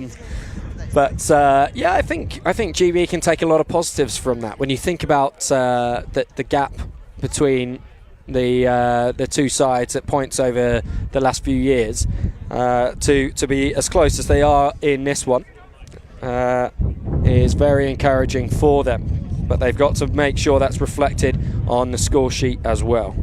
Yeah, definitely the case of both teams at times are taking their chances. Ireland as well, of course, they have the 3 points with 2 tries, but at times they're guilty as well of that, just not being able to get over the line or making mistakes in the attacking final 10 metres that cost them possession, cost them opportunities to score.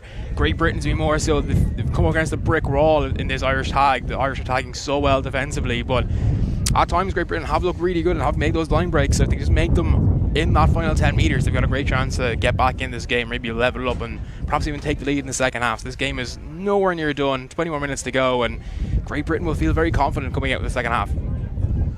They certainly will, and it is Ireland 3, GB 0 at the break.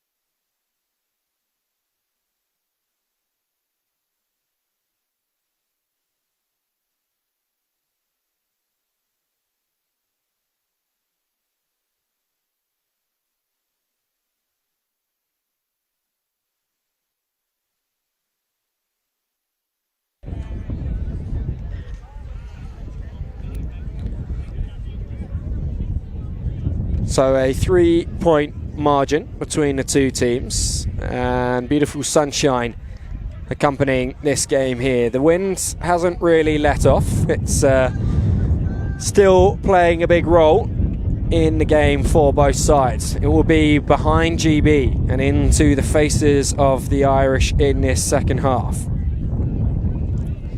As we see Dave Hayes making sure doesn't miss out on an opportunity to be featured on TV again. As GB's going to be GB's first kick-off of this game, of course. They didn't score in the first half and they were receiving the ball in the first half, so this will be the first opportunity to see how well they do. Can they force Ireland back or get 50-10 maybe, or a dropout? That's going to be the big question. Comes off a player, that's an offside, advantage, and yeah, it's offside. Comes off a player, she's ahead of the other player, so it's a GB penalty, and that's a great start to the half for Great Britain. Yeah, they'll be happy with that one. A little bit accidental, but you take them wherever you can get them. As Chance offloads that one to Snowden, who did really well picking up the bouncing ball.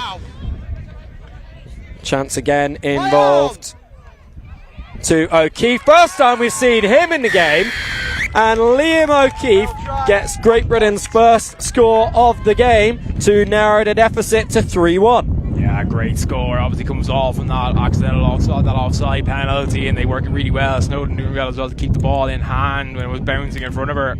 And it's a great score by them, and obviously hoping for the same similar result of this kick-off again. Have to be careful though, if it seemed to be deliberately kicked at a player, it is a penalty again, so you need to be careful of that again. That does kind of look like They are purposely aiming at the player. It's an Irish ball. Luckily, it's not deliberately played at, so it will be an Irish ball. Even if it hits an Irish player, as long as it's not deliberately played at, it will remain the team that received the ball's ball. Yeah, potentially a tactic from GB, looking to put the pressure on the Irish receiver there with that kick, but this time it works out for Ireland, and they will play away from their own goal line, or from their own 10-metre line. The referee just pausing the game here. He doesn't want that kind of physical altercation between the two players at the roll ball. Tag made, just needs to be placed down, and the two players to let play continue from there. Have a little laugh with one another afterwards, and Ireland continue. Yeah, we'd like to see that. Like the referee taking control of the game like that, but also as well after being admonished a little bit, they can maybe blame each other. Oh, that's a good call there. The referee is giving the advantage to Great Britain, obviously, for that error. But lovely little dummy there, gets it by nice and going to the sideline here. Again, you're going to see more contact in social here, and that's going to be allowed, and these players are going to be out to play, so if you're worried where you see a bit of contact happen, maybe you wouldn't see in social. That's why at this level, you see that's a great kick, if that's going, and it is going. Yes. That's a great 50-10, a great Britain, a great position now here to maybe get even. Real opportunist stuff from Farrell, not too much on. They were gaining a few yards on this left-hand side. Comes back, and Farrell just sees no sweepers at home and gets the 50-10. So GB looking for consecutive scores. They've got themselves back into this game with that dream start through Liam O'Keefe, who's back on the ball once again. Farrell, the captain, hands off to Lindsay, and she's going to go through for a female box try. That is a 3-point score.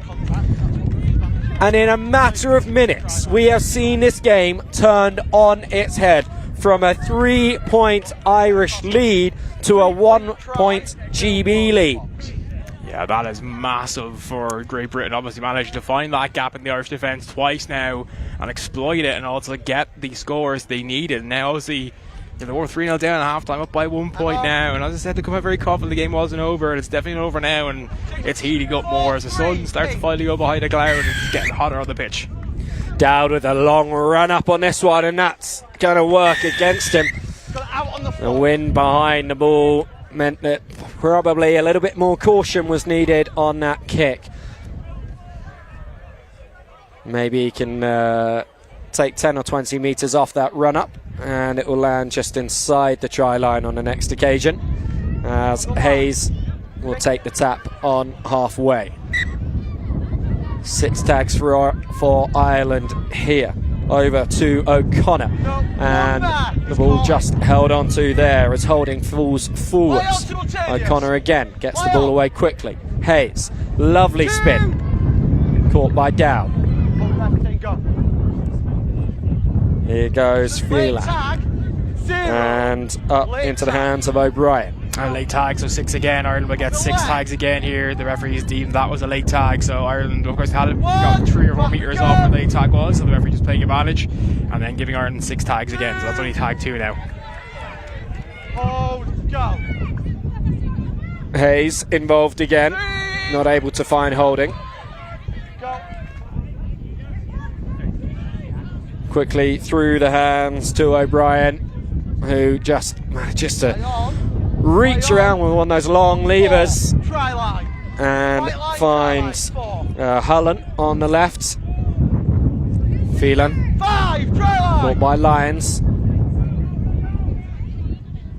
and contact made there, going against Ireland. So that's Cole just continuing his run on after being tagged into the second defender. Yeah, the referee's always giving a change over there. I'm not calling made, but obviously the referee's seeing a better angle at that than we do. He's right there for it. So, we're going to go with his call. And that one's just a change over because still UK. And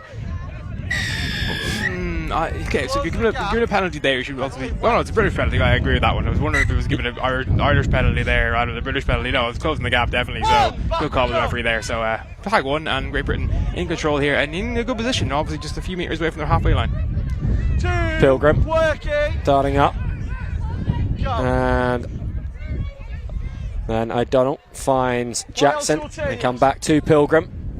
Looked to be an Irish hand in there, so a bit for the referee to sort out. Just wanted to see how that unfolded. He's going to bring the play back. And yeah, he is saying that the Irish hand was in there, so GB maintained possession.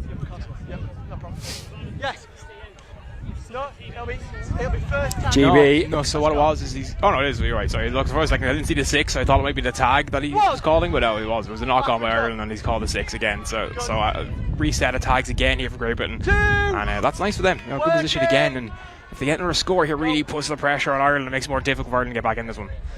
Yeah. Now that they are suddenly playing with a lead, Great Britain. You've stepped in front of it. Stone with a half break. Comes to nothing, but GB had the penalty. So, repeated sets for GB here. Ireland working against themselves at the moment. Jackson back to the mark. Lions picks and goes. Finds Dowd. Here comes Crowley. First opportunity to see him on the ball. Tagged by Conway. Brown infield to Dowd. Darts back to the left. Great step, and Brown is there. Oh, goodness, that would have been a wonderful score for GB, but Dowd was tagged. So we continue in this set. Dowd again. Crowley holds on to it. Tries to fling it over to Brown. Caught by Conway. Dowd. Pilgrim. Dowd's there again. Drops the ball onto his boot. Contact made. Ref's first priority here is making sure that both Dowd and Burke are okay. Burke a little slow to get to his feet, and did have a hand on his head there, so we hope he's okay. Who's going to step up as your captain here for the talk? And it looks that the referee is going to give this penalty to Ireland. Both teams. Yeah, just calling the captains over now. There's been a bit of contact in the game, so he's called some of the captains on the field over, the vice captains or the captain whoever is on the field. So the Irish captain, the British vice captain, and he's having a word with them. A lot of contact happening. The referee's rightly having a word now because it's getting a bit dangerous at this stage. It is, yeah. Don't want to see too much contact creeping in. It is a minimal contact game after all. The penalty does, however, go to Great Britain. Closing the gap is the referee's decision. So I think this is the fourth set that GB have had. Dowd!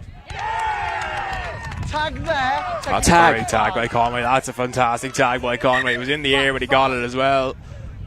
And it's out 5 actually. He's been deemed to be over the try line when he was tagged. So the ball comes out 5 in that scenario rather than just the 1 minimum that we have. That's a great pass. Hands will do it! Hands do it! Amelia Milan on debut scores a 2-pointer for Great Britain. So GB have swung this match around. They were down by 3. Their last 2 scores coming through. 2 of their female players, Kat Lindsay in the box and then Amelia Milan over on that right wing. That spell of extended possession for GB, as I say, I think 4 sets in a row that they had. Either due to penalties or to errors from Ireland, has built the pressure, built it, and then Milan, the beneficiary in the corner. Again, Farrell going for that same direction on the kick, and this time the referee does rule that as played at by Ireland. So once again, GB will have the ball. Conway not happy with that at all and telling the referee how unhappy he is. He wants to be careful there. The ref's already given a number of penalties against Ireland. He's not going to be afraid to do the same again, as we see Farrell finding Snowden. I'm a little bit unclear as to. I understand the decision. I think Lindsay! And she's going to go over here. Oh, not going to get nearly into to the box again. But it doesn't matter. It's 2 points. Still 2 points. Huge score. I was going to say that I feel that the Great British kicker is constantly targeting the female on this side, and if that's the case, it should be a penalty to Ireland. You cannot aim at a player with the kick, and that's what it feels like is happening at the moment. Now, obviously, the referee sees better than I do, but that's my position. That's what it kind of looks like to me. So I'm going to be interested to see how this kick goes now. Yeah, he's not he's not aiming dangerously at the player, so I think that's where it's being let go. As Ireland do come away with the ball. First time that they've had the ball in their hands for a good 4 or 5 minutes, I'd say now, as Hayes drops it off there to Curtis, and Ireland gaining nice ground on that first tag of the set. But ball spilt, and that's the last place you want to do it as an Irish player, right in front of the British bench. Chance rolls this back to O'Keefe. Pilgrim up to halfway. And Keefe to Chance. Caught by Holding. Pilgrim again. Coming back, that's it. Good. Chance will take this at first receiver. Fires it out to Farrell. He's done really well.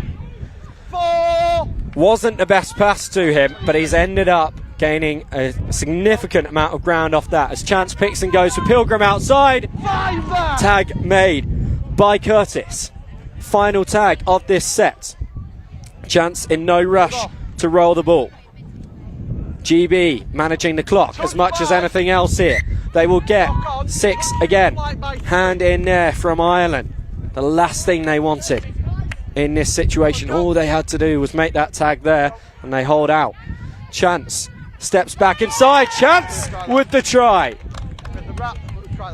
My goodness, it has been one-way traffic in this second half. The 4th Great Britain try of this second period, and 9 points to 6 is the margin now. Yeah, Ireland's discipline really letting them down though, and obviously Great Britain have come out storming in this second half. They've been brilliant on the ball and off the ball as well, but Ireland just haven't been able to hold on to the ball at all, giving away needless penalties, knocking the ball on, committing 4 passes. You know, it's not what you want to see. It's a great kick, but it's just about crept over the line. Well, it's still a great kick, obviously, because it was a dropout, but almost a 50-10 almost again. A 50-10, yeah. Almost 50-10. It was like another inch to the left. I think the bounce would have been favourable and would have gone over for them, but it's extremely interesting, and obviously only 9 minutes left now for Ireland, who are digging themselves out of a massive 9-point hole. I just don't see it happening the way Great Britain have been playing, and also the way Ireland have been playing this second half. It looks like 2 separate teams what we saw in the first half. Yeah, the tale of 2 halves is such a cliche to use on commentary, but that's what we've seen. And each new player we've seen for GB really injecting something into the game, as we see Kent now making her first appearance, and Snowden beating the defence and running towards the box. Lyons will be there to distribute to Farrell with Stone outside him, but he goes back the other way. The missed pass cleared up by Kent. Really well done, but also great tag by O'Connor, because that could have been very dangerous for Ireland. Snowden to Farrell.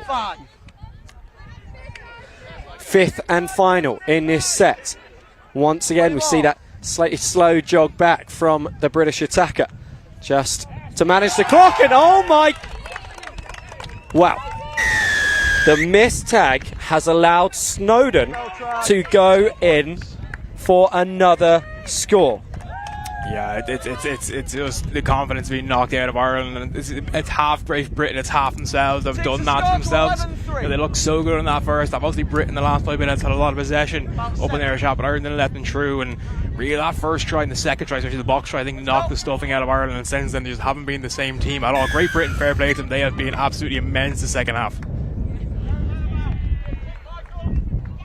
And just everything going GB's way at the moment. Oh, this is so tough for Ireland. GB really enjoying themselves, but of course, this is the beauty of a 5-test series over 2 days. You know, it doesn't matter if Ireland lose this game by 8 points, as they're currently looking like they might do. They could still come back and win the series 4-1 if they put this performance behind them. But at the moment, they've got to stop that rot. Yeah, it's not even the performance, just the second half. Just these last 14 or so minutes. It's not even been the whole game. It's been 14 minutes of another penalty given away, and it had to be. It had to be. There's so many penalties in this half. He has to go. Someone has to go at this stage. Off you go. And I mean, I used the phrase "the last thing Ireland wanted" a few minutes ago, but I think it needs to be used again here. Going down to 7 against 8. When you're 8 points behind and time ticking away really is not ideal, but Ireland get the penalty there. That gives them a chance to run the ball back at GB. Consecutive penalties now into the British half. Beating the first defender, goes O'Brien. Quick play here from Ireland. GB scampering back to be in the line. Just a bit of confusion as to who that ball's going to. Oh, and Conway does well. Tagged as he clears up his own kick. Flung to the left-hand side. There is an overlap if they use it. Ball down before Tag. Not quite made by Lions. O'Brien goes over. So after 11 points in a row for Great Britain, we do have another Irish score. O'Brien narrows the deficit marginally. You feel if Ireland get another try here, they'll probably feel a lot better going into the next game they're playing today. But you know, obviously they want to have a bit of confidence at the end. That's the goal right now. And the over 50-10 there didn't quite work out. Good cover there by the Great Irish team. But it's nice to see them going for that attacking threat rather than just taking the safe option there. Yeah, it's all about how they finish this game now and the momentum that they take into game 2. As Goodman drops that one off to O'Donnell, who breaks through the gap. As I say, GB enjoying themselves as you would with tries like this and a lead like this. Stone thought she was tagged and so just shifted down a gear when she maybe would have gone in for a try otherwise. Ball lost there by Lions. Ireland led off. Remember, still playing with just 7 on the park. So the tag's made on O'Brien, the most recent try scorer. And he'll be involved again. No, he only had 1 tag on. That's not seen by the referee though, so play allowed to continue.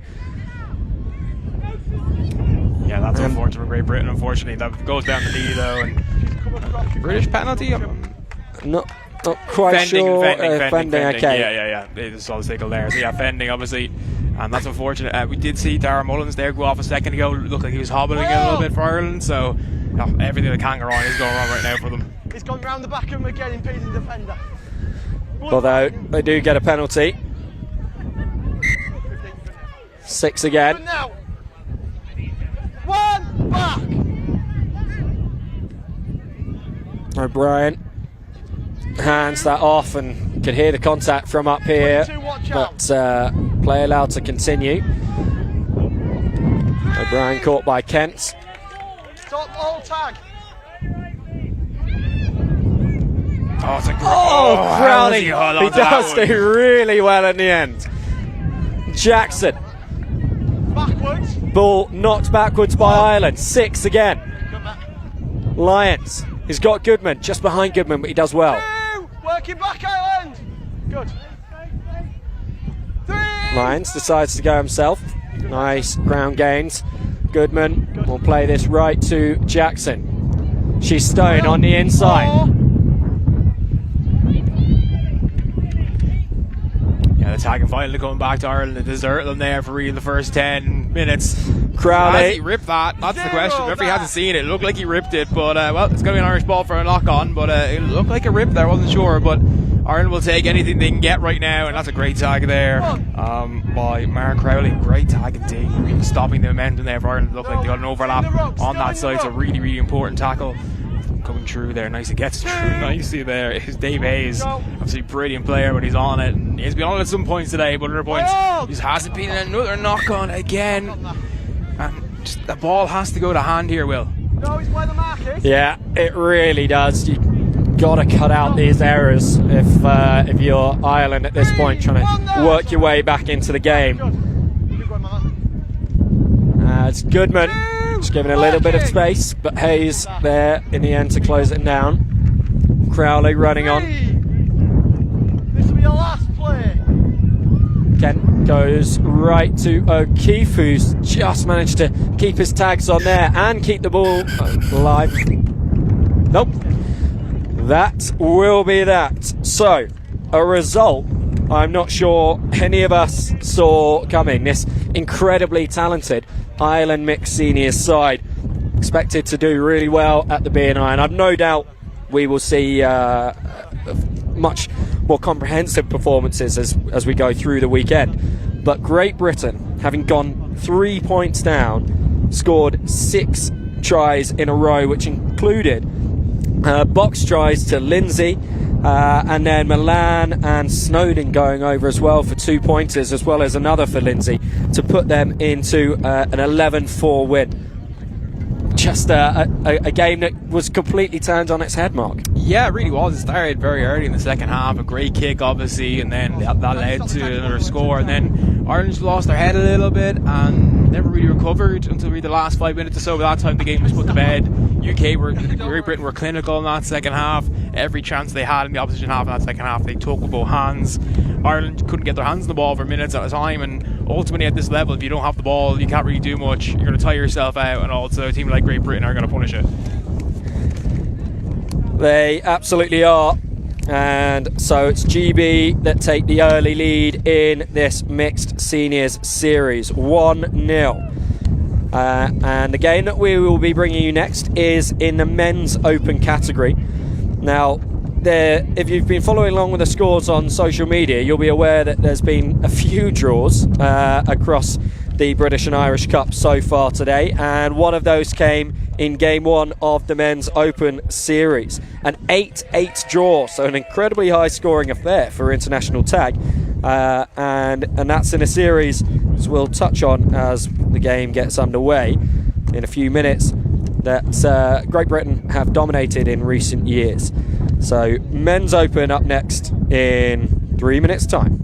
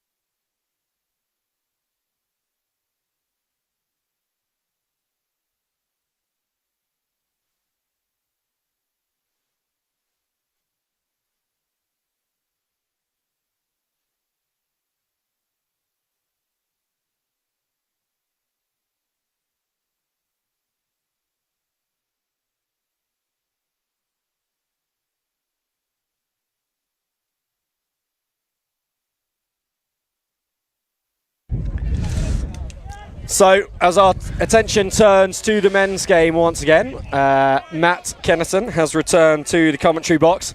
You were just pitch side for that mixed seniors game, Matt. What do you think of it? Yeah, I rested that game, and Kimbo, he had them well drilled. They looked sharp. I don't even know the score, Will. They were really good. Completed sets, used the wind way better, and they come away with the chocolates. Well done to them. It was a good start. This will be an interesting one. I believe it was a draw in the first game between these two. It was 8-8. So GB have been dominant in this category the last few years. That's a good kick under pressure. And they're going to get it too. Ireland out of a bit of trouble here. Get a repeat set. Yeah, I believe GB have been the stronger of the two in the last 3 or 4 years. So starting with a draw for the young Irish lads, it's good, and hopefully he can carry on into this second game here. Yeah, absolutely. They've been closing the gap year on year, Ireland.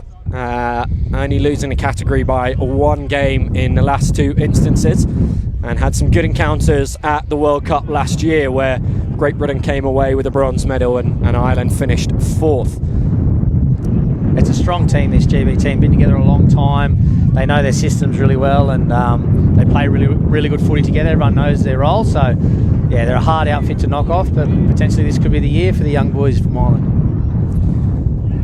It certainly could be. 4 tests to decide it now after that dead rubber in the first one, as we see Nick Wilkes elevated to the position of captain after Ollie Greenhill and his partner Florrie have moved to Dubai. I wonder where Ollie was this weekend. There you go.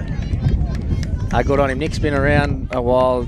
He's a great player, sharp on his feet, knows the game really well. Congrats to Nico for getting the captaincy.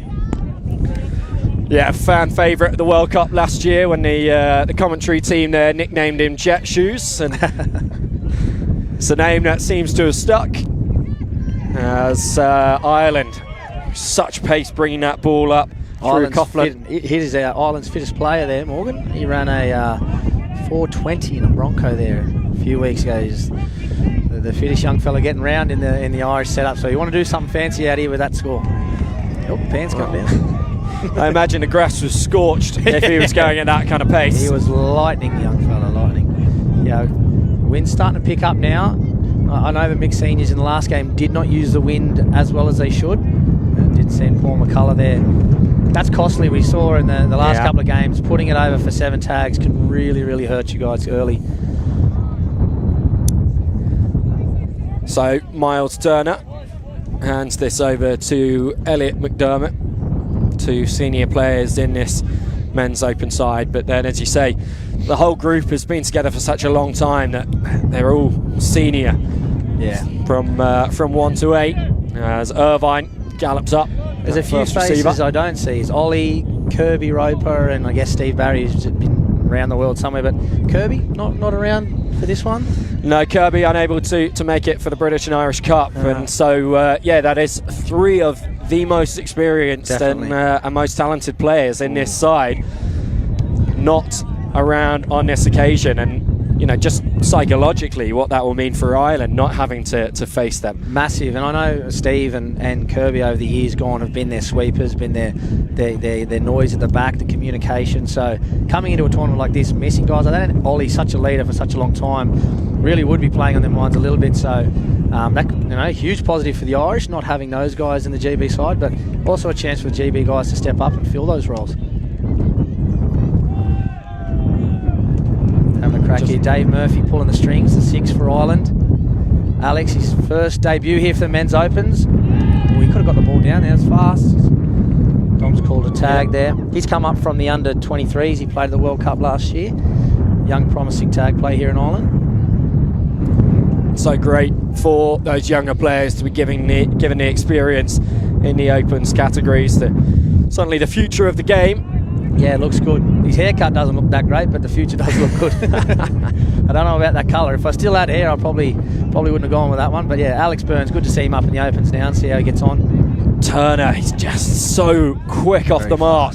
And Harkins will come back and distribute this to Willits, who is one of the new players in men's open. Sharp on his feet. Oh, great meters through the middle there. Russ really wants to be careful going that fast. I think what's left on the top of his head might not be there for much longer in this wind. Irvine. Oh, interesting Options choice. gone, and so he goes to the kick, and well, we saw Paulie McCullough put one straight over the goal line, and now it is Irvine who does the same. So 7 tag set for Ireland. Yeah, a bit frantic, I think, the start of this game. I know it's fast category, but there's got to be someone to step up in both and just calm it down, play at their pace, get to a controlled kick, because I haven't seen one just yet, and that's the difference, especially Ireland with the wind at their backs this first half.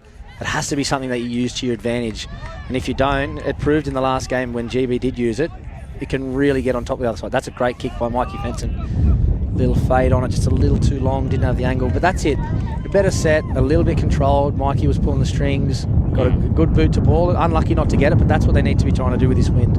Play the ball down the other end. I mean, I think the wind is probably part of what's making it a little bit frantic. I remember when I was a teacher and the wind would pick up, the kids would just go absolutely mental. Yeah. And I think it does also happen even at this level with tag as well. It just adds to the pressure and makes you feel like you're being forced into decisions. Definitely. Everything becomes a little bit wild with it swirling around. These are some great meters here by GB. That's tag 3, well over halfway. They'll have a crack here on last down near the line. They keep going at this pace. Did you time that call for when Dante's shorts came down? Perfectly. As Barron, the coach of this men's open side, flings that ball backwards. And that man there, wearing number 23, George Goldie, has been on an incredible journey with this men's open side. Back in 2021, he came to the BNI in Limerick and got injured in the warm-up games on a Saturday. Missed out on his test debut and has been working towards it ever since with multiple injury setbacks. So he's back. He's finally. Is this his debut this game, or did he debut the first one? He debuted in game 1, I believe, but the 23 on his back is the number of months since his ACL came off. Wow. Good on him getting back and playing at this high level. Anyone who's done an injury like that knows how hard it is, so fair play to him for getting back on the pitch. Hope he goes well today. That's good. Dave Murphy's one of the leaders here in the Irish team. Smart. He's an old head who's been around for a while. He's the one who's got him getting with the go forward. Probably not the right option halfway there. We needed to get for the long kick using that wind. But yeah, Dave Murphy, likes of Paulie McCullough. Those guys in the middle, the ones that really have to step up in a big game like this and just get the boys out of the half with that wind at their back and try and get the ball down the other end to play footy, not up here. As you can see, it's turned over. Good possession, and GB are on the hunt. Yeah, good pluck out the air from Barron, an excellent passing play from him, Sawyer and Jones to keep this alive, and it's still go. And Goldie launching himself over the line, and that is going to be the opening score. That's awesome. After the story you just told me there, that's great for him. Returning to play, and all the boys are getting around him, scoring a try like that after coming back from injury. Good on you, mate. Congratulations. Scoring on the main stage. That just showing the team spirit in this men's open side. Wonderful to see. That's great. George Goldie with the score. Great Britain with the 1-0 lead. This is big now. Paulie McCullough's on now, so he's got to get the boys, get to the middle, get the GB guys on the back foot, make some meters, and use that wind. Put the boot to ball and get out of trouble. Don't try and play footy down this end.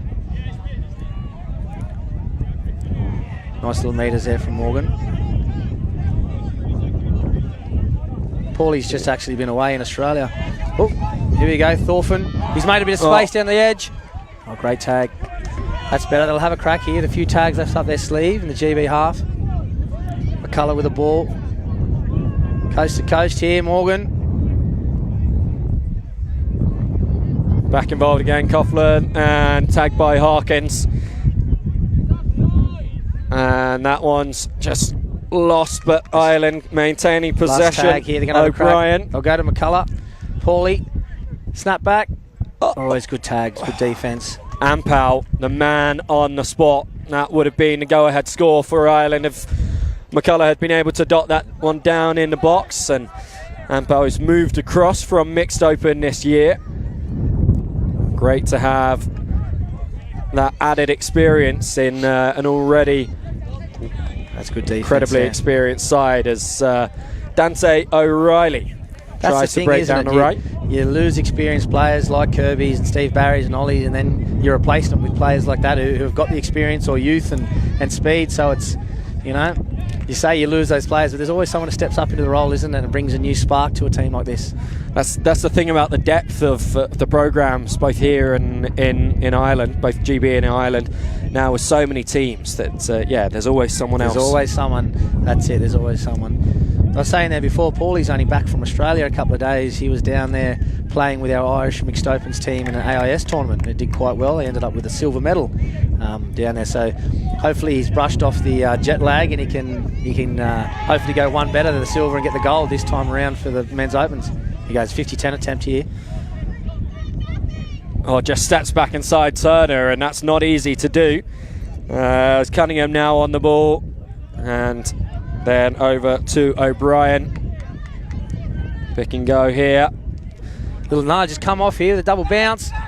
Oh, it's good for Peel back there by Wilkes to get that tag. I mean, Wilkes, the leading proponent of the kick to yourself at this level of the game, he was not going to be beaten with his own move. McCullough. The old chance, the 50-50 in the corner. He's almost come off there too. Yeah. Reed just pulling his arms back there. Once he knew the ball was gone, he didn't want to make contact with the Irish winger rushing up. Turner rolls that one back. Irvine finds his captain. Wilksy, there he is. There's the trademark kick. nudge. Oh, no. Little knock on there. That's him. That's Wilksy in a nutshell. No one at home, a little bit of space. He's so fast to get to his kicks. Very sharp. Other than that little spark there, it looked to be we're in an old-fashioned grind here, Will. The boys just going coast to coast and end to end. There's no one doing anything too flashy just yet. They're just feeling each other out. Probably a little similar to what happened in the first game. And hopefully we'll see some fireworks come the second half. But the boys just moving the ball around, seeing how they're defending, who's doing what. Murphy kind of controlling things in the middle. Mikey Fenton's a spark here for the Irish. Little short kick. Oh, I don't know about that. Yeah, He's going to call a tag. But I mean, if that's not a try, he can't be diving on that. I guess Collingwood is probably ruled that he was attempting to get the try, and so that's why he's allowed the dive. Get a set of 6 here, so see what they can construct if they're going to get one out. So they're going to set some. Be Mikey Fenton, I'll be looking to. Well, we got Dave Murphy out here in the 6 who'll be calling the shots. Just got to be patient, set something up. Moving the ball quite well, the Irish boys. Woods, one of the debutants. Oh, great step, Mikey. Little pop, 2-on-1 short. Good feet by the winger. I think he's got that ball down. Yeah. He's going to point to the spot here, Dom. That's a try. We'll go one each. Yes, so that's Ty Johnson. Johnson over in the corner there. Another fella on debut. Came up this year from the unders boys. He was playing in the World Cup. That's great to see him getting a try here on the big stage. And really nothing happening on the short side. Kind of man on. Defence looked strong. It was just nice little bit of footwork from Tig and got away with a try in the corner. Fenton with the upright ball. He won't want to get too much hang time on this, and certainly doesn't. Fento, that was ugly. He's going to hate that one. I know you don't see the old upright ball too often with kickoffs. Everyone's usually the old toe punt end to end. Yeah. Ireland appealing that that roll ball wasn't taken from the mark, and I think they did have a case there. Irvine managing to keep that play moving. Ball to ground. Yeah, not able to be taken in. They get a penalty here. There by Josh Crew, but penalty Great Britain. Irvine with ball in hand. It's a big set here for the Irish. After getting one back and going square, they cannot afford to let the GB boys cross the line here and go 2-1. Harkins. Good start, just got to stay connected. Slide with the footy, close the gaps on the inside.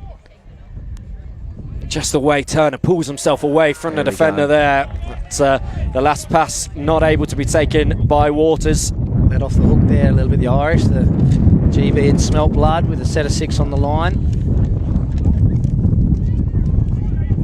Here's one of our boys. It's great to see return. The number 11, Thorfinn Newton, who's not long back from an ACL injury as well. It's great to see him back playing footy at this level. Missed on the World Cup last year due to the injury, so really nice to see him back playing footy. On the ball here now, Thorfinn. Davey Murphy. Oh, a little no look. Harkins, as he hooked that one back. There we go. Yeah, it kind of looked like that. It came backwards off Alex Byrne there and looked forward off the GB player. So be 6 more, just over halfway. Barry Sutton there's come up from the mixed opens this year to men's opens. Try his luck, the number 7.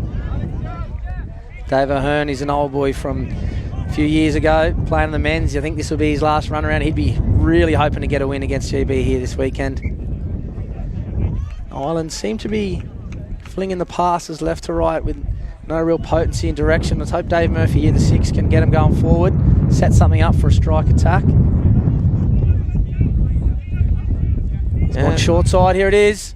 Here it is. Oh, Davey he's done Murphy, so well. Best on cue, the man we're looking for. D Murphy, he's come up with an important try. Nice little short side play to go 2-1 up for the Irish. He's one of the older boys too, Dave Murphy's been around the men's a long time. I know last year I was trying to convince him to come up 30s. He wouldn't budge. He sent one more crack at it, and he still got it. Still sharp on his feet. Nice little short side play. Dave Murphy, it's a good try to go 2-1 up. Yeah, Paulie and the rest of Men's Open will be glad that Murphy didn't listen to you. Yeah, not many people listen to me anymore. I think they're sick of hearing me, to be honest. It's a big set here for Ireland. They've really got to press hard in defence and keep them down here and consolidate after scoring points. Just keep them down here, shorten the kick, and then at the end of the hours, go to a nice kick and get them back down here, play the percentage footy, and that's not what they needed. Not what they needed, a penalty. Ampel just testing out the line now, trying to see whether they had gone back the full 10. Wilkes now takes this one up. He's got Goldie outside him, but he goes himself. Great Excellent tag made by Delamere. Nicky, he's a new one who's on debut this year, getting his first couple of caps. He's been around the tag scene for a while, so it's good to see him getting a run. Great tag there. Nicky's Wilkes got again short side to Russ Reid. Just stays in field on this right-hand touchline. Good tag there, Mark Bateman on the edge. Wilkes again goes, and he levels things up here, Wilkes. So 3 possessions in a row where Wilkes has beaten the first defender, and in none of them he kicked for himself. I feel like I've been seeing that happen for years and years and years with Wilksy. He gets into the smallest little spaces, whether it's a kick, his hips, his pace, and he scores those tries. He's a crafty player, and I'm glad look at that. He's staying on. He's going to D it out for his team too. He's not going for a spell. That's very good by Wilksy. Oh, the old sky ball. Taken there nice by the Irish. Real challenging restart there from James Barron, but Ireland dealt with it well. And the pick and go here. Ampel Craig stops O'Brien, there, one of the Limerick boys. Paulie shaping a kick early, doesn't. Ampel wondering whether there's any contact there from McCullough, but not given. There's the kick well spilled read there backwards by by GB, Sam Reid. Good to see him back in this Great Britain Men's Open side. He's been in and around the training squad for a long time and showing why he's been given the opportunity in the test squad once again as he winds away from the defenders. Russ Reid now. Back to the mark, and Wilkes will play this in to his coach, who drops it off to Ampel. Hard ball onto the chest of Wilkes. Clears up. Still going. Tag by Burke. Masters of the switch, the GB Men's Opens. They really get you moving laterally in the last second, rip that ball back the other way. So hard to defend once you commit to sliding. Oh, I think that's knocked down by the Irish player there. Yeah, hand in, 6 again. This is a big set of 6 here starting. GB getting ball like this is very, very dangerous in the Irish half. Got to be nice and tight in the middle, force them to throw those long balls on the edge. Little short side. JJ down that left wing. Cole O'Brien there on the edge.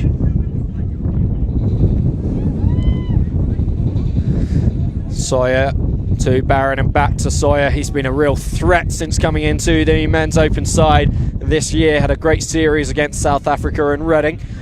Barron in the 7th shirt that used to be Kirby Rona Ropers. Oh, and Dean Irvine steps back inside Paul McCullough for Great Britain's 3rd score, and they go back into the lead. You won't be happy with that, Paulie. He's pulled him out of his position, got him over-committing to the edge and snapped back on the inside. You can see he's upset with that, Paulie. That's a great little bit of footwork. We go 3-2, GB up. Well, I mean, Paulie was given his chance to make the move across the Irish Sea and join the GB ranks. He now lives in the UK. He decided to stick in green. Another sky ball. That's an interesting tactic off the kickoff. That is real. I like that. That could go any which way off the kick into that wind. And I think it's the win that's the reason that Barron's going for it. It's not Definitely. something I've tended to see from him before, but really using the conditions to add another layer of complexity into the game. It's such a tricky one to take. It sits up in the wind like that. And the first one, wonky bounce, and that second one there could have gone either which way. That's really smart tactics kicking into the wind. It's going to be tough now for Ireland. Going down 3-2 half-time, that's a 3 or 4 point wind at your back, so they're really going to be doing it tough here in this second half to break back that deficit. Good half footy though, 3-2, really good half footy.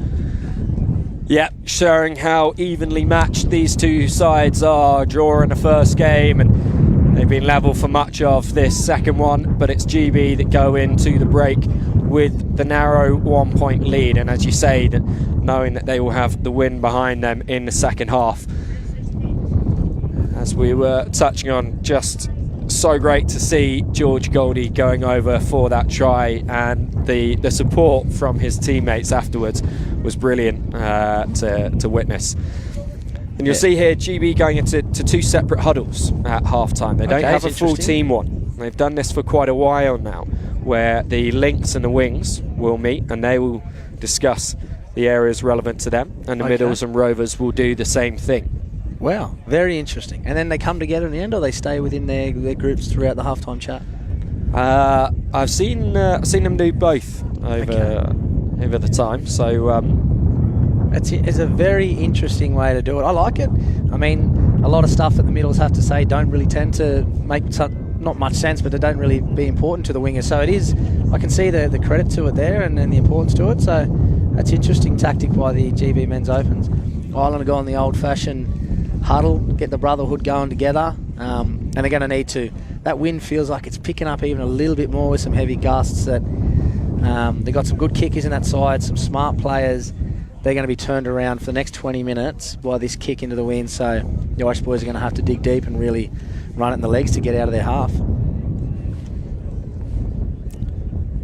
Yeah, sort of the sunnier it gets, it almost feels the windier it gets. Yeah. Well, at least the I can't say it. I can't say the word. Don't say it. Yeah, don't say it. If you say the word here in Ireland, you get in trouble. At least it hasn't shown up today, which is good. This is probably a normal Irish summer, to be fair. Wind, cloud, bit of sun. 4 seasons in one day, every single day. That's it. I'll come back together there in the end just for a last little team chat.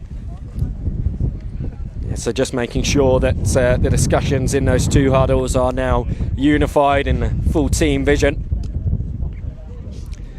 And it's Ireland that will take their position up on the field first. This is big here for the Irish boys, being it's a 5-game series, drawing the first, their last game of the day. They don't want to go down by a point, let alone more than that.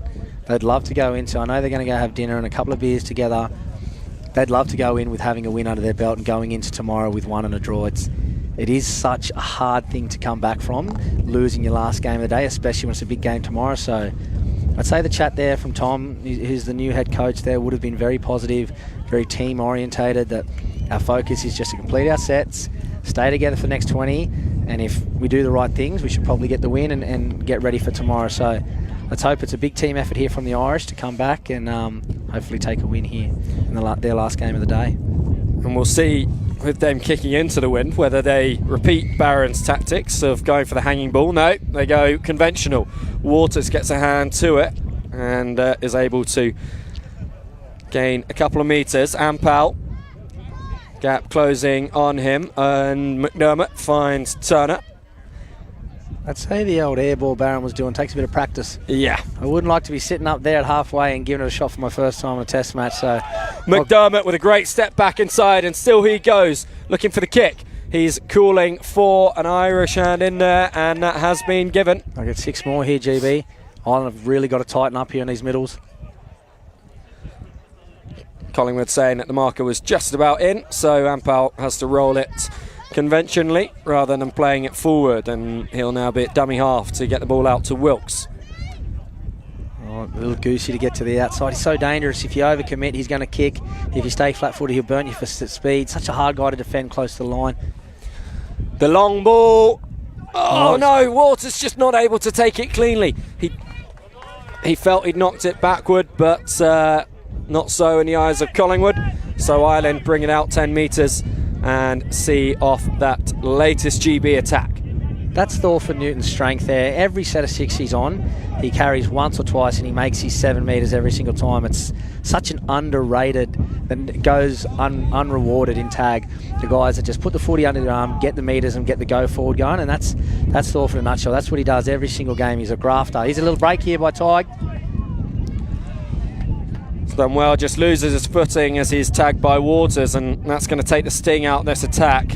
A quick roll ball could have been excellent there for Ireland. Murphy there again. Oh, he tried to milk a little penalty there. He didn't get away with it. When the arms go up like that, you know that it's there's a little bit more to the full than might meet the eye. Amp out. I do think Dave is the secret here to getting the boys back in front. He controls the ball really well. Great ball player, really understands the game.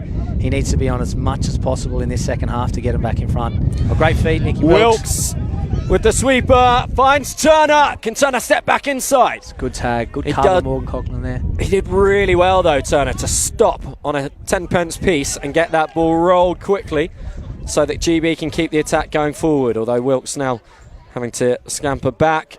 It's going to be a long pass from Ampau to Barron, steps back inside, gives it to Ampau again. Quick hands, Wilkes, tag made by Murphy. Final tag of the set called by Collingwood. Turner just deciding what to do, and we've seen a few teams do this, going slow on that 5th and final, close to the line. Beautiful hands, and Wilkes going for the Carlos Spencer style through the legs pass, but that's good defence there for the Irish boys to scramble back and stop that attack. Nicky Wilkes was looking dangerous every touch. Really good one to stop there. We need to work hard now in this set and get to our kick. No silly penalties, no errors. Got to get out of our half. Connor Burke there pushing up through the middle. Cole O'Brien a half. Kieran back inside to Morgan. We need to get the go forward here. Kick from Paulie McCullough. It's a good that little is kick going. Under pressure. Oh, well fielded. Yeah, Mortis has done very well there, because that was a 50-10 if it had gone out. They're hard to come by running into the win today, 50-10s. That would have been huge for the Irish boys. Dangerous runner once he builds up ahead of Seam Harkins. So McCullough did a good job getting back and making that tag. Ampau to Barron with Goldie outside him, but he goes himself. Got great footwork, create space. Thought he was going to look for the kick there. Wilkes tries to dart round the outside, Connor but Burke. He's lucky Nicky was gone there. He had loads of free space in front of him. It was a huge tag to make that. Sawyer with JJ outside him, back inside to Ampau. Over the top to Barron. And Ampau again. The long ball.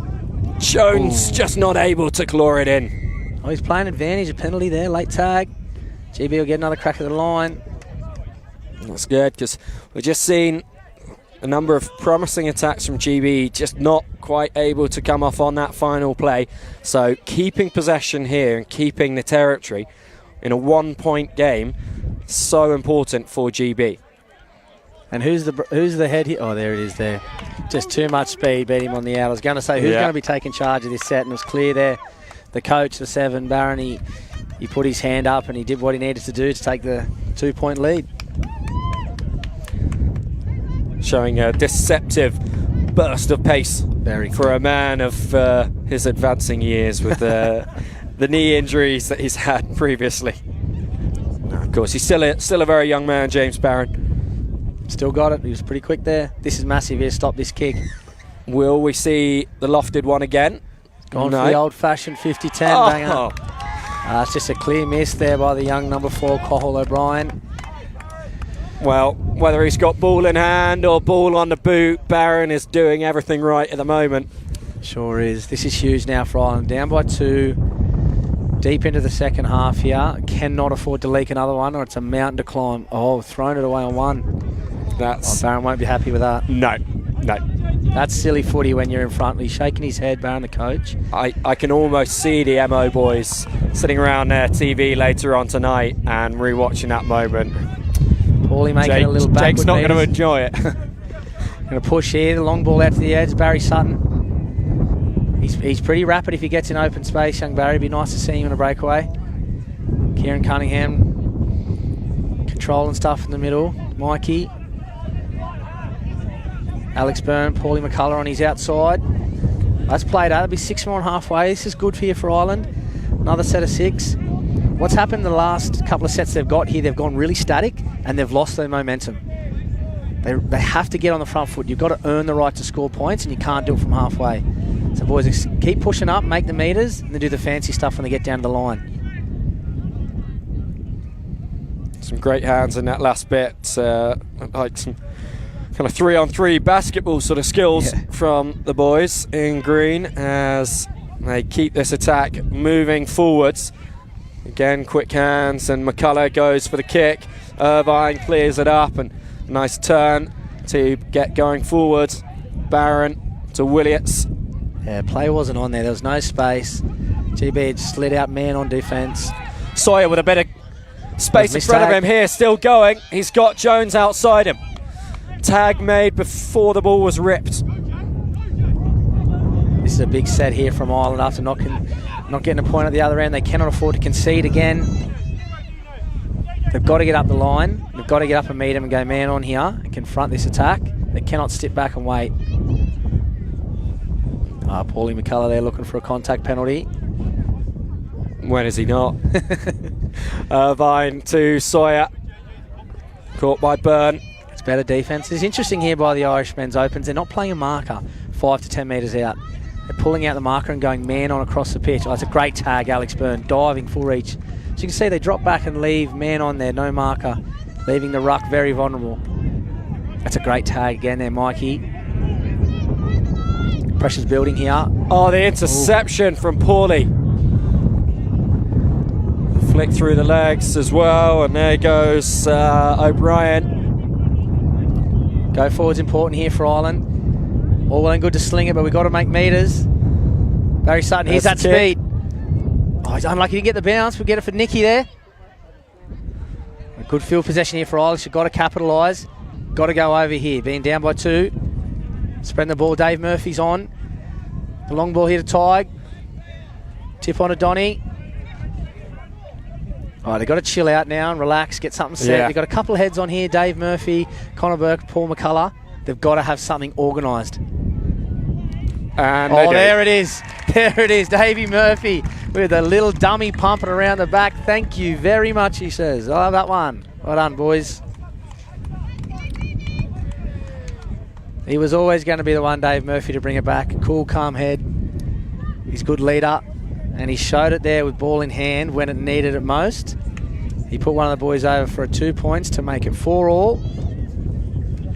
4-all. There's a lovely little play. Crafty work. And this is huge here. The boys have got to consolidate. They've got to push up hard off this kick and do not let GB get back in. Got to work hard. Let's play that. Harkins there to support his Yorkshire mate. And Powell to Turner. Good meters. Over to Wilkes. Oh, no. This is just what GB need. No. Wilkes goes for the kick. If this stays in field, it sits up perfectly for him. Wonderful score. You cannot give that bloke an inch. He's so sharp on his feet. He's so fast. And a great little kick there. Nick Wilkes strikes again.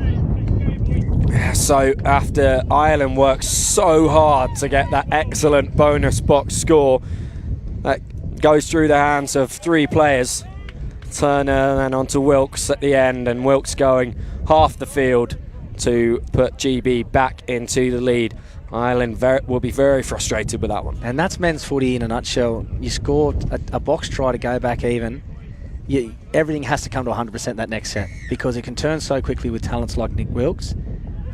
And then a kick like that, momentum has completely swung in the blink of an eye. If you're not ready in men's tag, it's so quick. So someone has to step up here and calm the boys behind the line. Just say, look, we'll get through our kick, we'll chase, we'll D this set out, we'll get to our sub box. We can't be frustrated. We cannot let them score another point here. This is a massive, massive set here for the Irish. Good strike. Set up in the wind there. A good chase too from the Irish, meeting them out just inside of halfway. McDermott with so much enthusiasm in this game. He's just running so hard, everything. Wilkes. The danger man, Wilkes. To Goldie. Offloads. I'll be keeping an eye on Wilkes hanging out on that edge. I'd say they'll go back to him a couple more times in this set. Or he'll just go himself.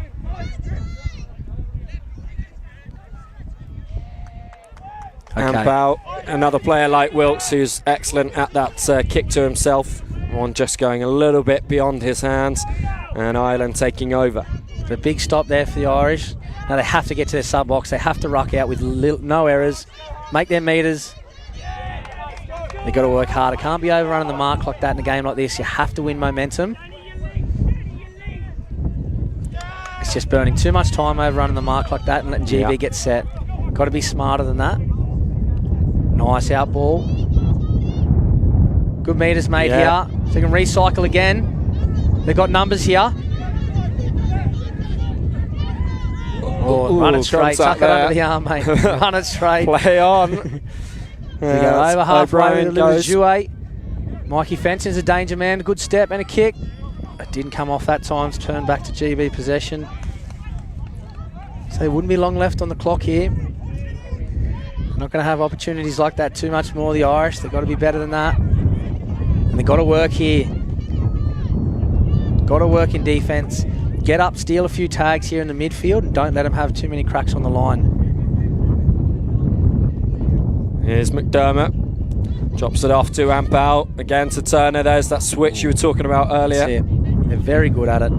They isolate that marker, and if they're not pushing up the short side, switch will catch you napping every time. Wilkes again. Double kick. Double kick. Oh, that's outrageous.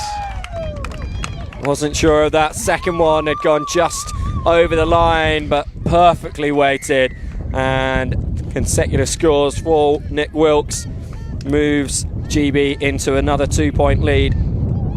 You just can't give him time. You know, the old saying, it can't run without legs. You'd have to cut him in half, Nicky Wilkes, because you cannot tag him. Once you get into space, you cannot catch him. You just got to stand in front of him and hope you can block his way through. Such a great player and has been for a long time for these GB boys. 6-4. So just over 5 to go. There is time, Bill. There is time, but this momentum is definitely in favour of GB. They've got to swing here and stop this nudge by Barron. Last one went for a 50-10. Remember that one kept in field by O'Brien. We have to capitalise on those little wins. That's a win here with that wind at their back, stopping a kick like that. Have to get momentum, get on the front foot, and be confident we can get back into this game. Paulie McCullough.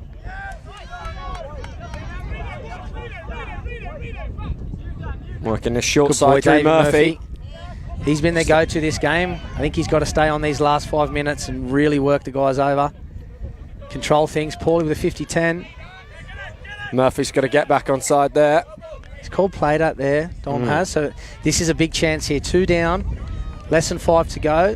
They got the big guns on. Paulie, Dave Murphy, Alex Byrne. I'd be getting Mikey Fenton on there as well if I could. And really have a good crack at trying to scrape this lead back. Murphy. Nice little block of play. Flick past McCullough. Over the top and through the legs. Silky skills all the way over to the left-hand side and into the hands of Purcell. Byrne, Murphy. McCullough takes it up. Running out of tags here. There should be a little set-up play to strike on the next. Byrne with a long pass. Probably not on there. Should reset. Don't throw it away. Reset. Still got another tag here. Last. I think they'll look to go wide here to Paulie McCullough and Murphy. Burke, little kick, great defence. Sawyer picked up brilliantly there. Down the middle of the field.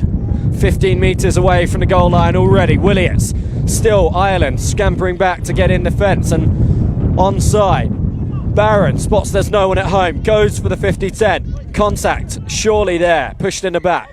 And it will be a penalty to Great Britain. That's an interesting little passage there. Smart footy by Barron. It was only tag 2 or 3. They were on the back foot. Kick well. He didn't get through the passage. unclear what happened there. But another set of 6 here. GB, I think they'll start to play the clock. Smart footy, use all 6 tags, don't throw any silly passes. You know, smart footy is a good couple of players out there that can control this game. Ireland need to break this momentum shift, and that's not going to help straight to the middle. Great covering tag, Alex Byrne. How many of those has he made in this game? I think the margin would be a lot higher if it wasn't for Byrne. Flipped Definitely. on by Turner into the hands of Harkins. It's just a missed Who's tag over? there. That's just 2 missed tags down the corner. Oh, that's unfortunate there. But you're dead right about Alex Byrne. And then they don't take any talent to do that. That's an effort play. That's putting your hand up, seeing that someone isn't covering or there's been a break, and you just make the effort to get there. It's good to see Alex Byrne doing that. That's a couple of missed tags. Little try in the corner. That makes it pretty hard to come back from now with a few minutes to go, Will. Yeah, 3-point margin, 7-4 the score now. Smart, I think, here. The GB boys will kick to corners. Oh, it's gone off the kickoff. They'll run the clock now. They'll be aware. The coach will be aware. The staff will be aware how long there is to go. Don't have to do anything fancy. Ireland really needs some miracle here. An intercept. A length of the field try by Alex Byrne into the box would be nice. I mean, that's a good start. That is from a good start. McCullough. GB will know they've probably got 2 Irish sets maybe that they need to hold out. That's it. Barry Sutton here. And then something needs to happen here. There needs to be a bit of brilliance from Paulie McCullough or Alex Byrne. Here it is. Little kick for himself. He looked for the penalty there. Just get up and play it, Paulie. You do not have the time.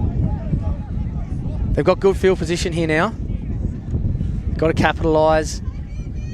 And really at this point in the game, with the scoreline as it is, with the time as it is, there's no point scoring singles. They have to be trying to aim for that box to even have a crack at a grandstand finish here with a few minutes to go.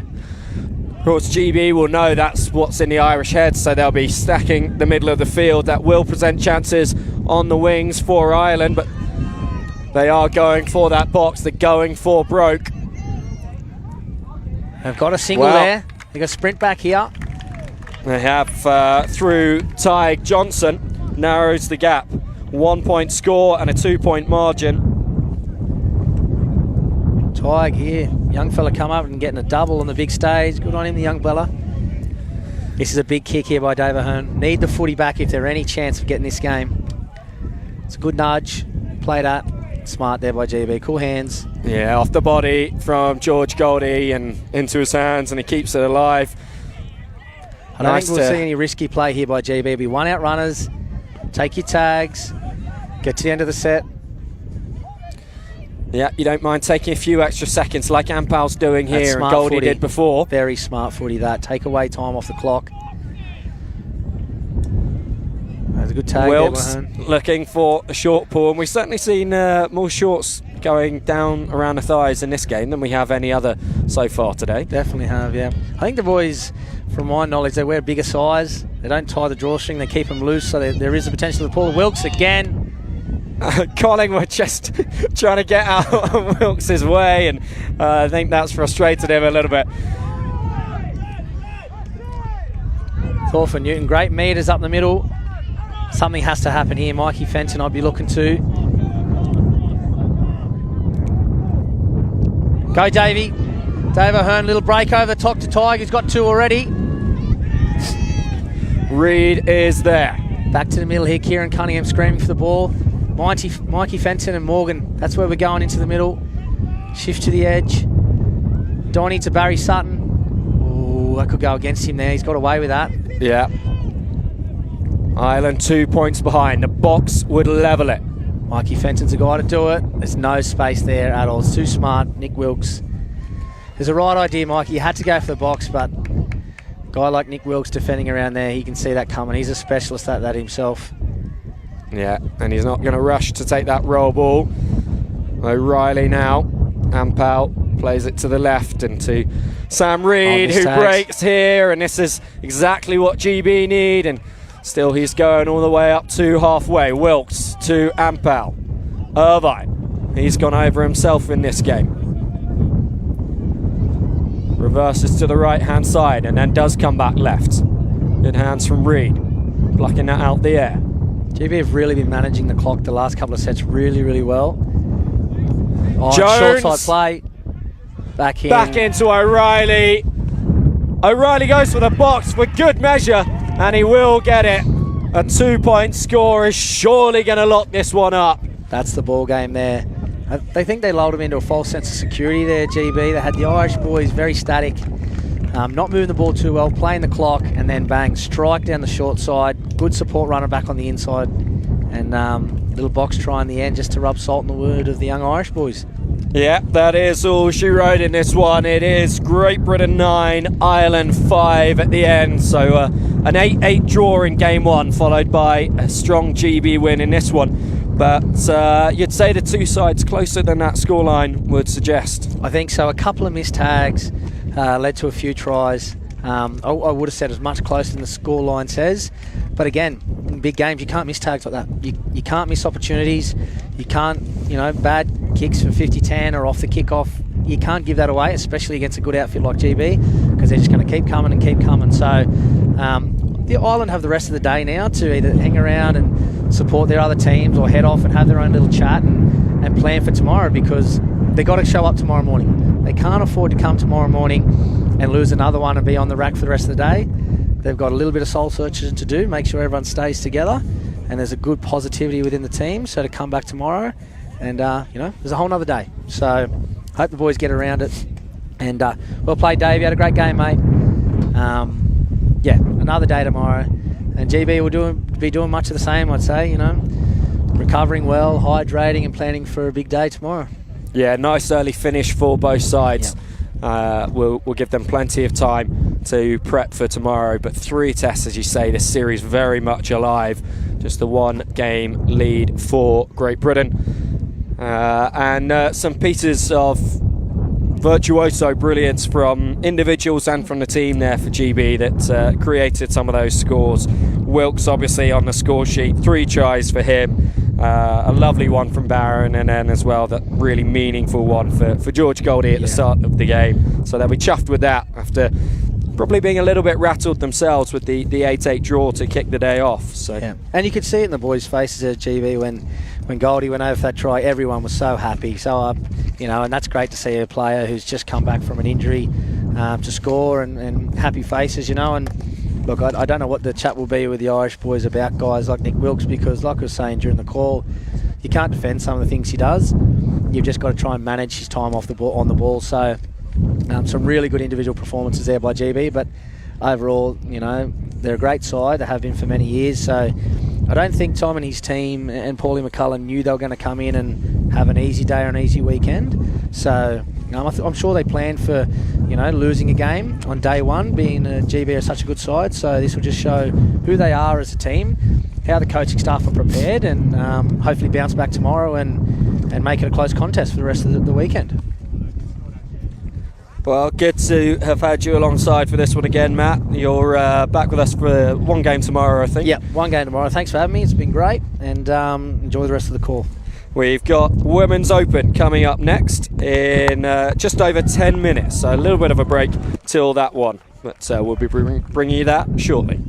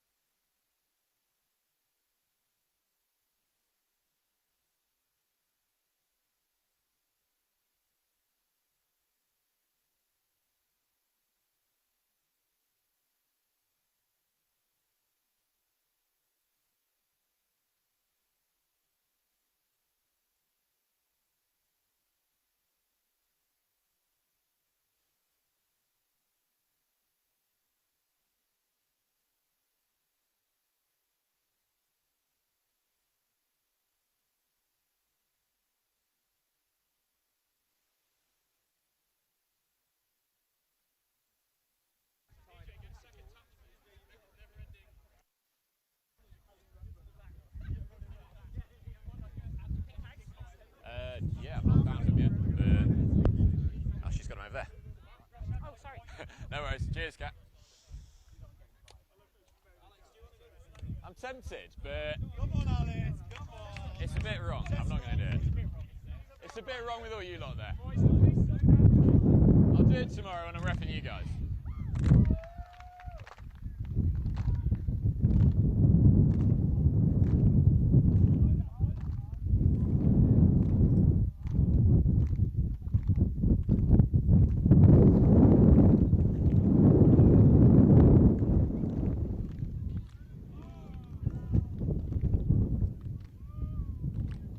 Okay, 1 minute, everyone. 1 minute.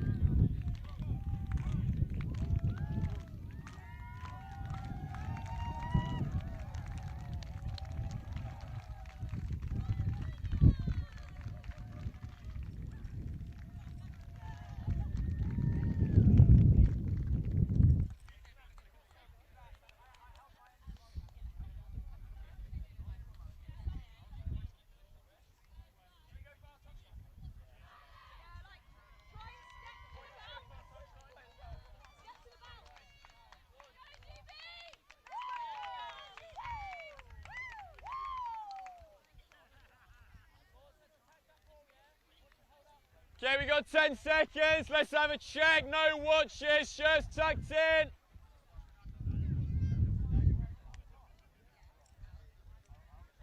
Okay, everybody ready? Let's play. That's 10. Play on. Manage forwards.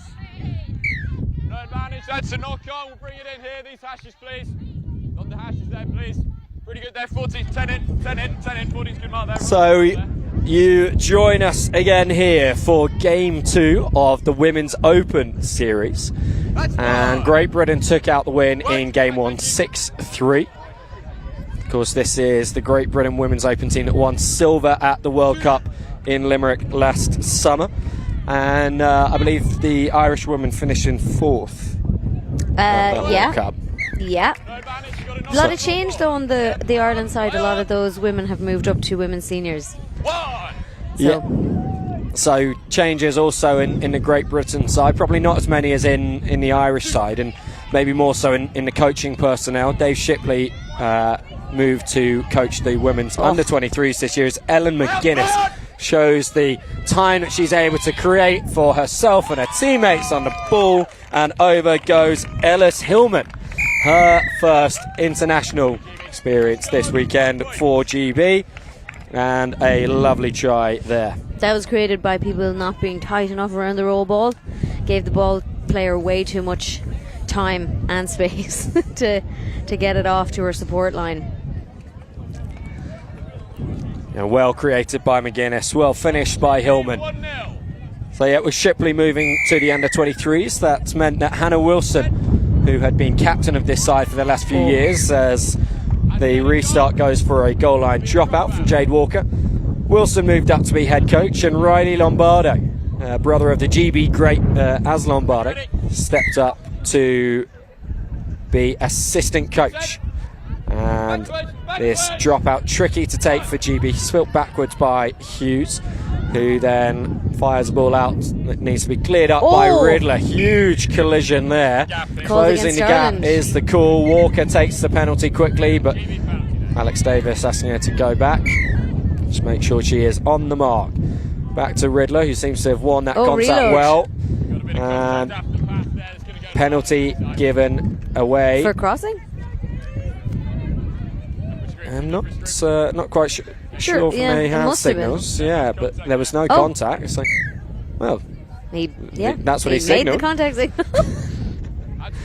Okay, so it is Ireland in possession now, running the ball out good yards towards halfway through Ciara Leahy, and on.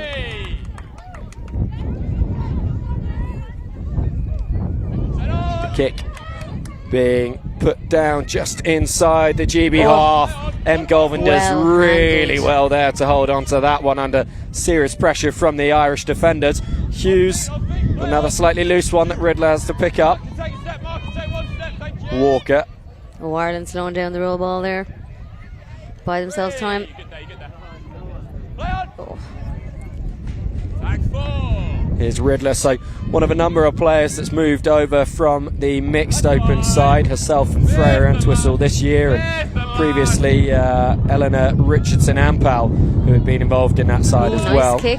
Oh. It's headed just before the 50-10, so it's not going to be a 50-10. So Ireland will take over, but they will have most of the field to run if they are to get themselves into a promising position.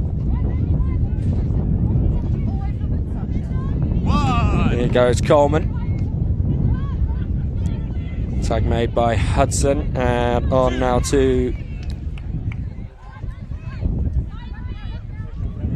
Coleman again, but Tara Coleman rather than Keela Curran Coleman. Oh dear. Who herself will have to chase back on Lost this one. a little bit of ground there with the loose ball, but cleaned it up all right. Ireland could do a kicking it here and getting it out, and that's exactly what they do. Does the referee call play that? No. Schooling offsides. There we go. Yeah.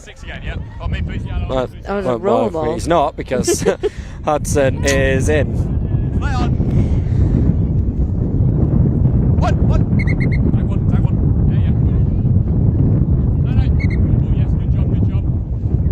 All over on that far side for Ireland, and keeping it in the narrow areas of the field. Now moving a little bit wider, losing a bit of ground there as she tried to evade the tag. Kick comes in from Coleman and cleared up nicely by Charles. I think Ireland would have appreciated a bit of a longer kick there, just to give them a bit more breathing room. Charles again evades the tag, and a second time, nearly the third. Hughes will pick and go. She's so dangerous, and 3 defenders converging on her there. Ireland need to drift hard here. The width is on. Thankfully they switch back in where the defenders were. This is very tiring for those of you that don't play tag when you're defending for ages. So this is the danger zone. Daly at dummy half will feed Healy, or Miss Healy to go to McGuinness. Yes, and that's going to be a lost changeover. by GB. Ireland escape on that one. That's offside. Not given. Yeah, sorry.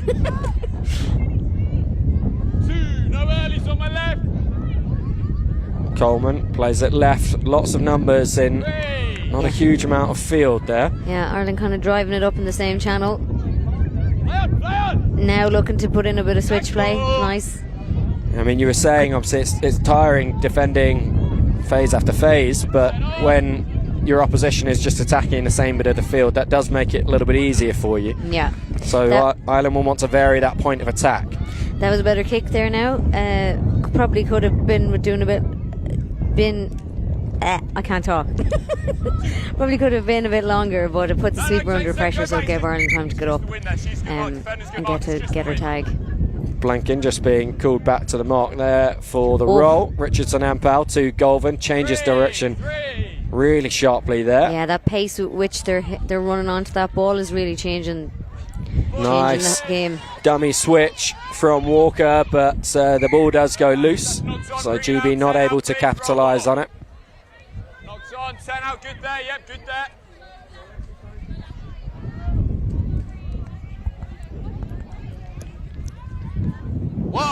O'Shea.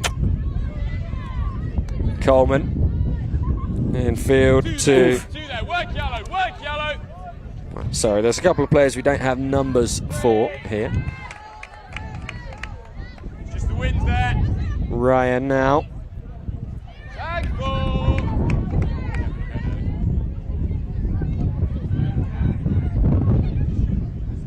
Play on. Ball just going through the hands of Walker. 5th and final here for Ireland. Space is left, but they probably should kick. Oh, never mind. O'Shea. O'Shea's still going. Oh, that was tag 5. That's a changeover. That's That's disappointing. A fantastic tag at the death from Richardson Ampal to keep GB's score sheet clean for the time being. They still lead by just a single point, but O'Shea doing her absolute best there to try and level things up for Ireland. Here goes Healy. Rachel Healy used to play for Ireland. Yeah, I was about to say there'll be a few on the Irish side who will be very familiar with Rachel Healy's talents and the threat she poses. Yep. Bit of a loose ball there, and Daly will roll it to McLaren. And still she goes Hillman over for a second try. Last time she was put in by McGuinness's brilliance. This time it is all Ellis Hillman. Fantastic run from her there. I thought it was close defending, but I've got the player just missing the tag up here. I'm careful of it. Thank you.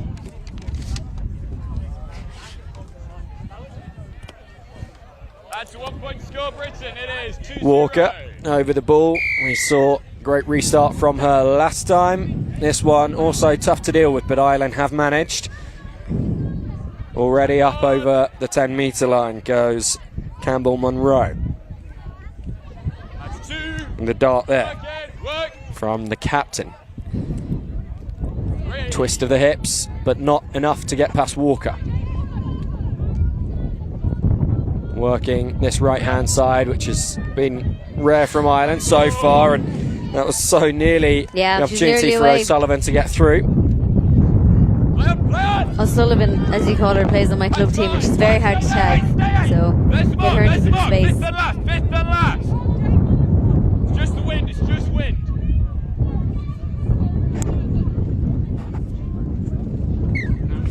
Good bit of attack and play from Ireland. Yeah, they'll be pleased, I think, with the field position that they got to in that set. Not quite as far as last time, but still deep into British territory, and Riddler continues. Not for the first time we see a little bit of contact on her. Walker to McLaren. Great tag.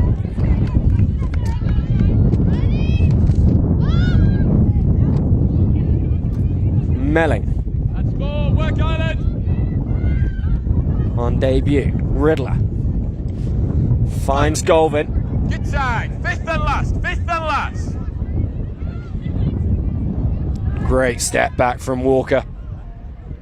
There's Golvin again, but the changeover comes in.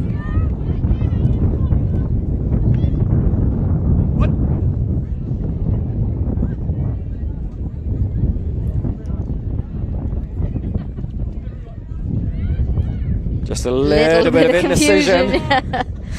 And that's allowed Richardson Ampal to run up in defence and keep Ireland pinned back. And well there to knock that ball backwards. Keep possession for Ireland. Kick is coming. Oh, never mind. So trying to put Stenson there into space because she's very quick. That was very flat. Yeah. Bit of a gap opening up. Shift kick.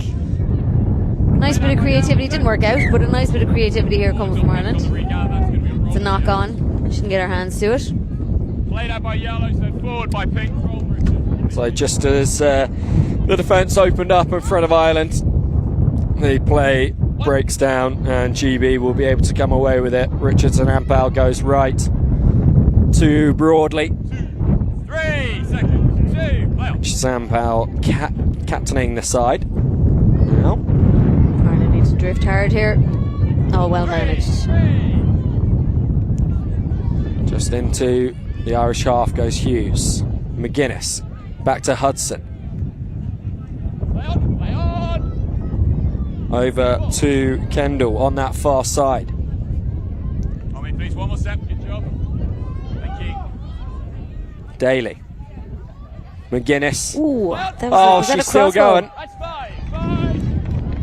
Yeah, lovely move work there by this GB side. Oh, nice kick. Hudson's kick. It's knocked backwards by Ireland.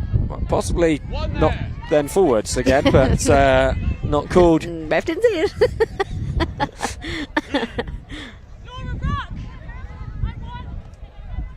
Ireland are kind of being hammered back here in their 5. Ooh, be great if they could get it out of here. Yeah, I mean, they're still only just 2 points behind, despite GB having a lot of the run of the play. They've not finished off the chances, so. And a penalty there for Ireland will certainly help for Laura Hogan-Dowling, who taps and goes and up to halfway. Ooh. Galvin will pass this one back inside, and the Claire twist of the Stenson. hips. Another contact penalty. Back about 3 yards, please. Back about 3 yards. Bit of crossbody. Ireland penalty, yeah.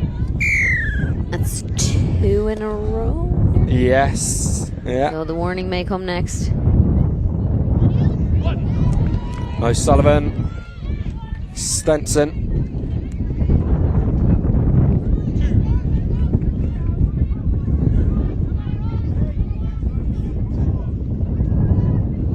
Shipping the ball over to the left well. That was a flat pass to the winger. Still this Irish attack rolls on. Some nice depth here from Ireland, but we just need to run onto the ball with a bit of intent. Yeah, that was just where it needed to be kept alive. Possibly had the numbers there to go to the left. Ooh, a little kick. It's going to go out 5 metres away from the try line. GB will bring it out to the 10. 5 out, 5 out, 5 out, 5 out. Keep going. Keep going. Good there, yeah, roll ball. And Hughes picks and goes. She is a rugby union scrum half originally, and you see that shining through there, but she does need to be back on the mark, not arguing with the referee. Hudson. Ireland were looking for the penalty there, they didn't get it, but she was made come back around on the mark. McGuinness. Oh. See, that's how you take a quick Yeah. rubber ball. Tell ya.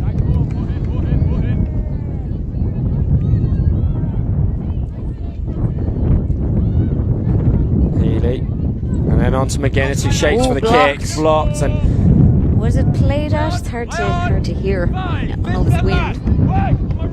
no, we're on to 5th and final here. Yeah, so Here's the kick wasn't from played Hudson.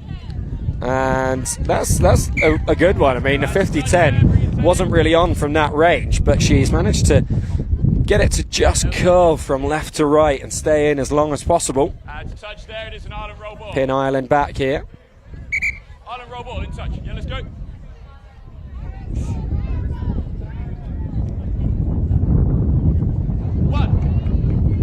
Walker with the tag, and Coleman will play this one out from dummy half to Ryan. And then goes herself. Walker hitting the head by that tag that was flying back in the wind. Loose ball. Cleared up by O'Shea.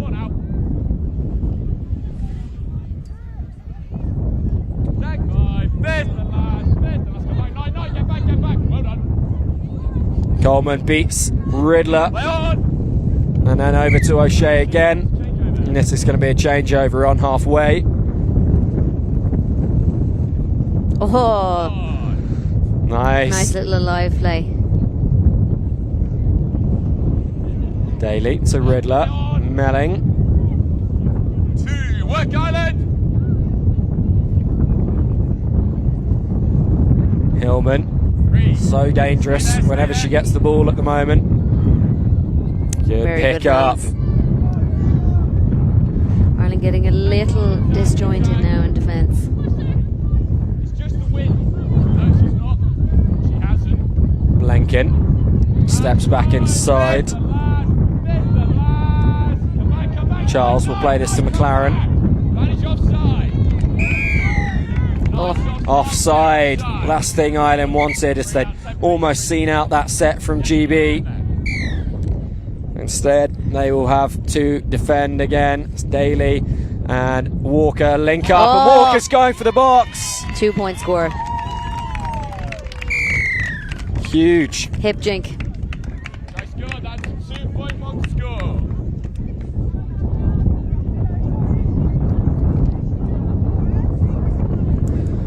Great Britain move into a 4-0 lead with that try from Walker.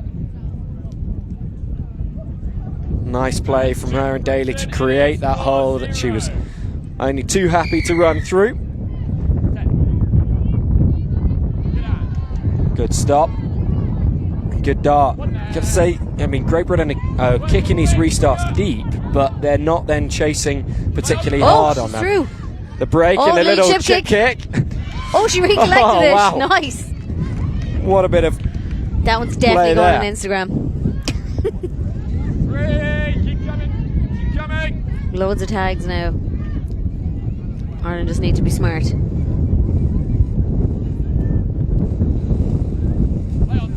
a really good opportunity to get themselves on the score sheet here. Centre field, 10 out, to the right.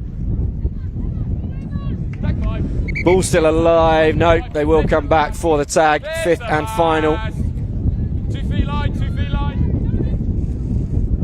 Oh. Just clawed in, but it was behind her, and so she was always going to have a lot to do.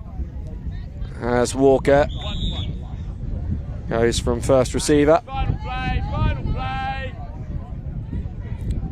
Richardson Ampel darts back to her left and finds Goldman.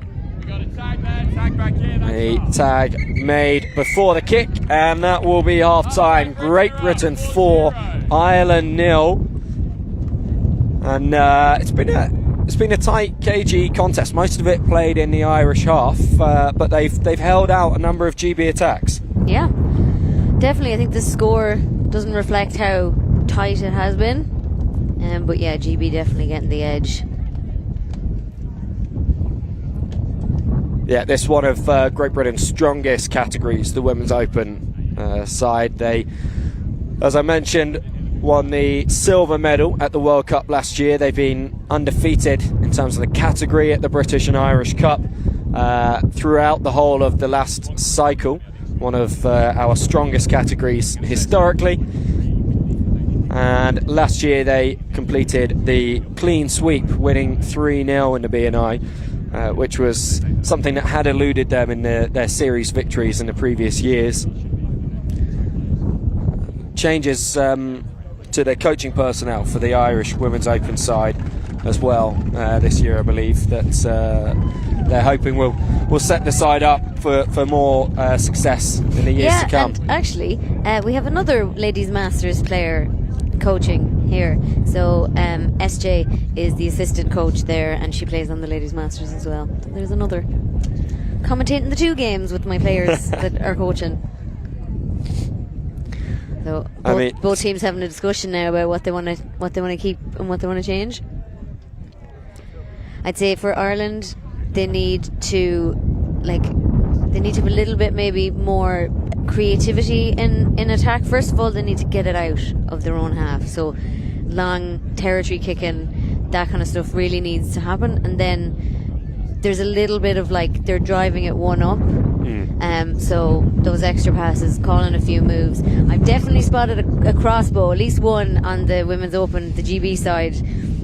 So I'm spotting the moves being called over that side, and they're hitting the ball really hard. So they're running from deep. Ireland actually have great depth on them as well, but they're not quite hitting the ball as hard as GB are, and that is really that sort of pace really puts the defence under pressure.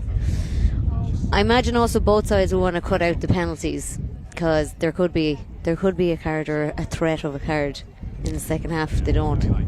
Yeah, we have seen quite a few penalties given, and there was that point where there were two in very quick succession against GB, and you mentioned potentially Alex Davis going for the warning next up. It's rare for this GB side to concede two in a row like that, so I'm sure that's probably one of the things that Riley Lombardo, assistant coach, is mentioning in the huddle. It's really helpful when you've got a player coach, as GB do, and their head coach Hannah Wilson, to then have someone like Riley who's off field the whole time, who's able to give that perspective from the sideline. Yeah, Obviously. sometimes you do see stuff from the sideline that you can't see when you're in the thick of it, and vice versa. But it looks to be a happy huddle over there. That or Riley's just got a few jokes up his sleeve that he's cracking. And it should be a happy huddle. They are one game up in the series, and they're 20 minutes from an undefeated day here at University College Dublin. Of course, if the B&I is as tight as a lot of us have been tipping and the categories are drawn, then the number of wins that sides like Women's Open are able to get will be crucial. But, so we're only halfway through this game. I don't want to tempt fate too much. 4-0 the lead for Great Britain so far. And 20 minutes to build on that.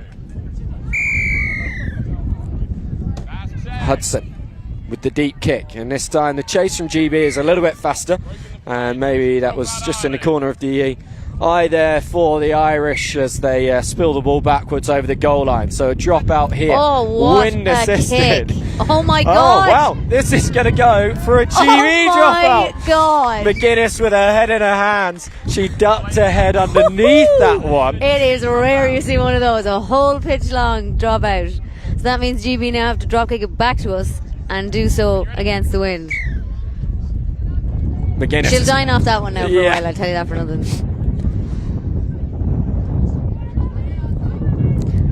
So ideally now Ireland use this. Oh, that was off the mark.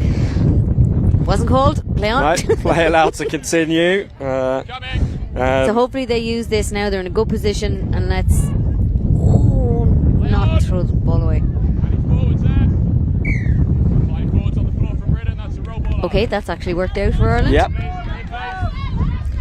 And we have a fresh Here set. goes. Oh, That's a I think that's the score. Yes, And it Ireland is. on the sheet. And that's Ciara Leahy going over in the left-hand corner for Ireland's opening score, and the ideal start for them. It didn't look it on that first kickoff when they conceded the dropout, but it's gone all their way since then. It's 3 points in it now, and considering the blue boxes were 2, the game is still very much on. Deep kick here from Ireland. Richardson Ampel fields it well. She's Riddler with them, and she will take the setter on this first one. Walker to Riddler. Oh, she should have given that. Yeah. Charles inside to Walker, who does give it to Richardson Ampel. Great. She's tag. up to halfway where she's tagged by Galvin, her opposite captain. And just Charles again. Walker will play this over to Laura Daly. Back to Walker, Oh, but it's I don't just think up she a was little bit. expecting that pass. Yeah. So spilt forwards, and Ireland let off the hook. And Galvin.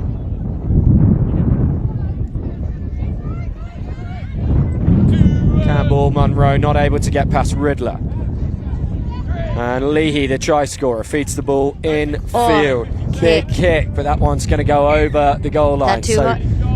Did he say that was too high, or was that alright? I think it's all right. He's saying it's a 7-tag set and a tap on the 10. That ball, again wind assisted though, has gone miles off the field. So the pitch manager just herring after it. But like, see the difference that those couple of kicks have already made? Just in field territory possession, field position, excuse me, and the fact that there's a score on the board for Ireland. So use that. They need to use that win to their advantage and boot the leather off the ball.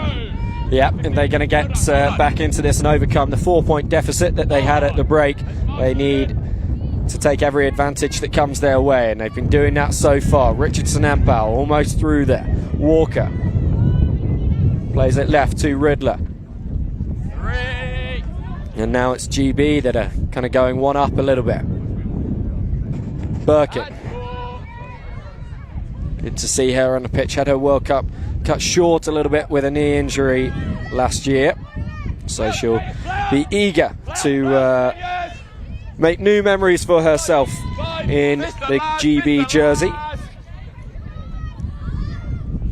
On to Walker with the lovely little kick for herself, and another box try for Jade Walker. That was a nice little bit of individual brilliance there. Nothing really on. One-handed chip through kick to yourself, diving try. Nice. very, very difficult to defend against a player with such awareness of the space around her and then the skills to execute a move like that. Nicely taken by Ireland. Broadly with the tag. Coleman back to the short side. Goggin. Good territory by Ireland. We're almost at the halfway line. Still almost at the halfway line. Another couple and a good kick here And with kick the wings. Oh, Comes that early. played. Davis No. not signalling played at, so GB will take over. Fine margins. But that one just going against Ireland. Lord above the wind. What? Gotcha. I'd understand this wind a bit more on the west coast, coming straight off the Atlantic, but you'd have thought over here in the east it would have been a bit more gentle. It's definitely going to impact the game, not only in terms of the kicking, but also those really wide passes are probably not on. Yes. If you're not playing with the wind. I mean, we were talking the under-23s game about how good it was to see that wide play and the wingers getting involved, but not necessarily a classic game if you're a winger, this one. Got to keep it tight when the conditions are tough like this. And that was a great kick. It was really hard for the Irish fullback there to manage that. It bounced just inside the touchline, so she had to. She couldn't just let it go out. Yeah, but also the chase from Melling to get there, and McGuinness, over she goes. Style points. Yeah, memories of that dropout going over her head will be purged with that try. Why would you even bring that up?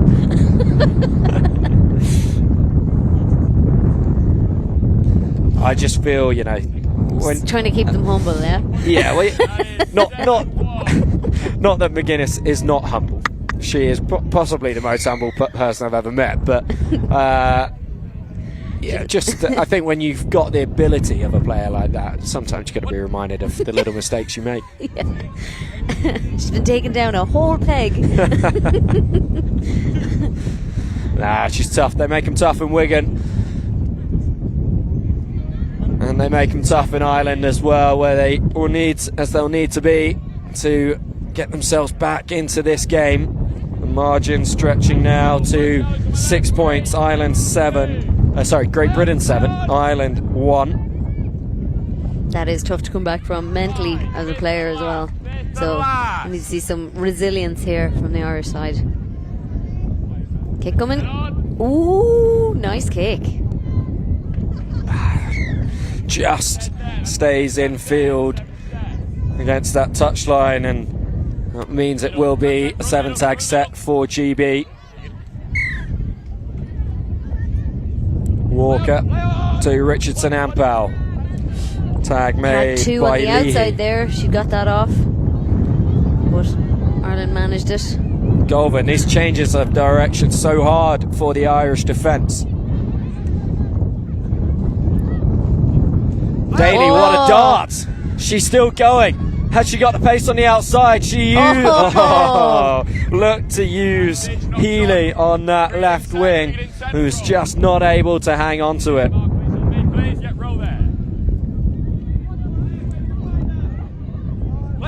And Ireland just busting through there, through Neve Byrne.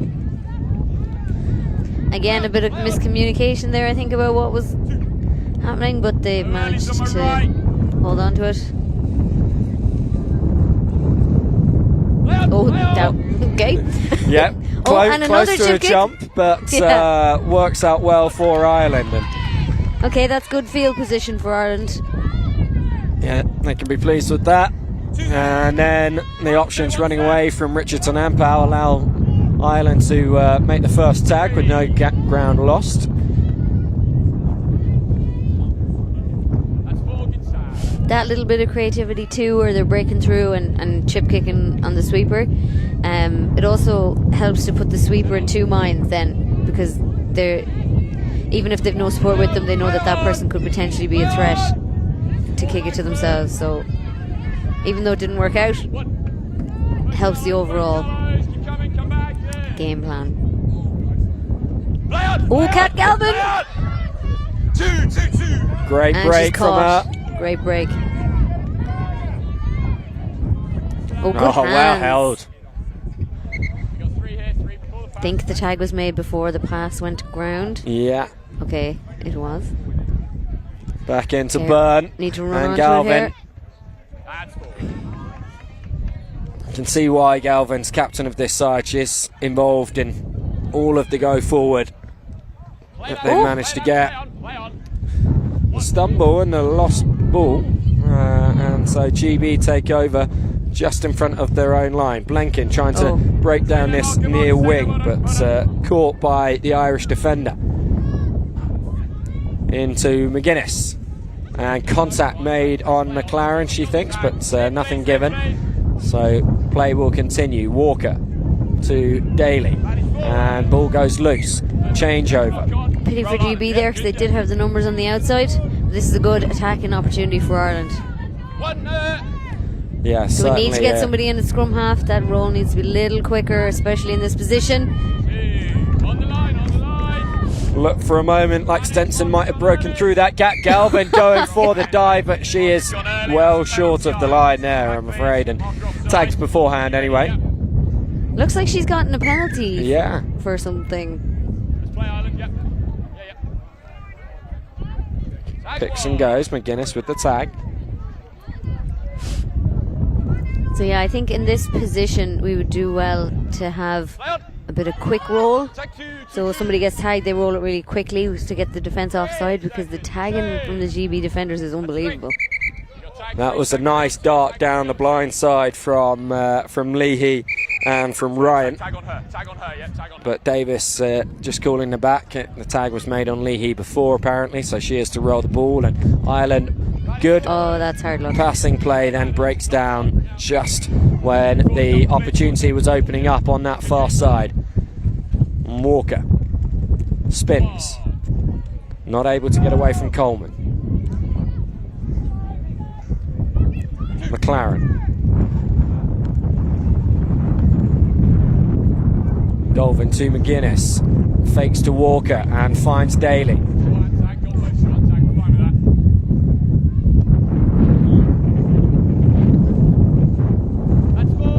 Nothing doing over on that left hand side, so GB pick and go through Hughes. They will work it right. McGuinness goes for the kick. Is that played out by Ireland? And then knocked forward. So there's a bit of handbags at the ruck. Davis That could have backfired now in Ireland. Yeah. Luckily it didn't.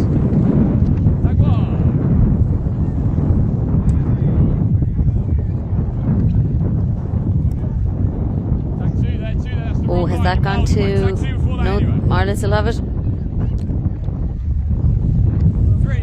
Yep, still they go through O'Shea. Everything on the table here is in danger of blown away. And Goggin. This wind really picking up, making it very difficult. Not so difficult that McLaren can't make that good tag there, as Coleman was looking to break. A little chip kick for the winger. Over the top of McGuinness. Just beats everyone to the try line. That would have been a lovely try for Ireland had it come off. As it is, it remains GB 7, Ireland 1. Definitely worth a shot.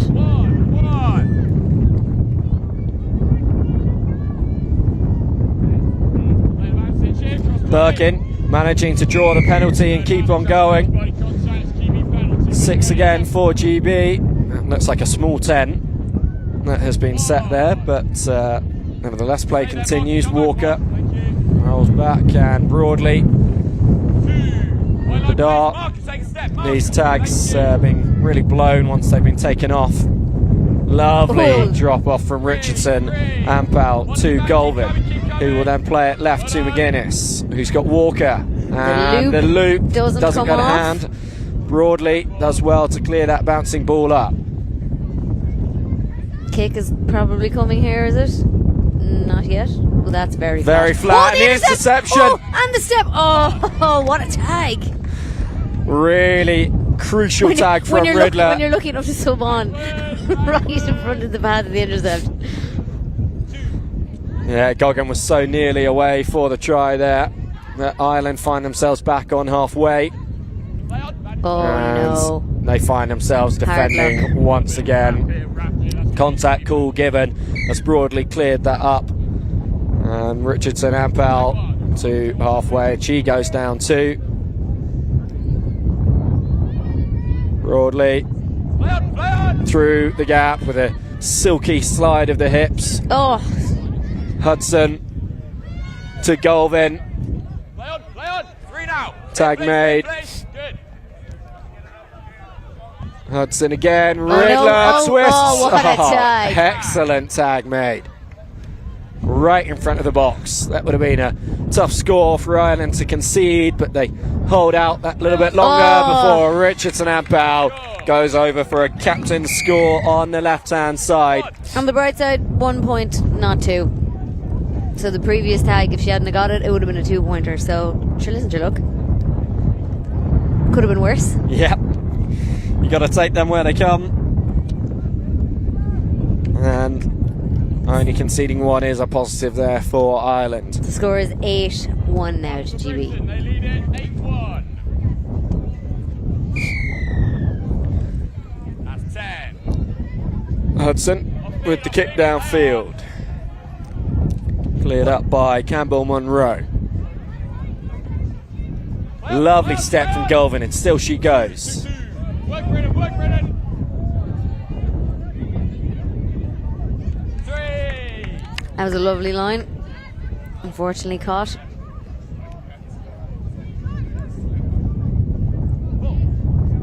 Nicely worked over to that far side. Ireland managing to string a few more passes together on each phase. And that has allowed them to find a bit more penetration in attack. The kick coming in here, that's a nice one. Kick. That's going to go over the top. 50. Is that a 50? I think that is. It is a 50-10. Excellent. Just about a foot short of the try line, having bounced over the head of the sweeper. And Galvin here will tap and go. Ireland in a very opportune position to get themselves on the score sheet once again. Tag made by Blenkin. They'll work it back from that left-hand corner. Leahy, their try scorer, caught by Broadley into Galvin. Just a little bit stationary there as she caught it. On now to the flood Stenson. around is on. Flood around to the right. Oh, bit of miscommunication, I think.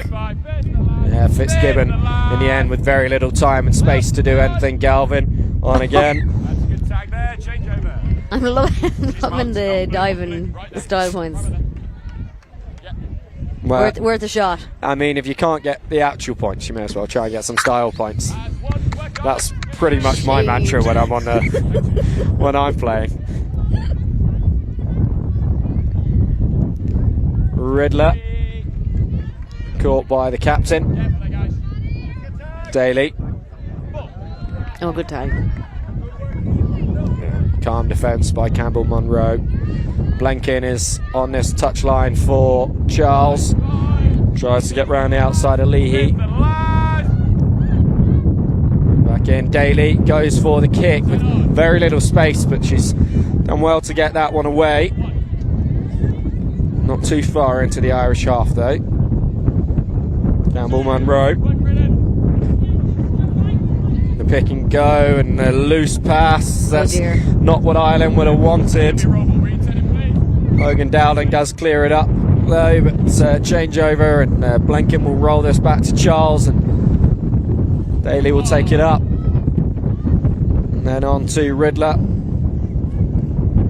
With McLaren dying back on the inside line. Just a sweeper to brilliant tag by the sweeper. Sweeper not able to be beaten. Charles. Not able to be held on there. That's a get out jail free card there for Ireland. Yeah, Daly will be frustrated with that try line beckoning. So with the score at 8-1, there's probably not enough time for them to be realistically coming back into the game. But what Ireland can do is they can learn an awful lot from what went right and what went wrong in this game, because there's 3 more games tomorrow and nothing is decided yet.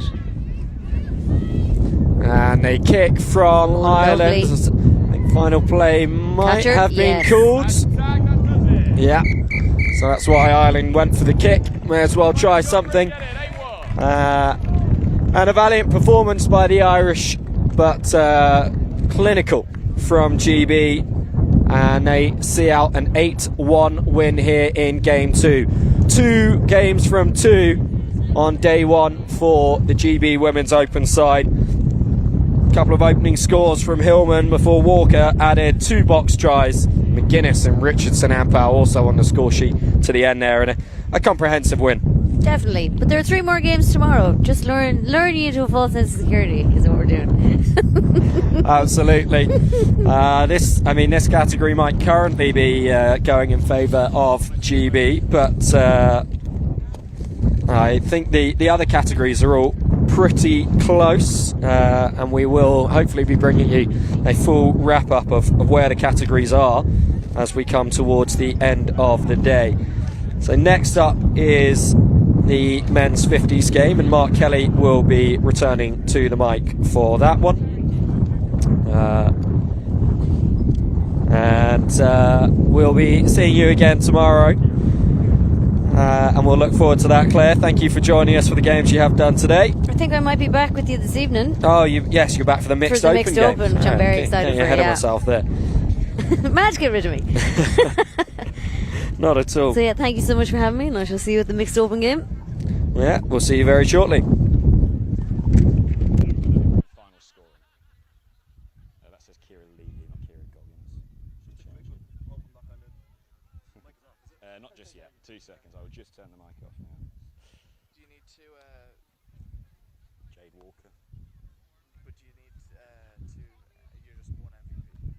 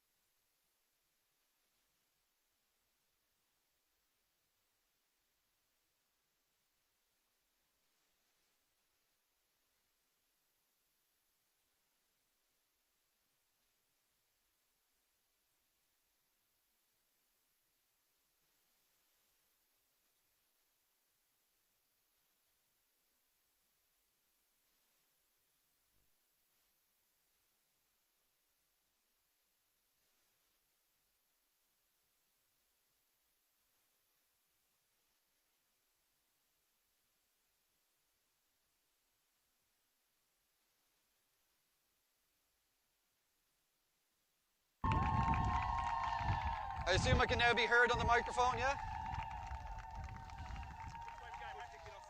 You guys are and you're playing into the wind. Yeah. That was what your captain chose.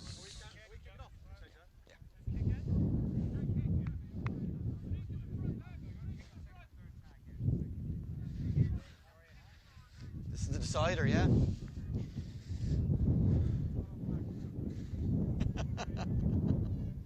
And welcome back, everybody, to live coverage of the British and Irish Cup.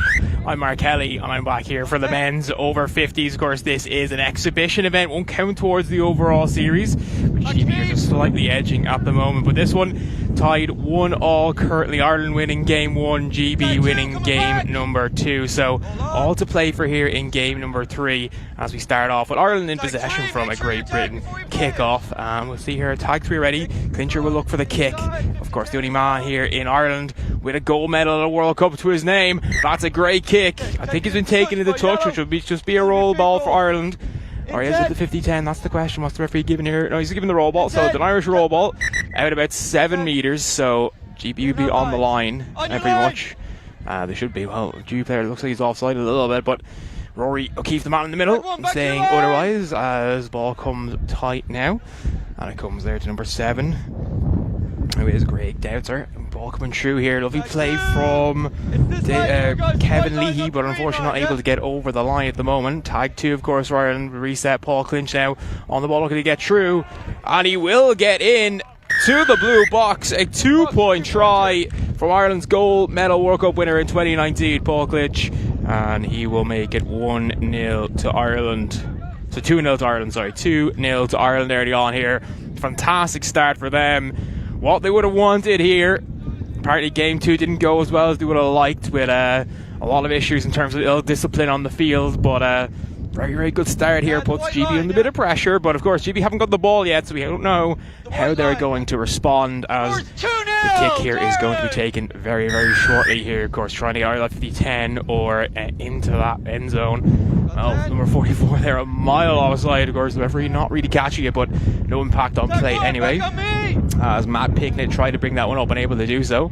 Ball sliding left here as Hayden Stewart is stopped in his tracks. Ball coming forward again, looking to get up the field, unable to do so. And again, Matt Picknett had that one, but it's a penalty to GB.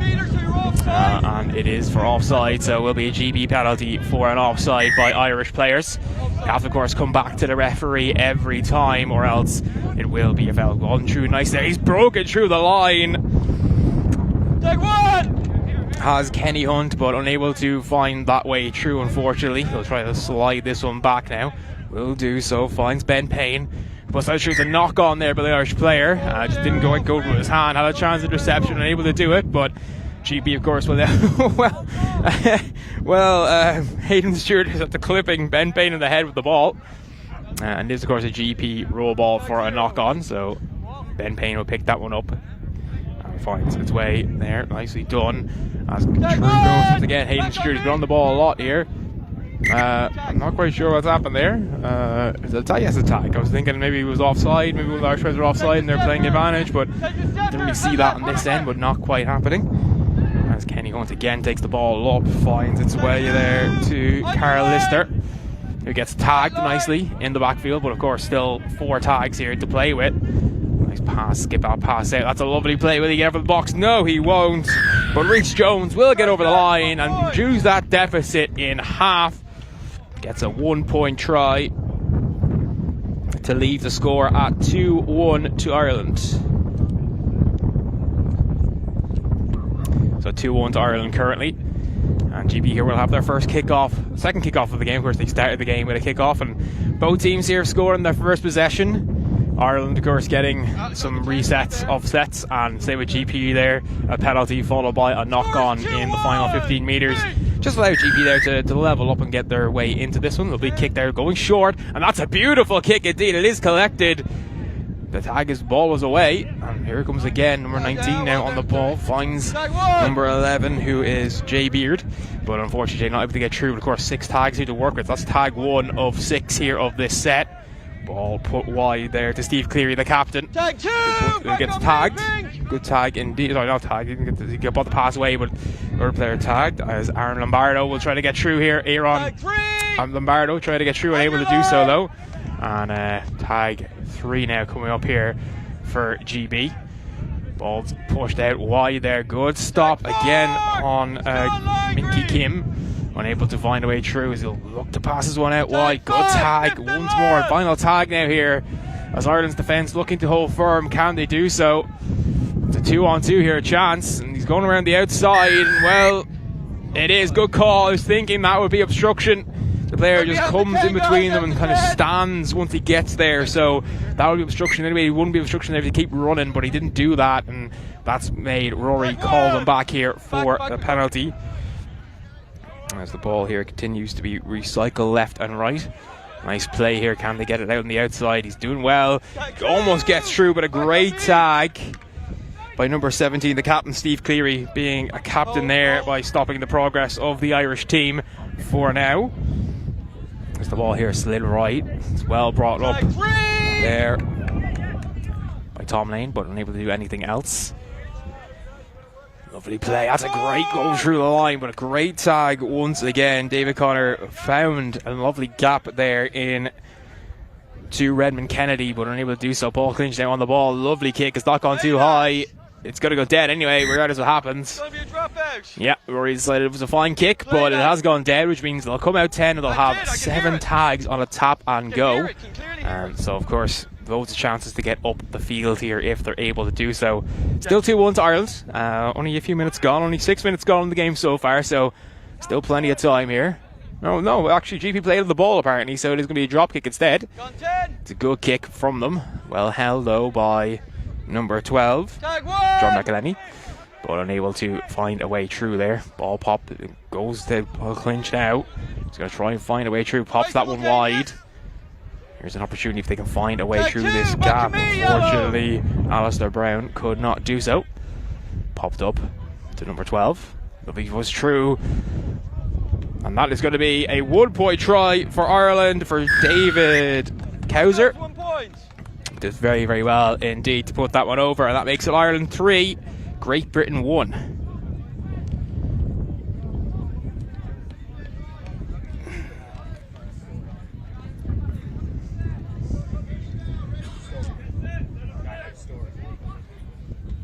Scores 3-1 to Pink. So kick off again here. About to go underway. Lovely kick. Is that going to go dead? It is going to go dead, and that is going to be a drop kick, a drop out for Great Britain. Ireland will most likely regain possession if they can do so. So still 3-1 in favour of Ireland.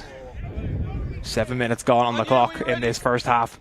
20 minutes a half, of course, as you would know by watching all day today, but series still tied at 1-1, so this is the decider in this exhibition series. That's a great kick. It's Hanning, and the wind's going to help that as well, but it's well held there. Ball popped wide. Good play. Ireland here trying to pick a way through that gap, but well denied. Great Britain right now with the penalty, though. Once again, another offside penalty, so... Oh no, that was for pulling the shorts apparently, so tug of the shorts is a penalty, of course. Nice play there. Kevin Leahy tries to go through and able to do so. Now it's Fanning. He's trying to get through himself, but pass pops that one up instead. To Greg Desser, unable to find a way through at the moment. And Ireland here still trying to take away chance. Will he pass out? Is he gonna? No, it's a tag. It's a tag out instead. Ireland here still under the cosh. So put Great Britain under the cosh here. The ball popped out wide. Try and knock that one through and able to do so. He's got through it. No tags taken. It's a 2-point try.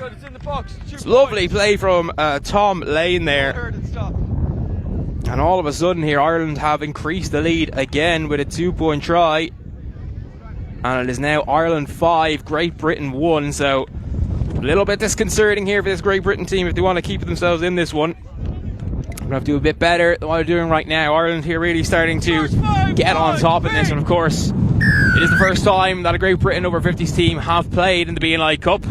It's the same for Ireland, but Ireland do have a history of having over 50s teams and doing quite well in World Cups with the most senior teams as well. lots of bronzes, silvers, and a gold, of course, to the name Paul Clinch, the only man in that field that was in that team in Australia in 2019 who won a gold medal. Mostly on Australian expat teams, so Irish people who'd moved to Australia representing Ireland, or some people that had parents from Ireland who decided to represent us. But Paul Clinch, of course, went over on that trip and came back with a gold medal against the heavily fancied Australian team in that great final. Great tag there, though. Great Britain here, still trying to stop the rot here a little bit. Ireland keep getting possession back.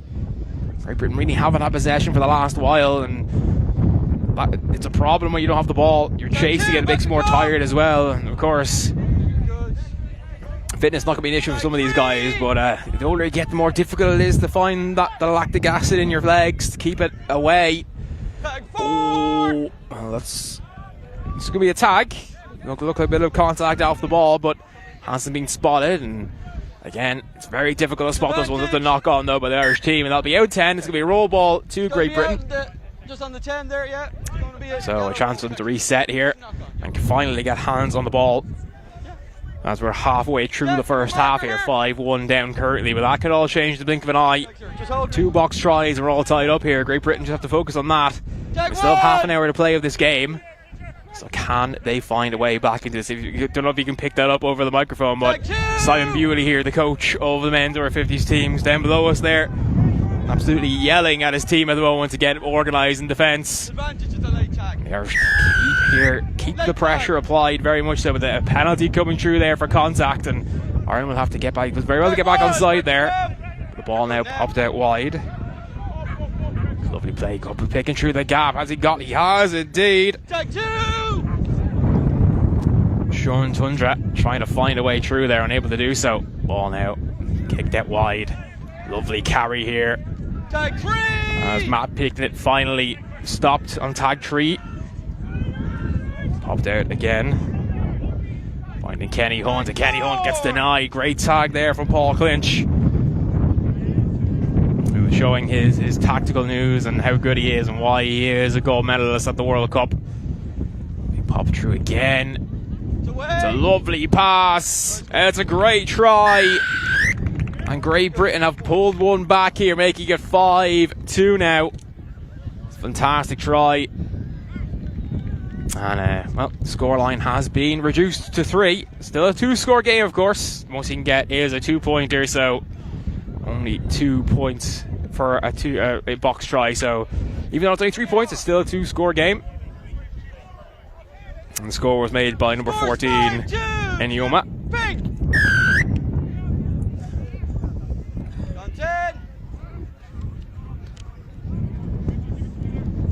Ireland do pick up the ball and will recycle it here, but they're in their 10-metre line at the moment.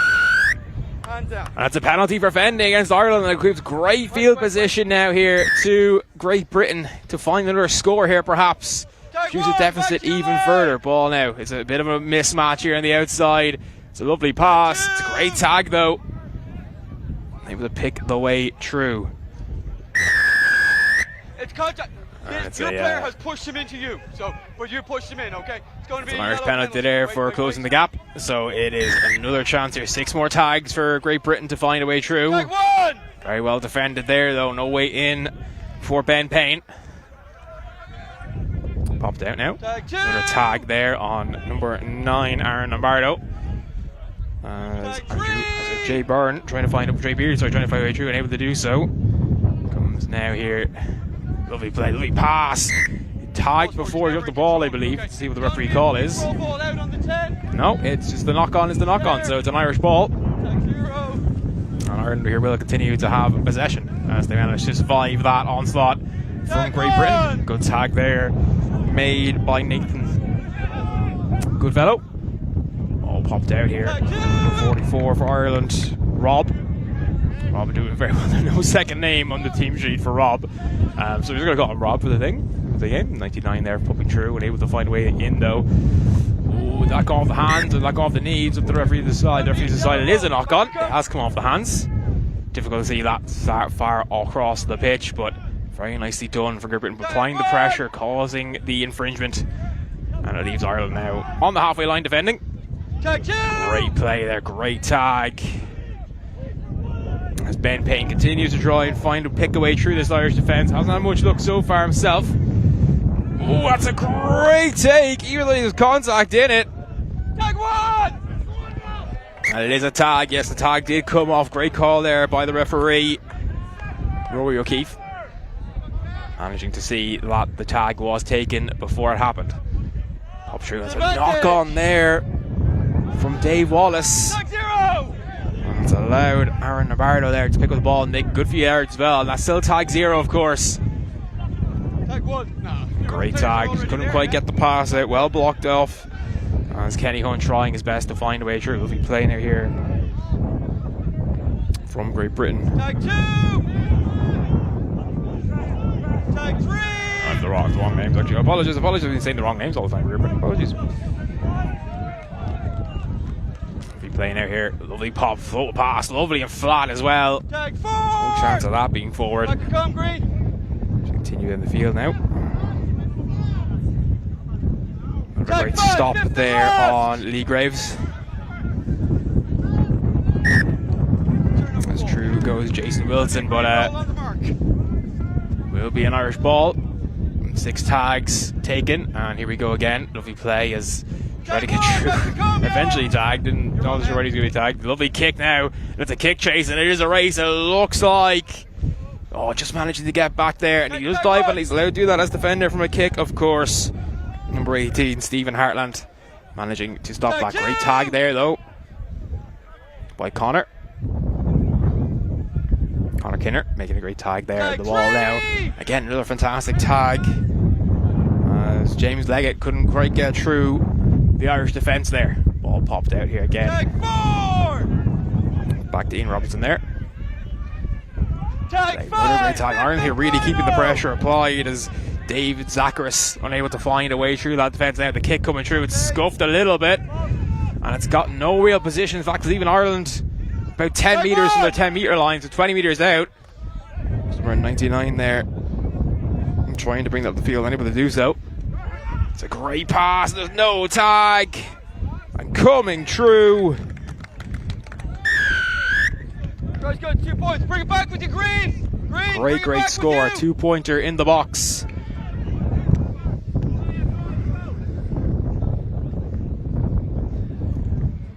And Ireland here up now by 7 points to 1.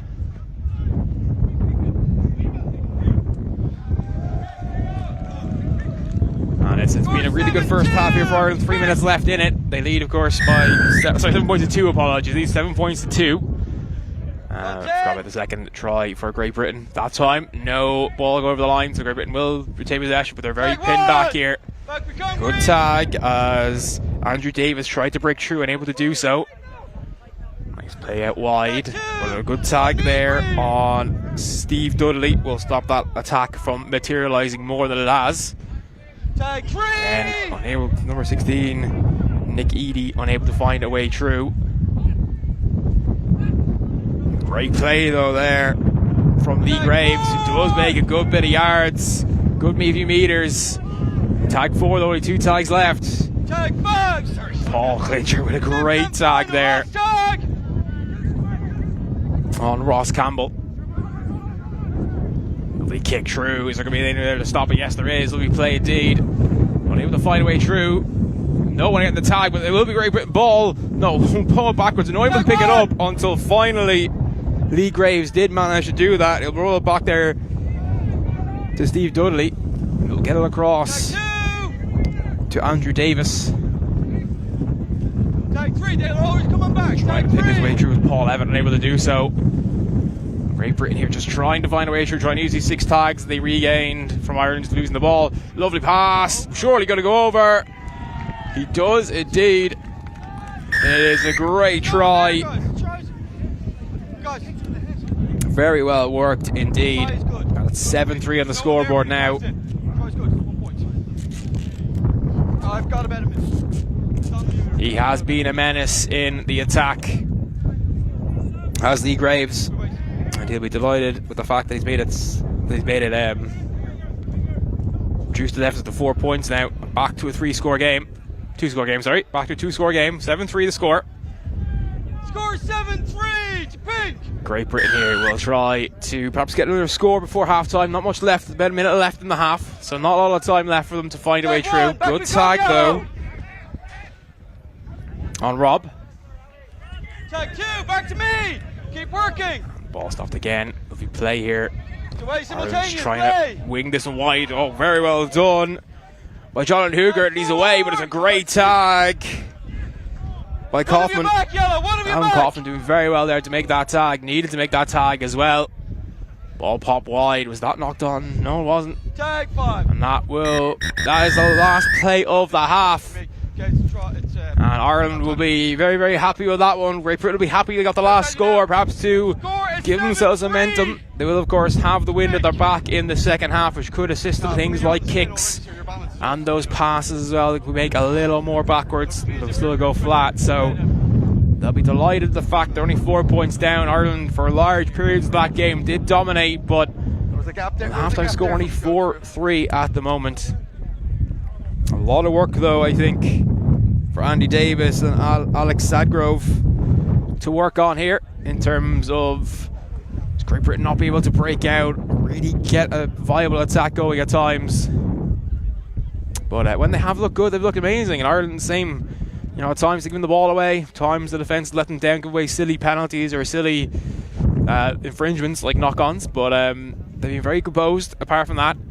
Very clinical in front of the opposition try line, not giving too much away inside that 10-metre line. Once they get inside there, it's either they score or they're going to be tagged out, and they haven't really been done that yet. So very, very good by them. Great Britain as well, whenever they have a chance in the opposition half, they've taken most of them.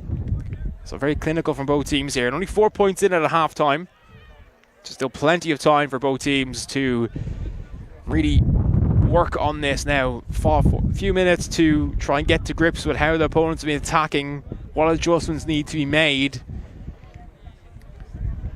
Great Britain, of course, will be hoping that this game is the cliche of a tale of two halves. Ireland will be hoping for much of the same in the second half. If they can continue the attacking threat that they have, if they continue the fantastic work they've been doing, they should get over the line. But Great Britain, of course, do have that capability. You saw in game 2. Of course, we didn't see it. It was, of course, only their pitches. But they did, of course, come back from a defeat in game 1 to win game number 2. And they were behind in that game as well. Game 2, they're behind at some stage, but then Ireland just let them back into it. And if Ireland do that again here, Great Britain could be about to take a historic victory. Ireland men's 50s have been established for some time now. State of Origins, of course, and Nationals, the men's 50s, is a bracket we do host, so it's not really something done at British events. Only recently set up, this Great Britain team. Of course, they did come over for Dublin Tag Fest. We did, of course, also have a international show match between all the players from some of the Irish players and some of the GB players who had come over. And some of those GB players are playing today. So they'll be hoping that experience of playing this Irish team before, most of this Irish team anyway, will pay dividends in this second half. Of course, they faced them twice already today, so familiarity has definitely been helpful.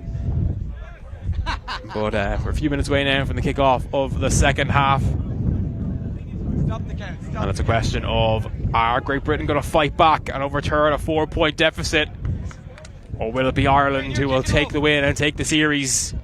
Continue that fine first half and scoring freely in a lot of box tries, of course. 3 box tries in that first half for Ireland. 4 tries with 3 is the count, but of course the box tries do count for 2. So Ireland are ahead by 4 points currently. 2 scores basically. 2 box tries for Britain to pull even. 7-3 to Ireland. And the second half about to get underway here now. Hooter has gone. And there goes the whistle to signify the start of the second half. 20 minutes to decide who wins this series, this exhibition series at the British and Irish Cup. And it's well taken there. Off the knees, but managed to pull it back to James Wilson. Tag 2! That one up, nicely done now. Looking to find a gap. Does find a gap. Very well done. Tag 3! A lot of meters gained there by David Shipley. That's exactly what he will want. Good tag again, though. Ireland here not allowing that meters gain to be another more meters gain, but well done there by James Leggett. He's done very well to get that gap through, and now a chance here for Great Britain, and that the gap just opened up. He's put it down. Great try by Andrew Davis. It's still a 2-score game, but it's only 3 points in it. 2 box tries will put them ahead here. Yeah, they never came back. And that makes the score Ireland 7, Great Britain 4. And very good start to the half. You felt like they needed to get that first score in this half. Didn't want to concede to Ireland again. Find themselves in a deeper hole. Find themselves 3 scores down rather than 2. But they have. Gone 10. Yeah, the score is 7-4. 7-4. 7-4 at the moment. Ireland here trying to pick away through. Able to do so. Popped out wide now. Well denied there. Ball going to be pushed here to Paul Clinch, or Clincher as everyone knows him. Lovely pass. Oh, knock on there. Gone by Great Britain. Accidental, of course. And even was on purpose, doesn't matter. It's based on rugby league, so deliberate knock-ons are not punished with penalties in cards here. It's just a 6 fresh set of tags. Tag 1, back to me! Clinch there, couldn't get through. And the ball popped away. Oh, good dummy. And that set him through. Lovely play, and here it comes. Now Ireland again. That's Philip Joyner trying to just find that gap and pick it nicely. Just get that one through nicely. It is a penalty, though. It was just a tag, sorry, that was a penalty. It was one. Clincher with the kick. Let's put that pressure on. It is going to touch. Great call there by Rory O'Keefe. And that ball then will be slid in 10. It'll be roll ball. Great Britain's ball, however.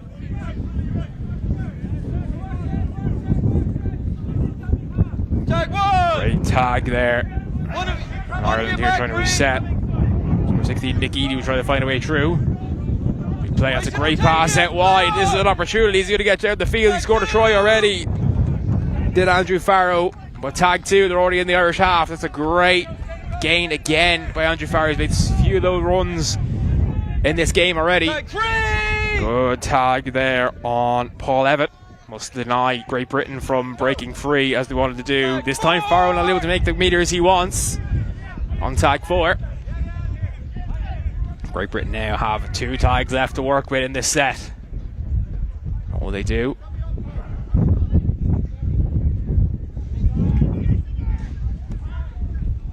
It's a great tag there by David Cowser.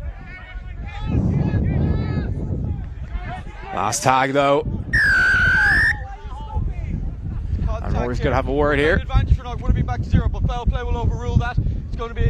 It's obstruction against Great Britain. It'll be an Irish penalty. Crossing, as you might know in league or union, but obstruction is what we usually call it here in tag, at least in the island of Ireland when we're playing it. So tap and go there. Obviously both feet, the ball has to stay in both hands and then onto a foot. If you are a tap and go like that, you can also do it off the floor if you wish. What a nice play here. Well, almost broke through to Kevin Leahy, but unable to find that gap and pick it and get the give and go that he wanted. Tag 3 well denied there on Tom Lane. Put through nicely. Oh, that's a great gap. That's a great tag there from Ross Campbell. Back out left, out left, out left. And Connor Kinner. Find way through. Lovely pass. Paul Clinch is there. That pass not going to hand. After the pass. And after the ball contact as well, so will be a penalty to Great Britain on the halfway line. That is huge for them. It gives them really good field position here with a full set of tags. 12 minutes to go. No need to panic yet for Great Britain. Still lots of time. And they are finding those gaps in the Irish defence now, and that is huge for them. Paul Clinch is making a good tag on the 10-metre line. It's Chris Oblade trying to find a way through, but it is going to be a penalty for blocking the tags with the ball. It is a fend with the ball. Cannot do that either.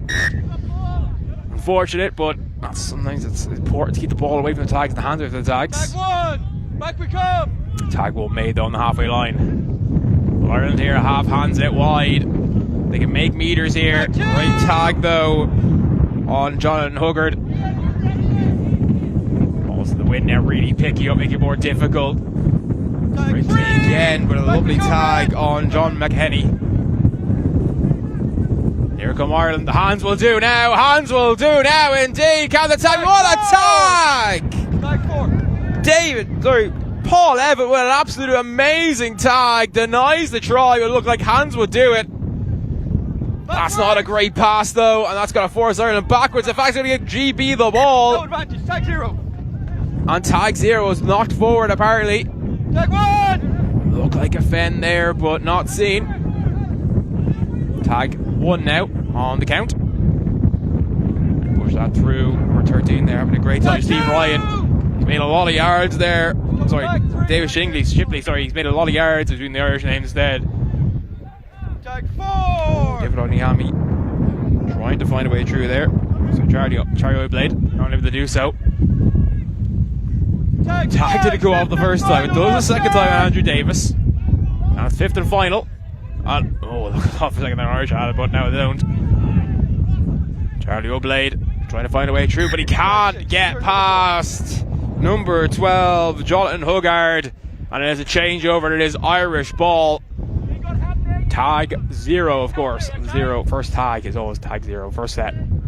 We pass there. Great tag, though. Made by Alan Kaufman. He's found that very well indeed. Tag 2. Jonathan Huggard trying to find the gap, unable to do so. Let's pop that one out a bit more, unable to do so, but. And Great Britain now managing to stop Ireland making those meters, which is absolutely huge for them, of course. Tag 4. He's been tagged. Has Garrett Fanning. Not able to find the gap through without getting tagged, indeed. Ball's gone backwards, thankfully, for Ireland's hopes. As, David just couldn't manage to hold on to that one. Bogart now trying to find a way through the gap. Tag 5, 5th and last. There. Michael West not able to do so either. Last tag here for Ireland. Ball pop wide, and maybe they should have kicked that there. They were in an awkward position. They have made about 10 metres on it, but only puts them off the 40-metre line on the pitch in terms of the distance to their goal line. That's a penalty there for grabbing the shorts. Great Britain penalty here. Yeah. Taken quickly Tag 1, back we come. by James Wilson. But tag 1 made. Is there a gap there? No, it's closed off very quickly. Matches a bit managed to get the tag from Richard Pittman. Here they come again. Tag 3, back to your line. Andrew Davis really causing a nuisance at times. Advantage. Oh, that just bounced forward. No advantage. It is a knock on. Out in the 10. And it's an Irish ball for the knock on. For that white line. Now 10. Tag your back we come yellow. Any infringement inside the 10-metre line of the defence against the defence comes out 10, and that's where we go from. It'll be a roll ball or be it a roll ball. Into the back Oh, again, closing the gap that time, and Ireland will have a penalty. 6 tags. Tag 1, back we come. Well taken though. For yellow. Ball popped out wide here now to David Cowser. Gab, here as you heard there, Gab trying to put through. Again, the gap closed there a little bit. Nothing claimed though by the referee. And Kevin Leahy also called goose. That is going to be a penalty for grabbing the jersey. Yeah, great call there. Hard to see, especially when he was 30, but it's a fantastic call. Definitely a jersey pull. It is an Irish penalty. 6 again. About 15 metres away from the Great Britain try line. That's a great little run. Can he get to the box? Yes, he can. Number 9 for Ireland. 2 points. Raymond Kennedy gets over and makes the score now 9-4.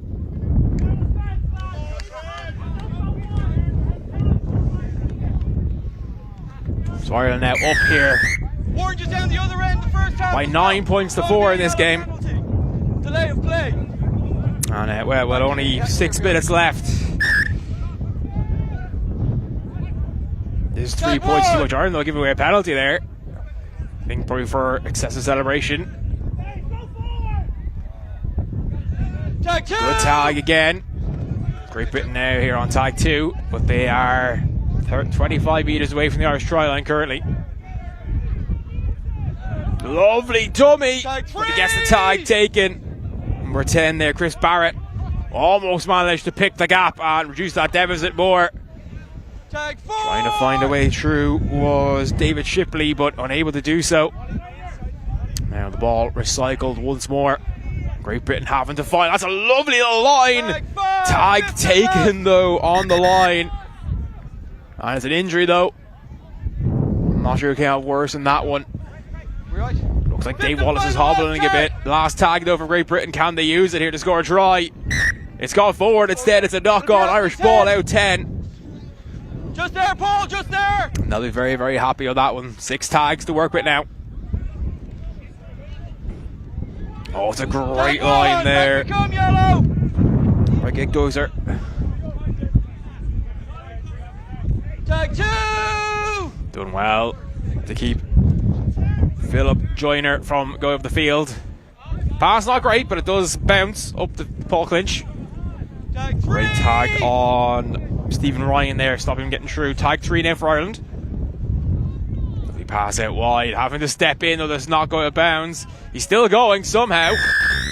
Finally take it, but unfortunately fending with the ball. And it will be a Great Britain penalty here. 5 minutes to go. No more, sorry, 10 minutes. 10 minutes left for this half, sorry, apologies. 10 minutes left in the half, so plenty of time here for Great Britain to really come back into this one. But of course they are now 5 points behind. 9-4 is a score to Ireland, as Steve Dudley will have to come back and recycle. Pass out, but for number 21, Oliver O'Mahony not able to find a way through. Marker, you're gone too soon before it's That's a penalty for Ireland for offside, so Great Britain will have 6 again here. Oliver Dudley again trying to find a way through. Tag though. So Oliver O'Mahony, sorry. Tag there. Ball popped out wide. Lovely catch there. Okay, it's the touch, okay? But the pass team forward. And it'll be an Irish roll ball. A changeover for Ireland and a roll ball due to the forward pass. It's away, simultaneous play! Good attempt at a tag though, and well, Ireland now just here. Back we come! Playing well, just trying to find those gaps and pick them. On around the outside here, tries to go. Great tag though. Once again, my number 14, Stephen Ryan, really showing up here, showing out in his tag skills. That's a good attacks as well. Tag was made, so it will be a roll ball. Tag 3 now for Ireland. Finch though delaying that pass beautifully. It's out, and Ireland now here making the meters. That's a lovely pass. He's got support if he needs it. What a great tag by Oliver O'Mahony. Denies the opportunity with tag 4. Ireland in striking range now of the Great Britain try line. That's another great pass. Tag though taken. Great tag indeed. Back to me, yellow. It seemed for a second. Yellow, back here, blue, black cap. That Conor Kinmer was true, but unable to do so. Bit of rain falling down now. Hit the ground over the line, it's dead, okay? And the ball has been kicked dead by Ireland. And that, of course, will come out. No marker. Out 10. 7 tags to use. First tag will be tag 0. Tag 0! Tag there, taking as the rain finally starts to fall here.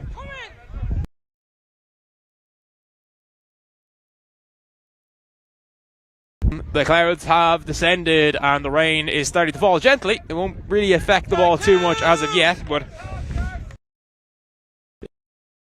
it'll be back with Will.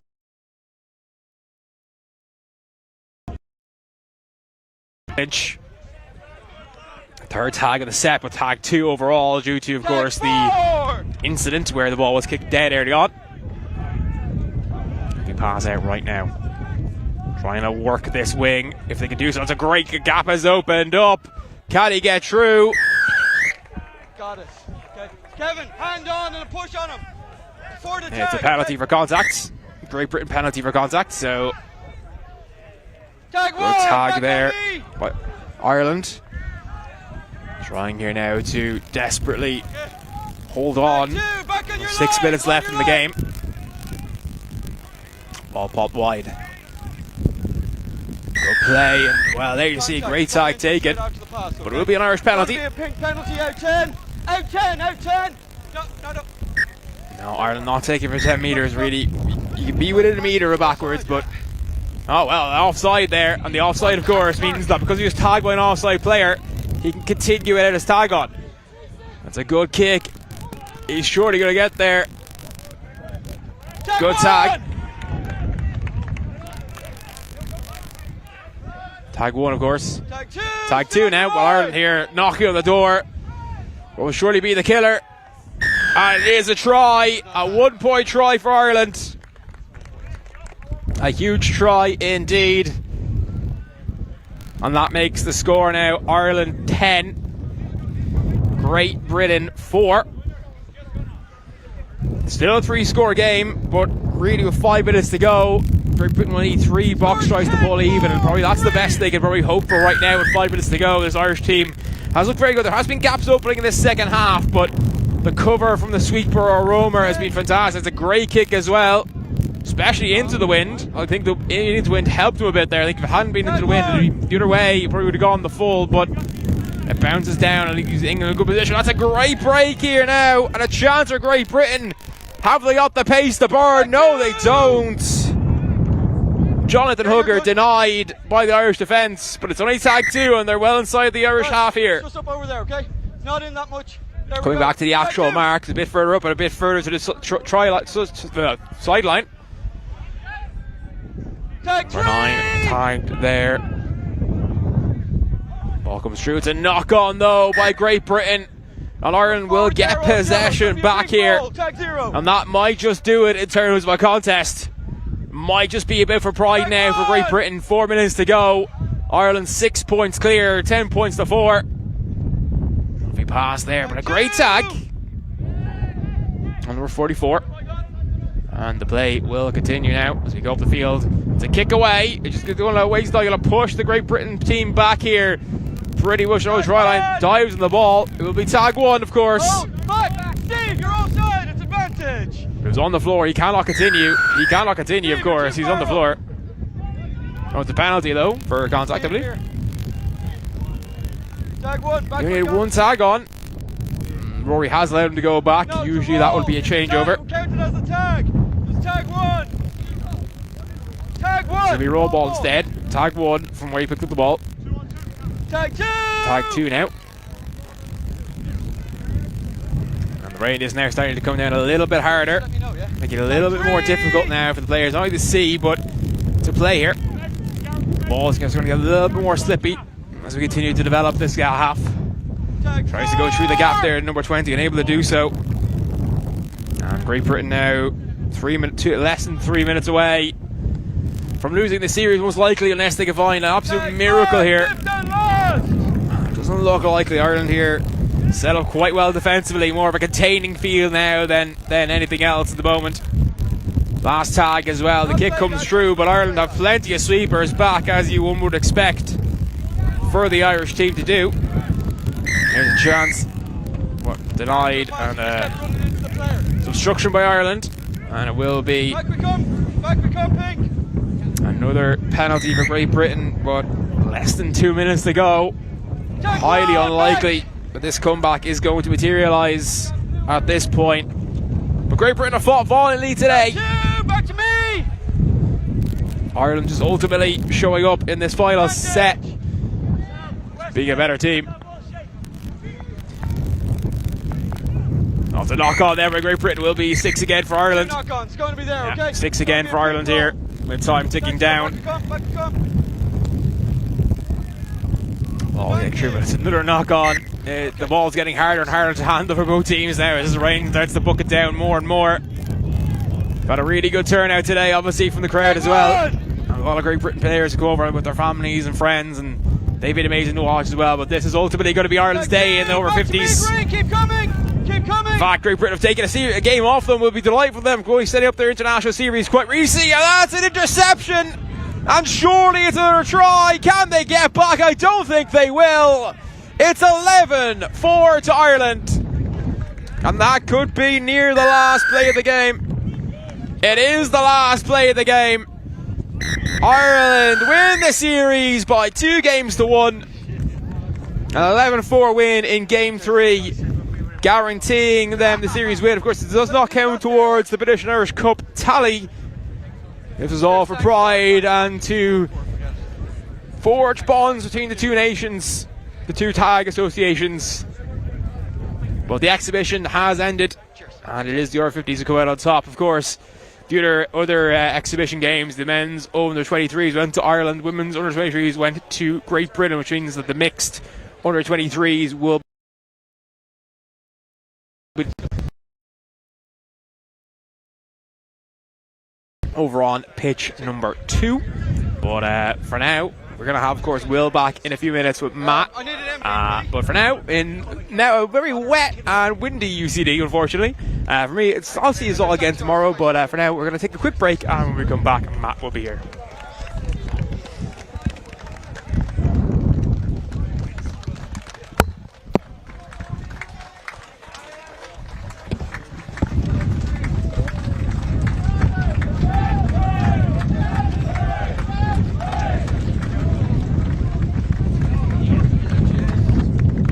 As I go through.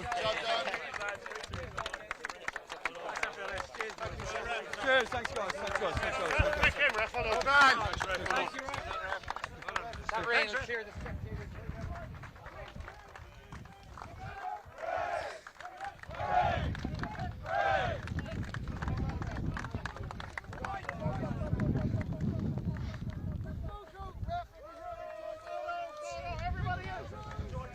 GB, captain.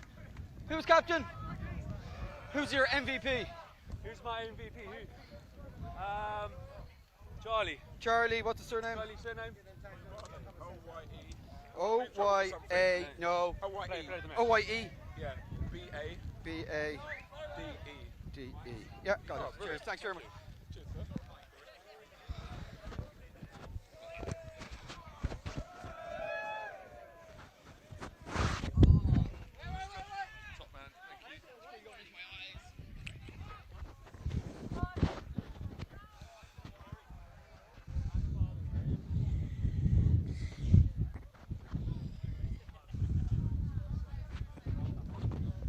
Beautiful, isn't it? Here we go.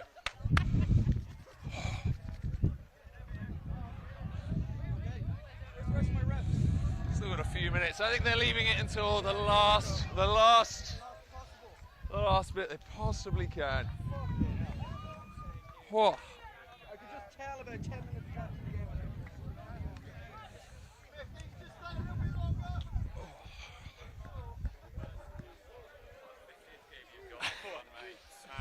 Thank you. Okay, I just it's not actually the wet, it's the cold. I don't. Yeah. Oh.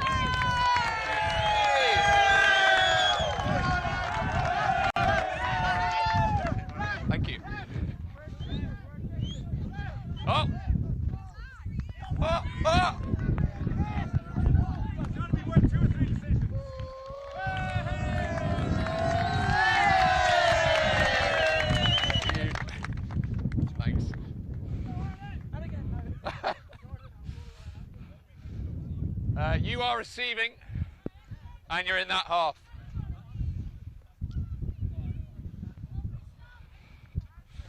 Got about a minute.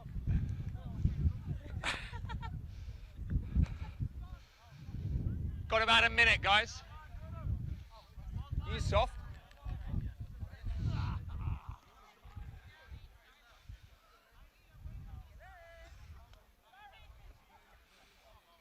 How's it going? Yeah, absolutely perfect, isn't it?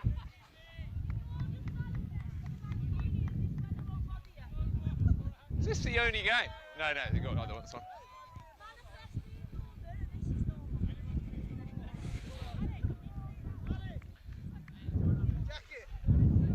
Yes. You've got with time, mate.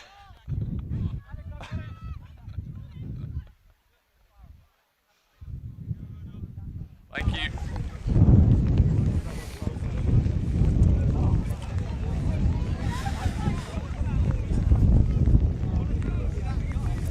Just waiting for the hooter. We're just a minute away from getting ourselves underway in this final game of day one of the 2024 British and Irish Cup. And this is the first time that we get to see mixed open on pitch one. This category won last year by Great Britain with a 2-0 scoreline in that series. As we see Reece Walker, who was involved in that side, breaking up over halfway, and now Ryan running the ball up, and huge ground gained already by Great Britain in this opening set. As the ball gets shipped on. Hold. Good. And we Kick is good, simultaneous. Never had control, playing advantage. we'll do our best to get the team sheets and things across to you. We've had a downpour here in the last few minutes, which means that some of the sheets are not quite in the best condition to be read. With me here, hold. As Ireland now take this one deep into British territory. Bit of a stumble there. Hold one more, Alex. Hold. Back onto his feet now, and Ireland continuing up the field.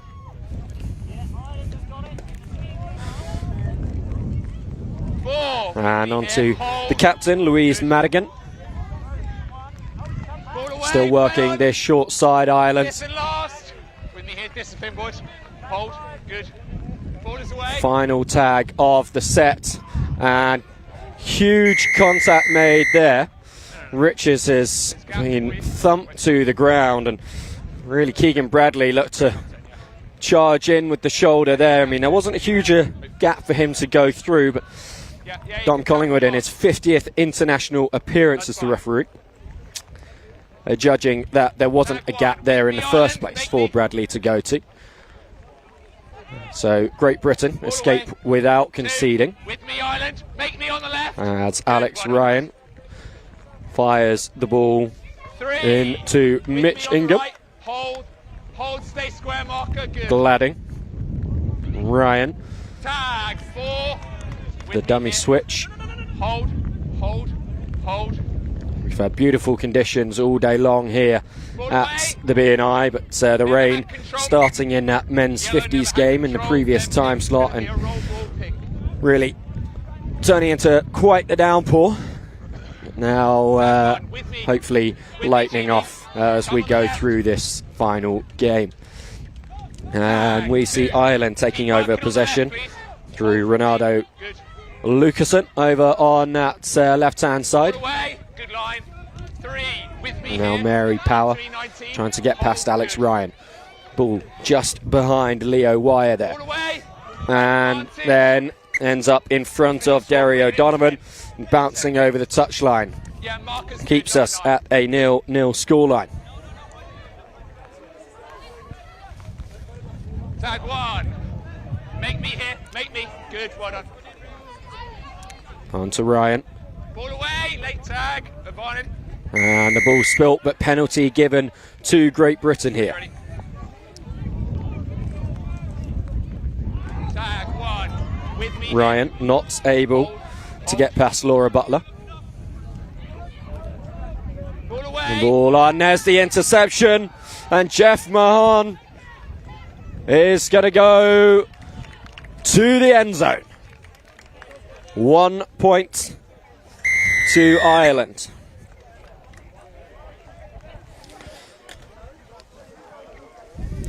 Ireland leading 1-0 through that try there from Jeff Mahon. A real opportunist score, collecting the interception.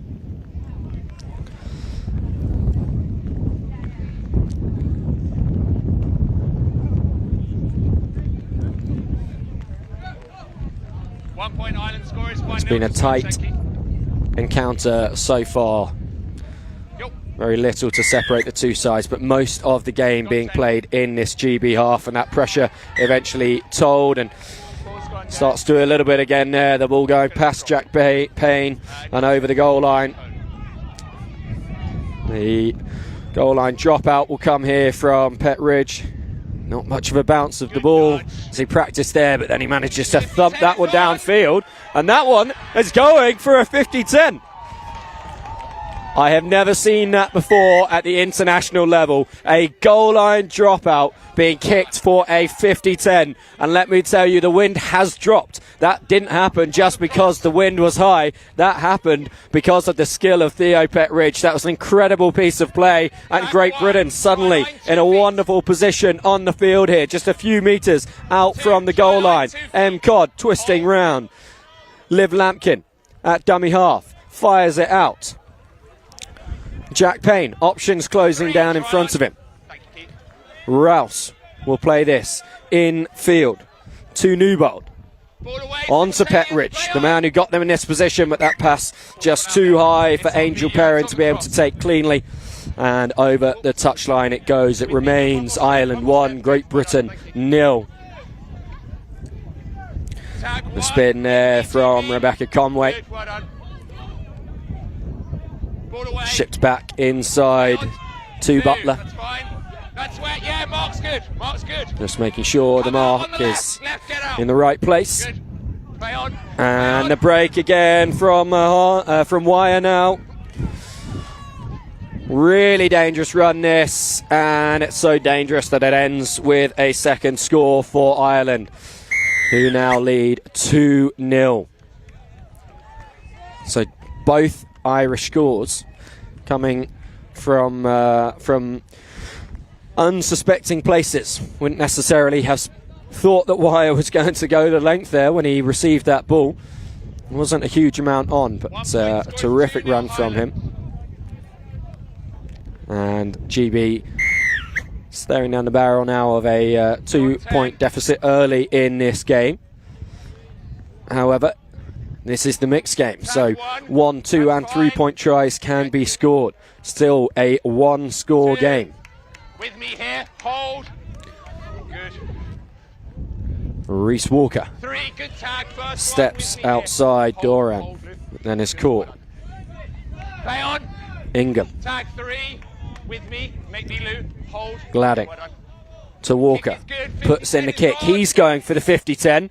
He's getting the 50-10. 2 50-10s for Great Britain already in this game. They weren't able to score on the last one, just not connecting on that final pass on the far side. Here is another opportunity.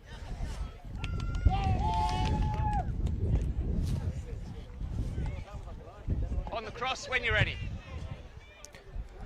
Tap and go from Payne. Try line Ireland, 2 feet, good. Gladding infield to Walker in front of the box. The floated pass to Lampkin.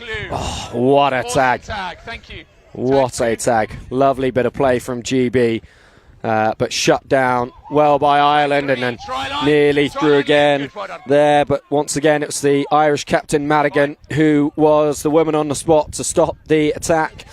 On now to Ingham, making his debut for GB this weekend, having missed out on the essay tests earlier in the summer.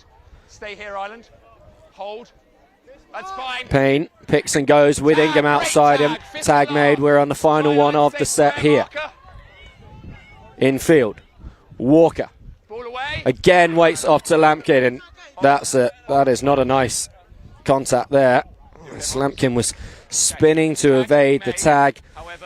Keegan Bradley was coming in as the defender. The penalty is going to be given against Great Britain. Lampkin, the judge, not to have full control in that spin, and that was what caused the contact. The tap and go from Madigan. Floated ball taken by Lucasen.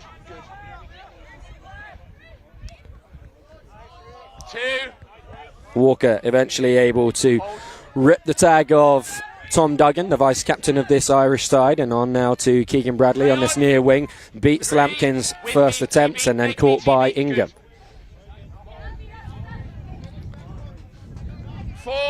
Doran. With me here, make me, good, well done.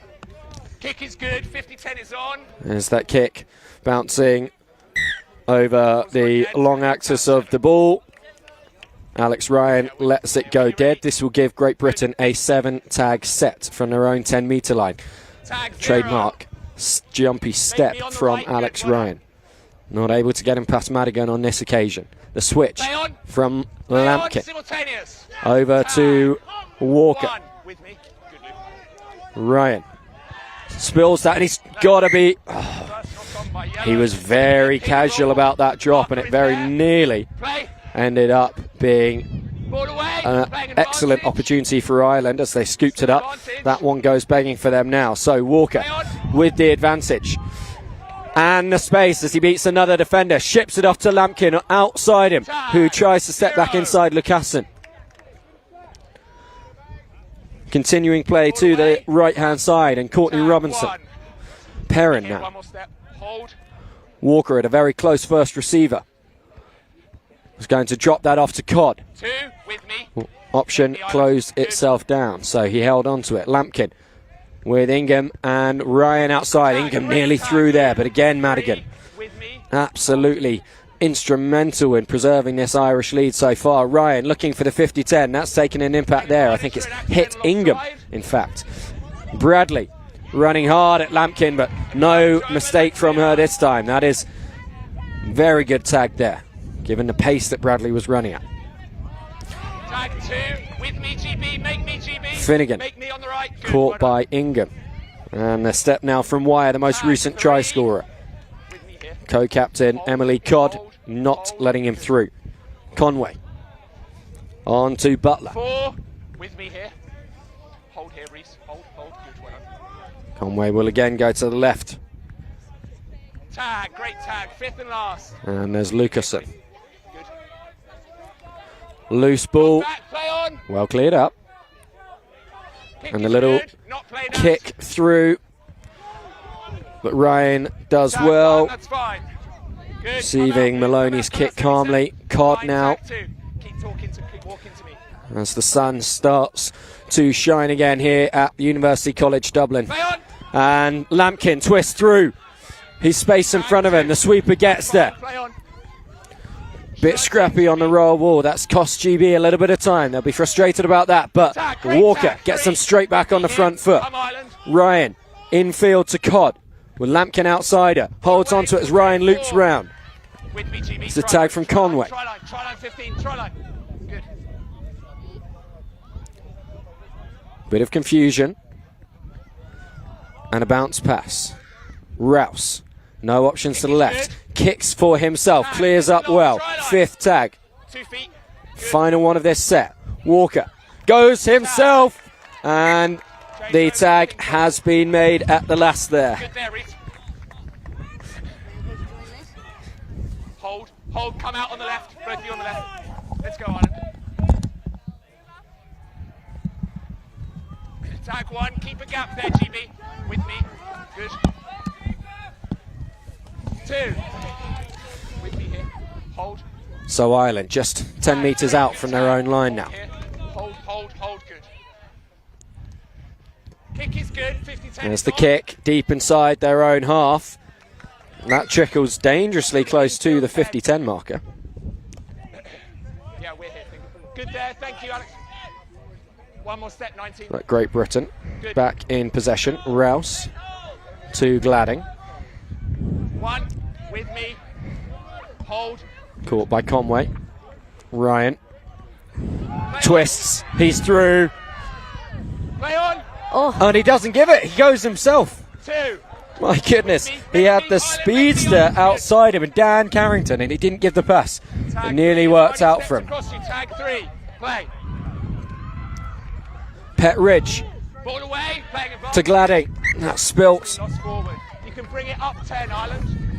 So now, my apologies for being late. I was hiding in the car because we had a torrential downpour there for a couple of minutes, and the poor baby wasn't happy about getting a few raindrops on his face. So I think that's a fair enough excuse. It was torrential and very cold. yeah, I tell you can expect nothing from the Irish weather, only to surprise you.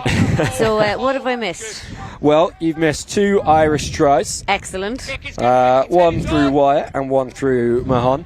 Mahon's was an interception, and Wyatt's came from deep inside his own half. 2 excellent 50-10s from GB, but there's one from Ireland now.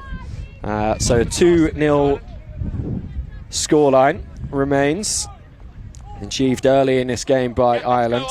Let's go. GB, despite lots of attacking rugby so far, unable to make a dent in that scoreline. Feels like it's coming, but it's not happened yet. A mistake there from Ireland that they will be very frustrated about, having got that 50-10 and being in a promising position, but it's followed up by a mistake immediately by GB. And very nearly by Ireland as well, as he was not looking there. Jeff Mahon wasn't expecting that ball to come to him. Maloney caught by Newbold, and over to Madigan, not able to get away from Carrington. Pick and go. Oh, and that is going to Duggan be special. A 3rd Irish score. The vice captain over in the left hand corner. Ireland 3, GB 0. Still a 1-score game, but a frustrating try for GB to concede there.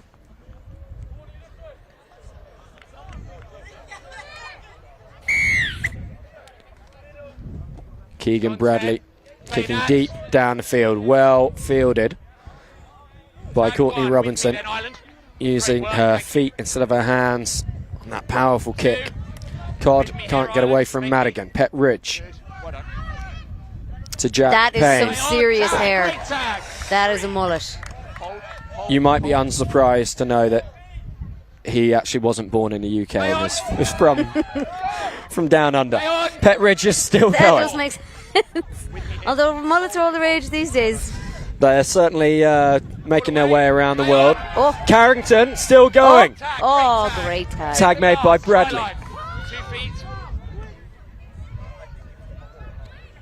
Payne with the kick. Go on, Well controlled by Finnegan. I mean, Ireland now have the ball. And there's Bradley the Keegan breaks. special. See you later. Oh, This is going to be a 4th Mr. try Mullet's for very Ireland. fast. I thought he had him there. Payne making sure that it's just a 1-point score, doesn't let Bradley get towards the box. Good D. Good chase back. But at 4-0, GB are in danger of letting this game slide away from them. They've very much been in it. The scoreline does not reflect that right now. A big comeback needed. Derry's on the pitch. I'm very excited for this. 1 point scores 4-0 Ireland.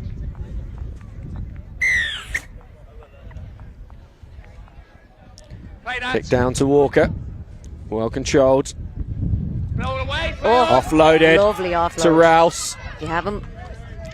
Oh, you don't have him. No, nearly away from O'Donovan. Now on to Codd. Ball away. 2. With me Good this tag. time. And Ryan. Make me. Good. Ball away. Over to Walker. Tag 3. With me here. Make me on the left. Good. Lampkin. 4. With me here. Hold. Perrin. Good. Inside to Robinson. 5th and last. Make me on. Final tag of this set. Hold. GB need to do something special here. Change over That's there. the tag was not it. simultaneous with the kick there on Walker, so he knew as soon as he touched that ball that it would be a changeover. He follows up by making the tag himself on Lucasen. It's so funny hearing everyone referred to by their surname. I'm still not used to it. Tag 3. Walker with the diving tag. Go on, Derry. Ball away. Ball away. Tag 4. Right, Ireland need to get it out of here now. Hold. Hold. On tag 4 or something. That'll do. That will do for Ireland. That's going to get them fantastic field position on this final tag. Go on, Derry. Opening up on this right-hand side. Oh, lovely tag by the winger. Yeah, Olivia Lampkin's done very well there. That was looking incredibly threatening from Ireland. O'Connell with the tag on Rouse. Cod will go to this blind side through Lampkin.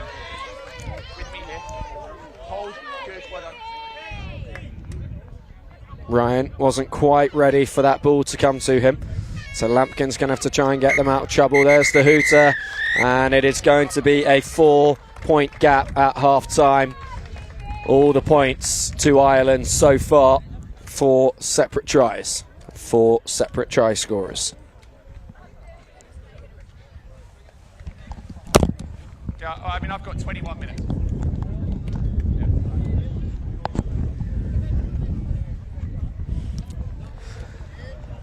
So this team, are we still on? So this team is actually coached by another, which is not technically a ladies masters player this year. It's Claire Cunningham, otherwise known as Titch. So she's the assistant coach, and she's chosen to focus on coaching this year. But there's a couple of teams, namely mixed senior and women's masters, who'd love to get her back in the fold next year.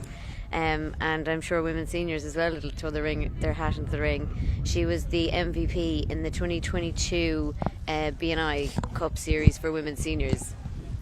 So she is assistant coaching this year with Deo, who would be tag royalty, I suppose, in Ireland. That's how you put it. He's been around for ever. Is that rude? I think when you've prefaced it with tag royalty, it's all right. Yeah, so he'd be brilliant, and he's head coach of that team this year. And then got a few debuts and a few repeats.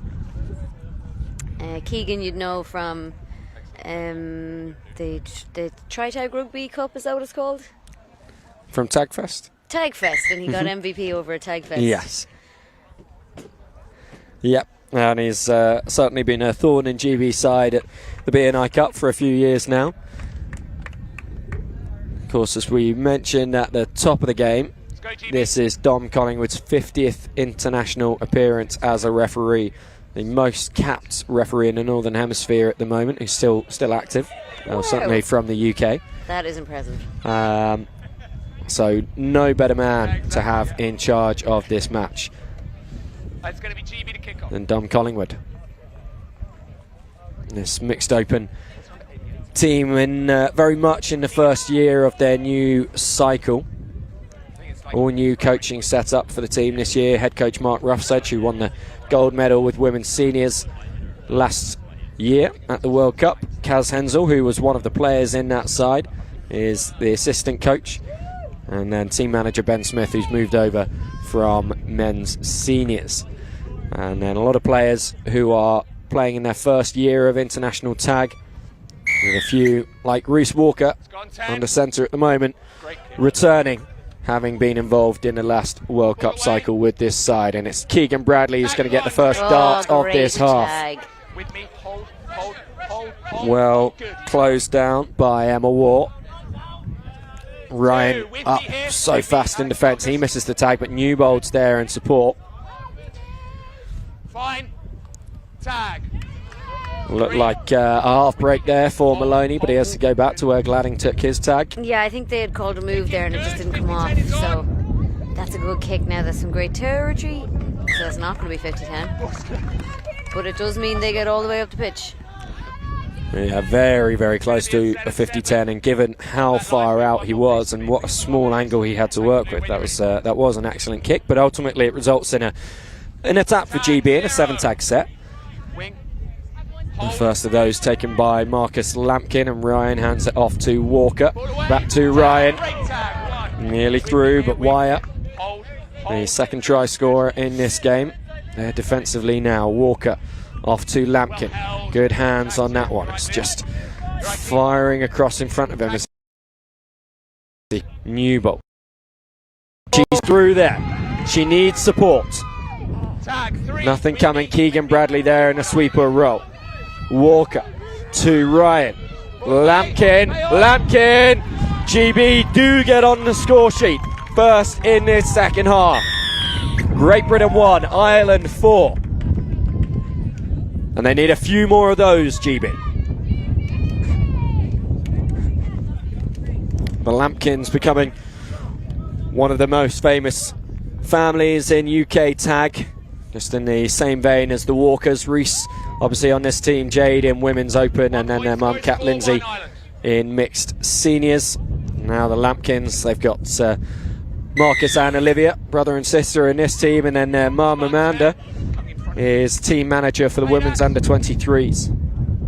And all of them who have been instrumental in growing tag in the Thames Valley region. As Ireland now look to play this out from 10 metres in front of their line. A couple of tags gone in the set. Tag, great tag, 3. With me here. Hold. Good, well done. 4. Ryan up fast in defence once again. This time he does make the tag on Butler. Kick is coming. Oh, That's no. a high kick. Advantage can be played on high kicks these days, but with that going into touch, there is none to be gained. Not just Connie, me as well. Walker having to go on a bit of a run to clear that one up, and nice kick back to Carrington before Ryan gets nutmegged at the roll ball. Timing's good. Tag 1, make me Ireland, make me on the left, good now. And Cod, the lovely little bit of distribution there to Robinson on her right shoulder, and she'll go again, this time to Walker. And Carrington, if he holds on. Oh, to get the tag made. What a tag. If he'd been able to take that cleanly, I think that was a try for all money. That ball is probably quite slippy, although the rain has stopped. The grass Ireland is really very need wet. to protect the box here. It's a 3-point game. No penalty given there, and very casual in defence. Ireland, it could have been a try, I think, if GB had picked and gone. Good there. Back to me, Reece. Scoreline remains 4-1. Ireland subbing on, so they don't really have anyone in support here. Just need to drive it out. Give people time to get on the pitch. Everyone to the left-hand side. That one's gone loose. It's penalty to Great Britain for the contact. Dan Carrington will sub off after that impact there. We're back 10 on me, please. But job done. Penalty 1. Walker. When you're ready.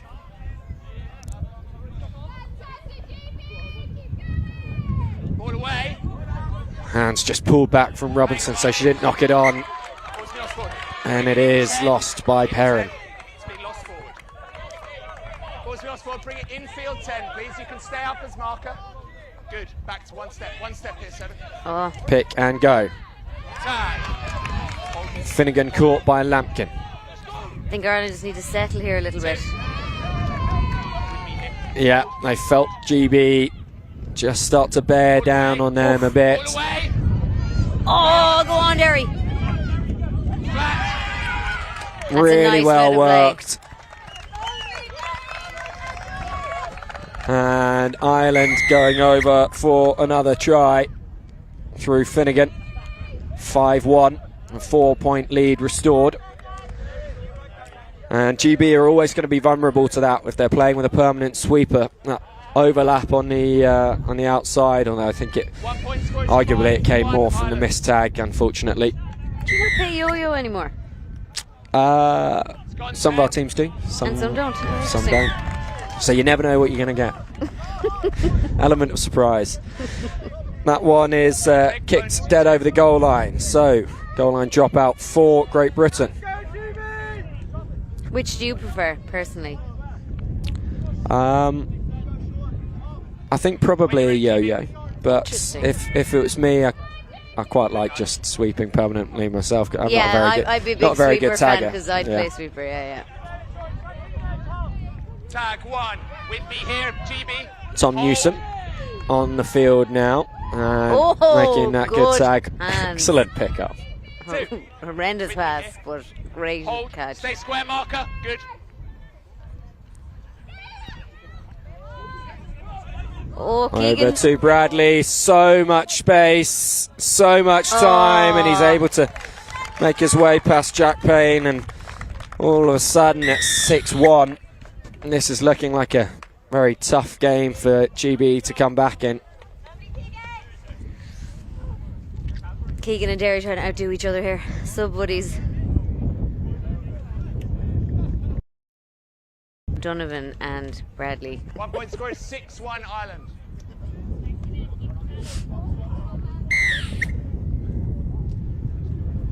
It's gone 10. Oh, what a kick.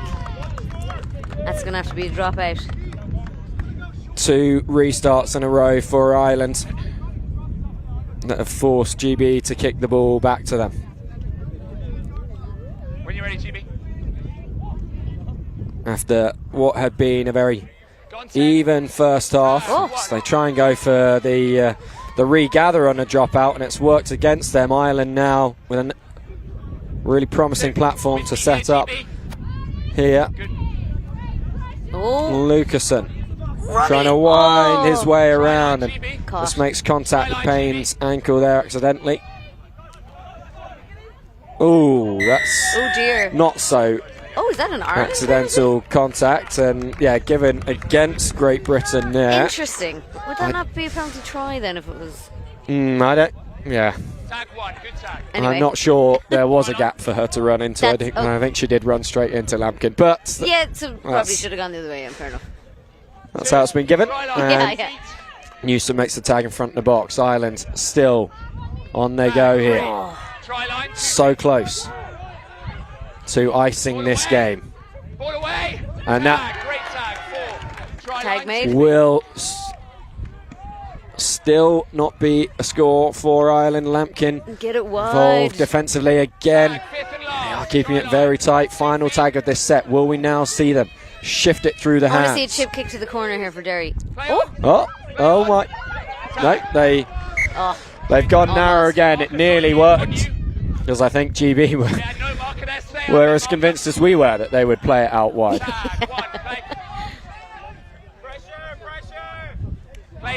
Newsom just has to let that go off his knee, and the tag missed. Space open in front of him. Codd with Payne, outsider. Lucasen equal to him. Carrington. Lucasen's having a very good spell here. Yeah, there goes the kick. It just shapes its way back in field, and Mitch Ingham throwing himself full length. Nearly made that tag, but Laura Riches followed up. Did so. The former UK World Beer Mile champion.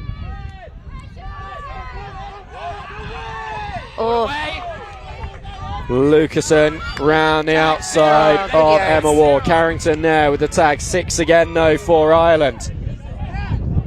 Oh, it's spilled. Lost forwards. Carrington to Codd.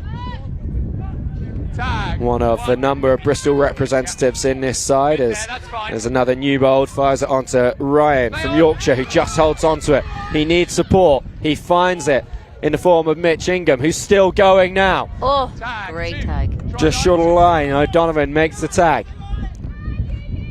Got to ship it to the right, but they go left. Laura Riches flings herself over the line, but the defence stays firm for Ireland. Now they come right. Now Walker, flat, lost, and then lost again by Ireland. First one was from GB, so Ireland will get to come away with it once again. Luke. Tag 1, great tag.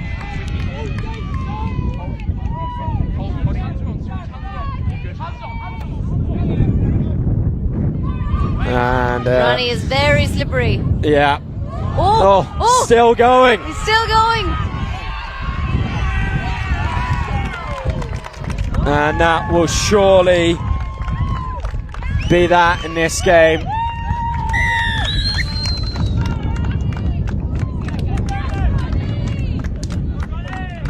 Another Irish score.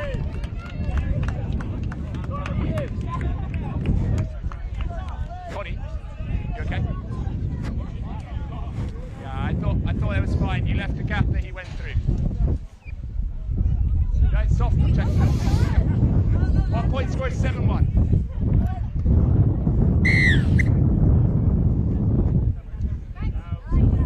Kick deep downfield, and Lampkin does well. Tag 1.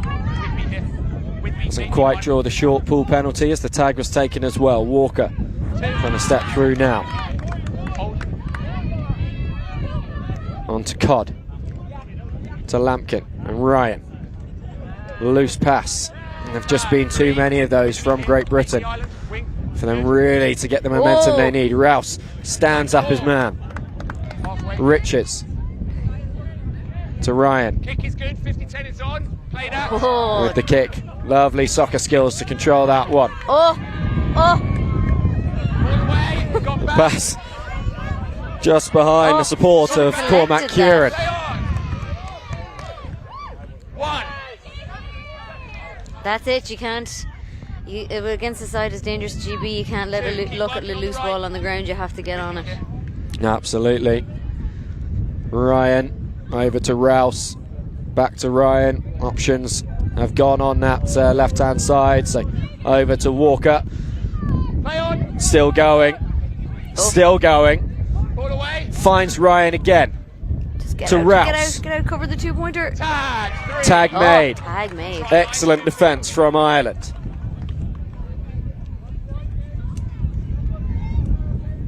Try line, 14, try line. Good.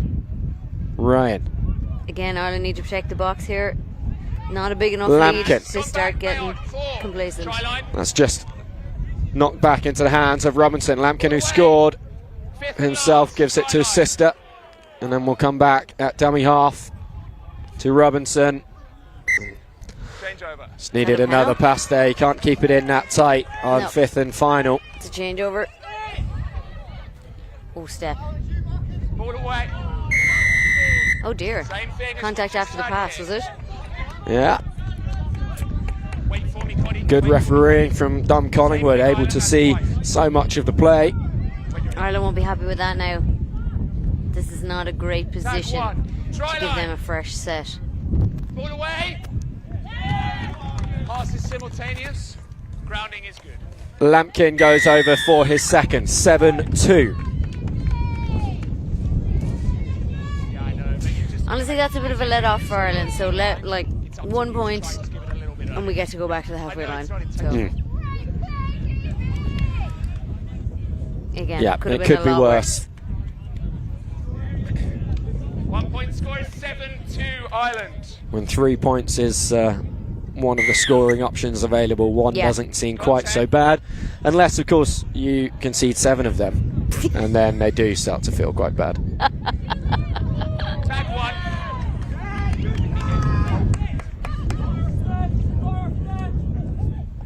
Oh no! Bring it infield. Ireland definitely need to settle here a bit. There's too many passes happening in our danger zone. Yeah, there is still time for something incredible to happen. If Lampkin holds on to this, she's lucky for Ireland. Bring it infield. No, silence. With me. Now, so nearly managing to claw that one in, but Ireland need the middles here to come in and calm the situation. You can see Tom Duggan there trying to do so. 2.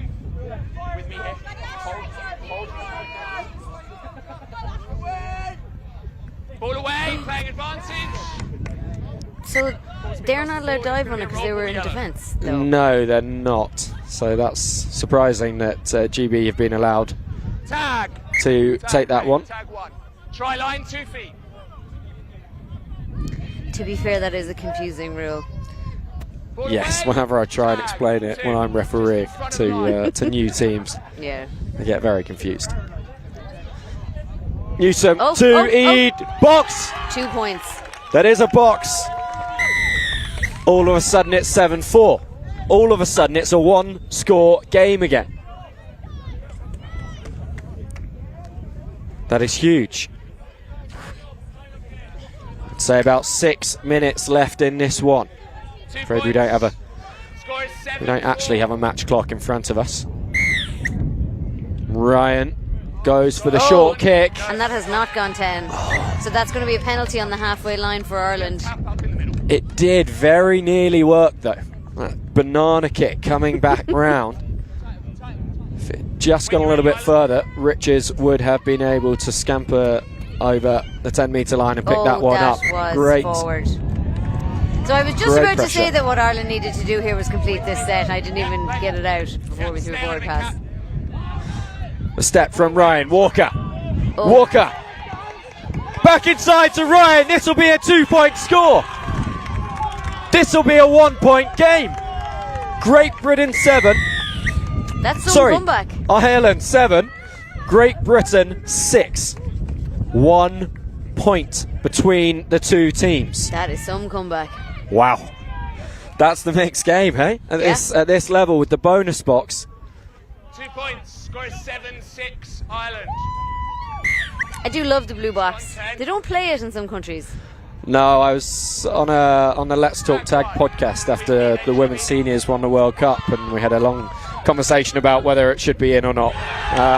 We were all in favour of it, funnily enough, from GB, and it's working for us here. Robinson to Richards. Ireland badly need now there to be some kind of turnover here so that they can start to drive it out and breathe a bit. Lovely That was pass not from ideal at Walker all. to Rouse. Oh, great tag. Good tag. Gladding. It's key here that they protect the box, which is worth 2 and 3, and protect the lady players from scoring as well, because they're also worth 2 points. So Okay. the ball So was that's lost forwards there. Again, that's a get out of jail free card for Ireland now. If we can just keep the heads here. Yep, it's been a while since Ireland have completed a full set down in the half. It's almost like they felt the job was done. The game was over. bit, yeah. And to be fair, I thought it was after their last score as well. But all the support does sound to be behind GB at the moment. But Yeah, they game must plan, make this game tag. plan, get the ball to Derry. Has worked. Yeah, what a runner he is. Oh no. That spilt forwards 10 metres inside the So that's- Irish half, yeah, that's middle of the field. That skip pass probably wasn't on tag 2. Richards. They should just be playing conservatively here, because you've got 3 or 4 minutes to go, 1 point up. You should be doing what's called icing the game. So playing really conservatively on the attack, and just trying to slow the game down to waste as much time as possible and keep the other team away from your try line. For sure, we saw Great Britain Men's Open do that expertly in their second test of the day earlier on. That's what Ireland have to do now. They've got to see out this defensive set. They need to not let a box score or a lady score in here. One more tag in this set as E tries to fling himself over. Tag made though. Right. Now this is where Ireland really need to ice it and not panic.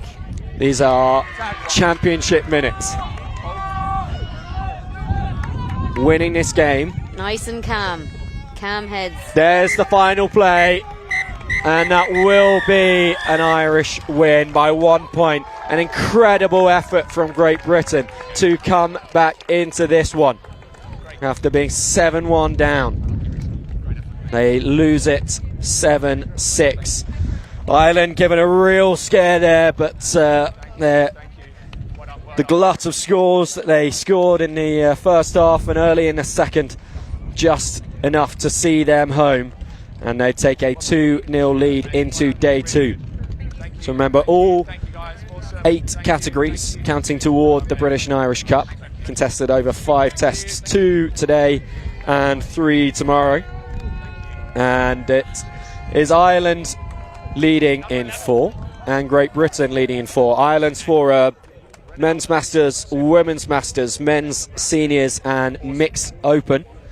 And Great Britain, well, before this game anyway, they were leading in men's open, women's seniors and mixed seniors. But the mixed seniors game was being played at the same time. I'm just having a look over there to try and see. That very much looks like the Irish are happier than the Brits there. So I think that one was a win for Ireland, which means that category's tied up. So Ireland currently leading 4 categories to 3 is my estimation, Claire. Yeah, well, you've better eyes than me now, as you can see all the way over there. So, you could be right and you could be wrong. But a really good game to end day 1 here on pitch 1, with the Irish mixed open triumphant through their early scores. That was a great game. Great fun to watch. And I think certainly helped from the fact that the rain eased off as we got into the game. It wouldn't have been the kind of contest we saw, I think, if the rain had carried on as it did. And so hopefully the rain stays away tomorrow. We will be bringing you 8 games on this pitch 1. So that is 1 match from each of the 8 categories in action tomorrow. The under 23s and the men's 50s wrapped up today. Ireland winning 2-1 in the men's 50s. It was 1-1 in the men's 2-1 in the men's 23s to Ireland, 2-0 in the women's 23s to Great Britain, and the mixed 23s game has also taken place now, so we'll find out what the result was in that one. But Ireland with a very slender advantage at the end of day 1. We'll be back at 10:30 tomorrow morning with more action from University College Dublin.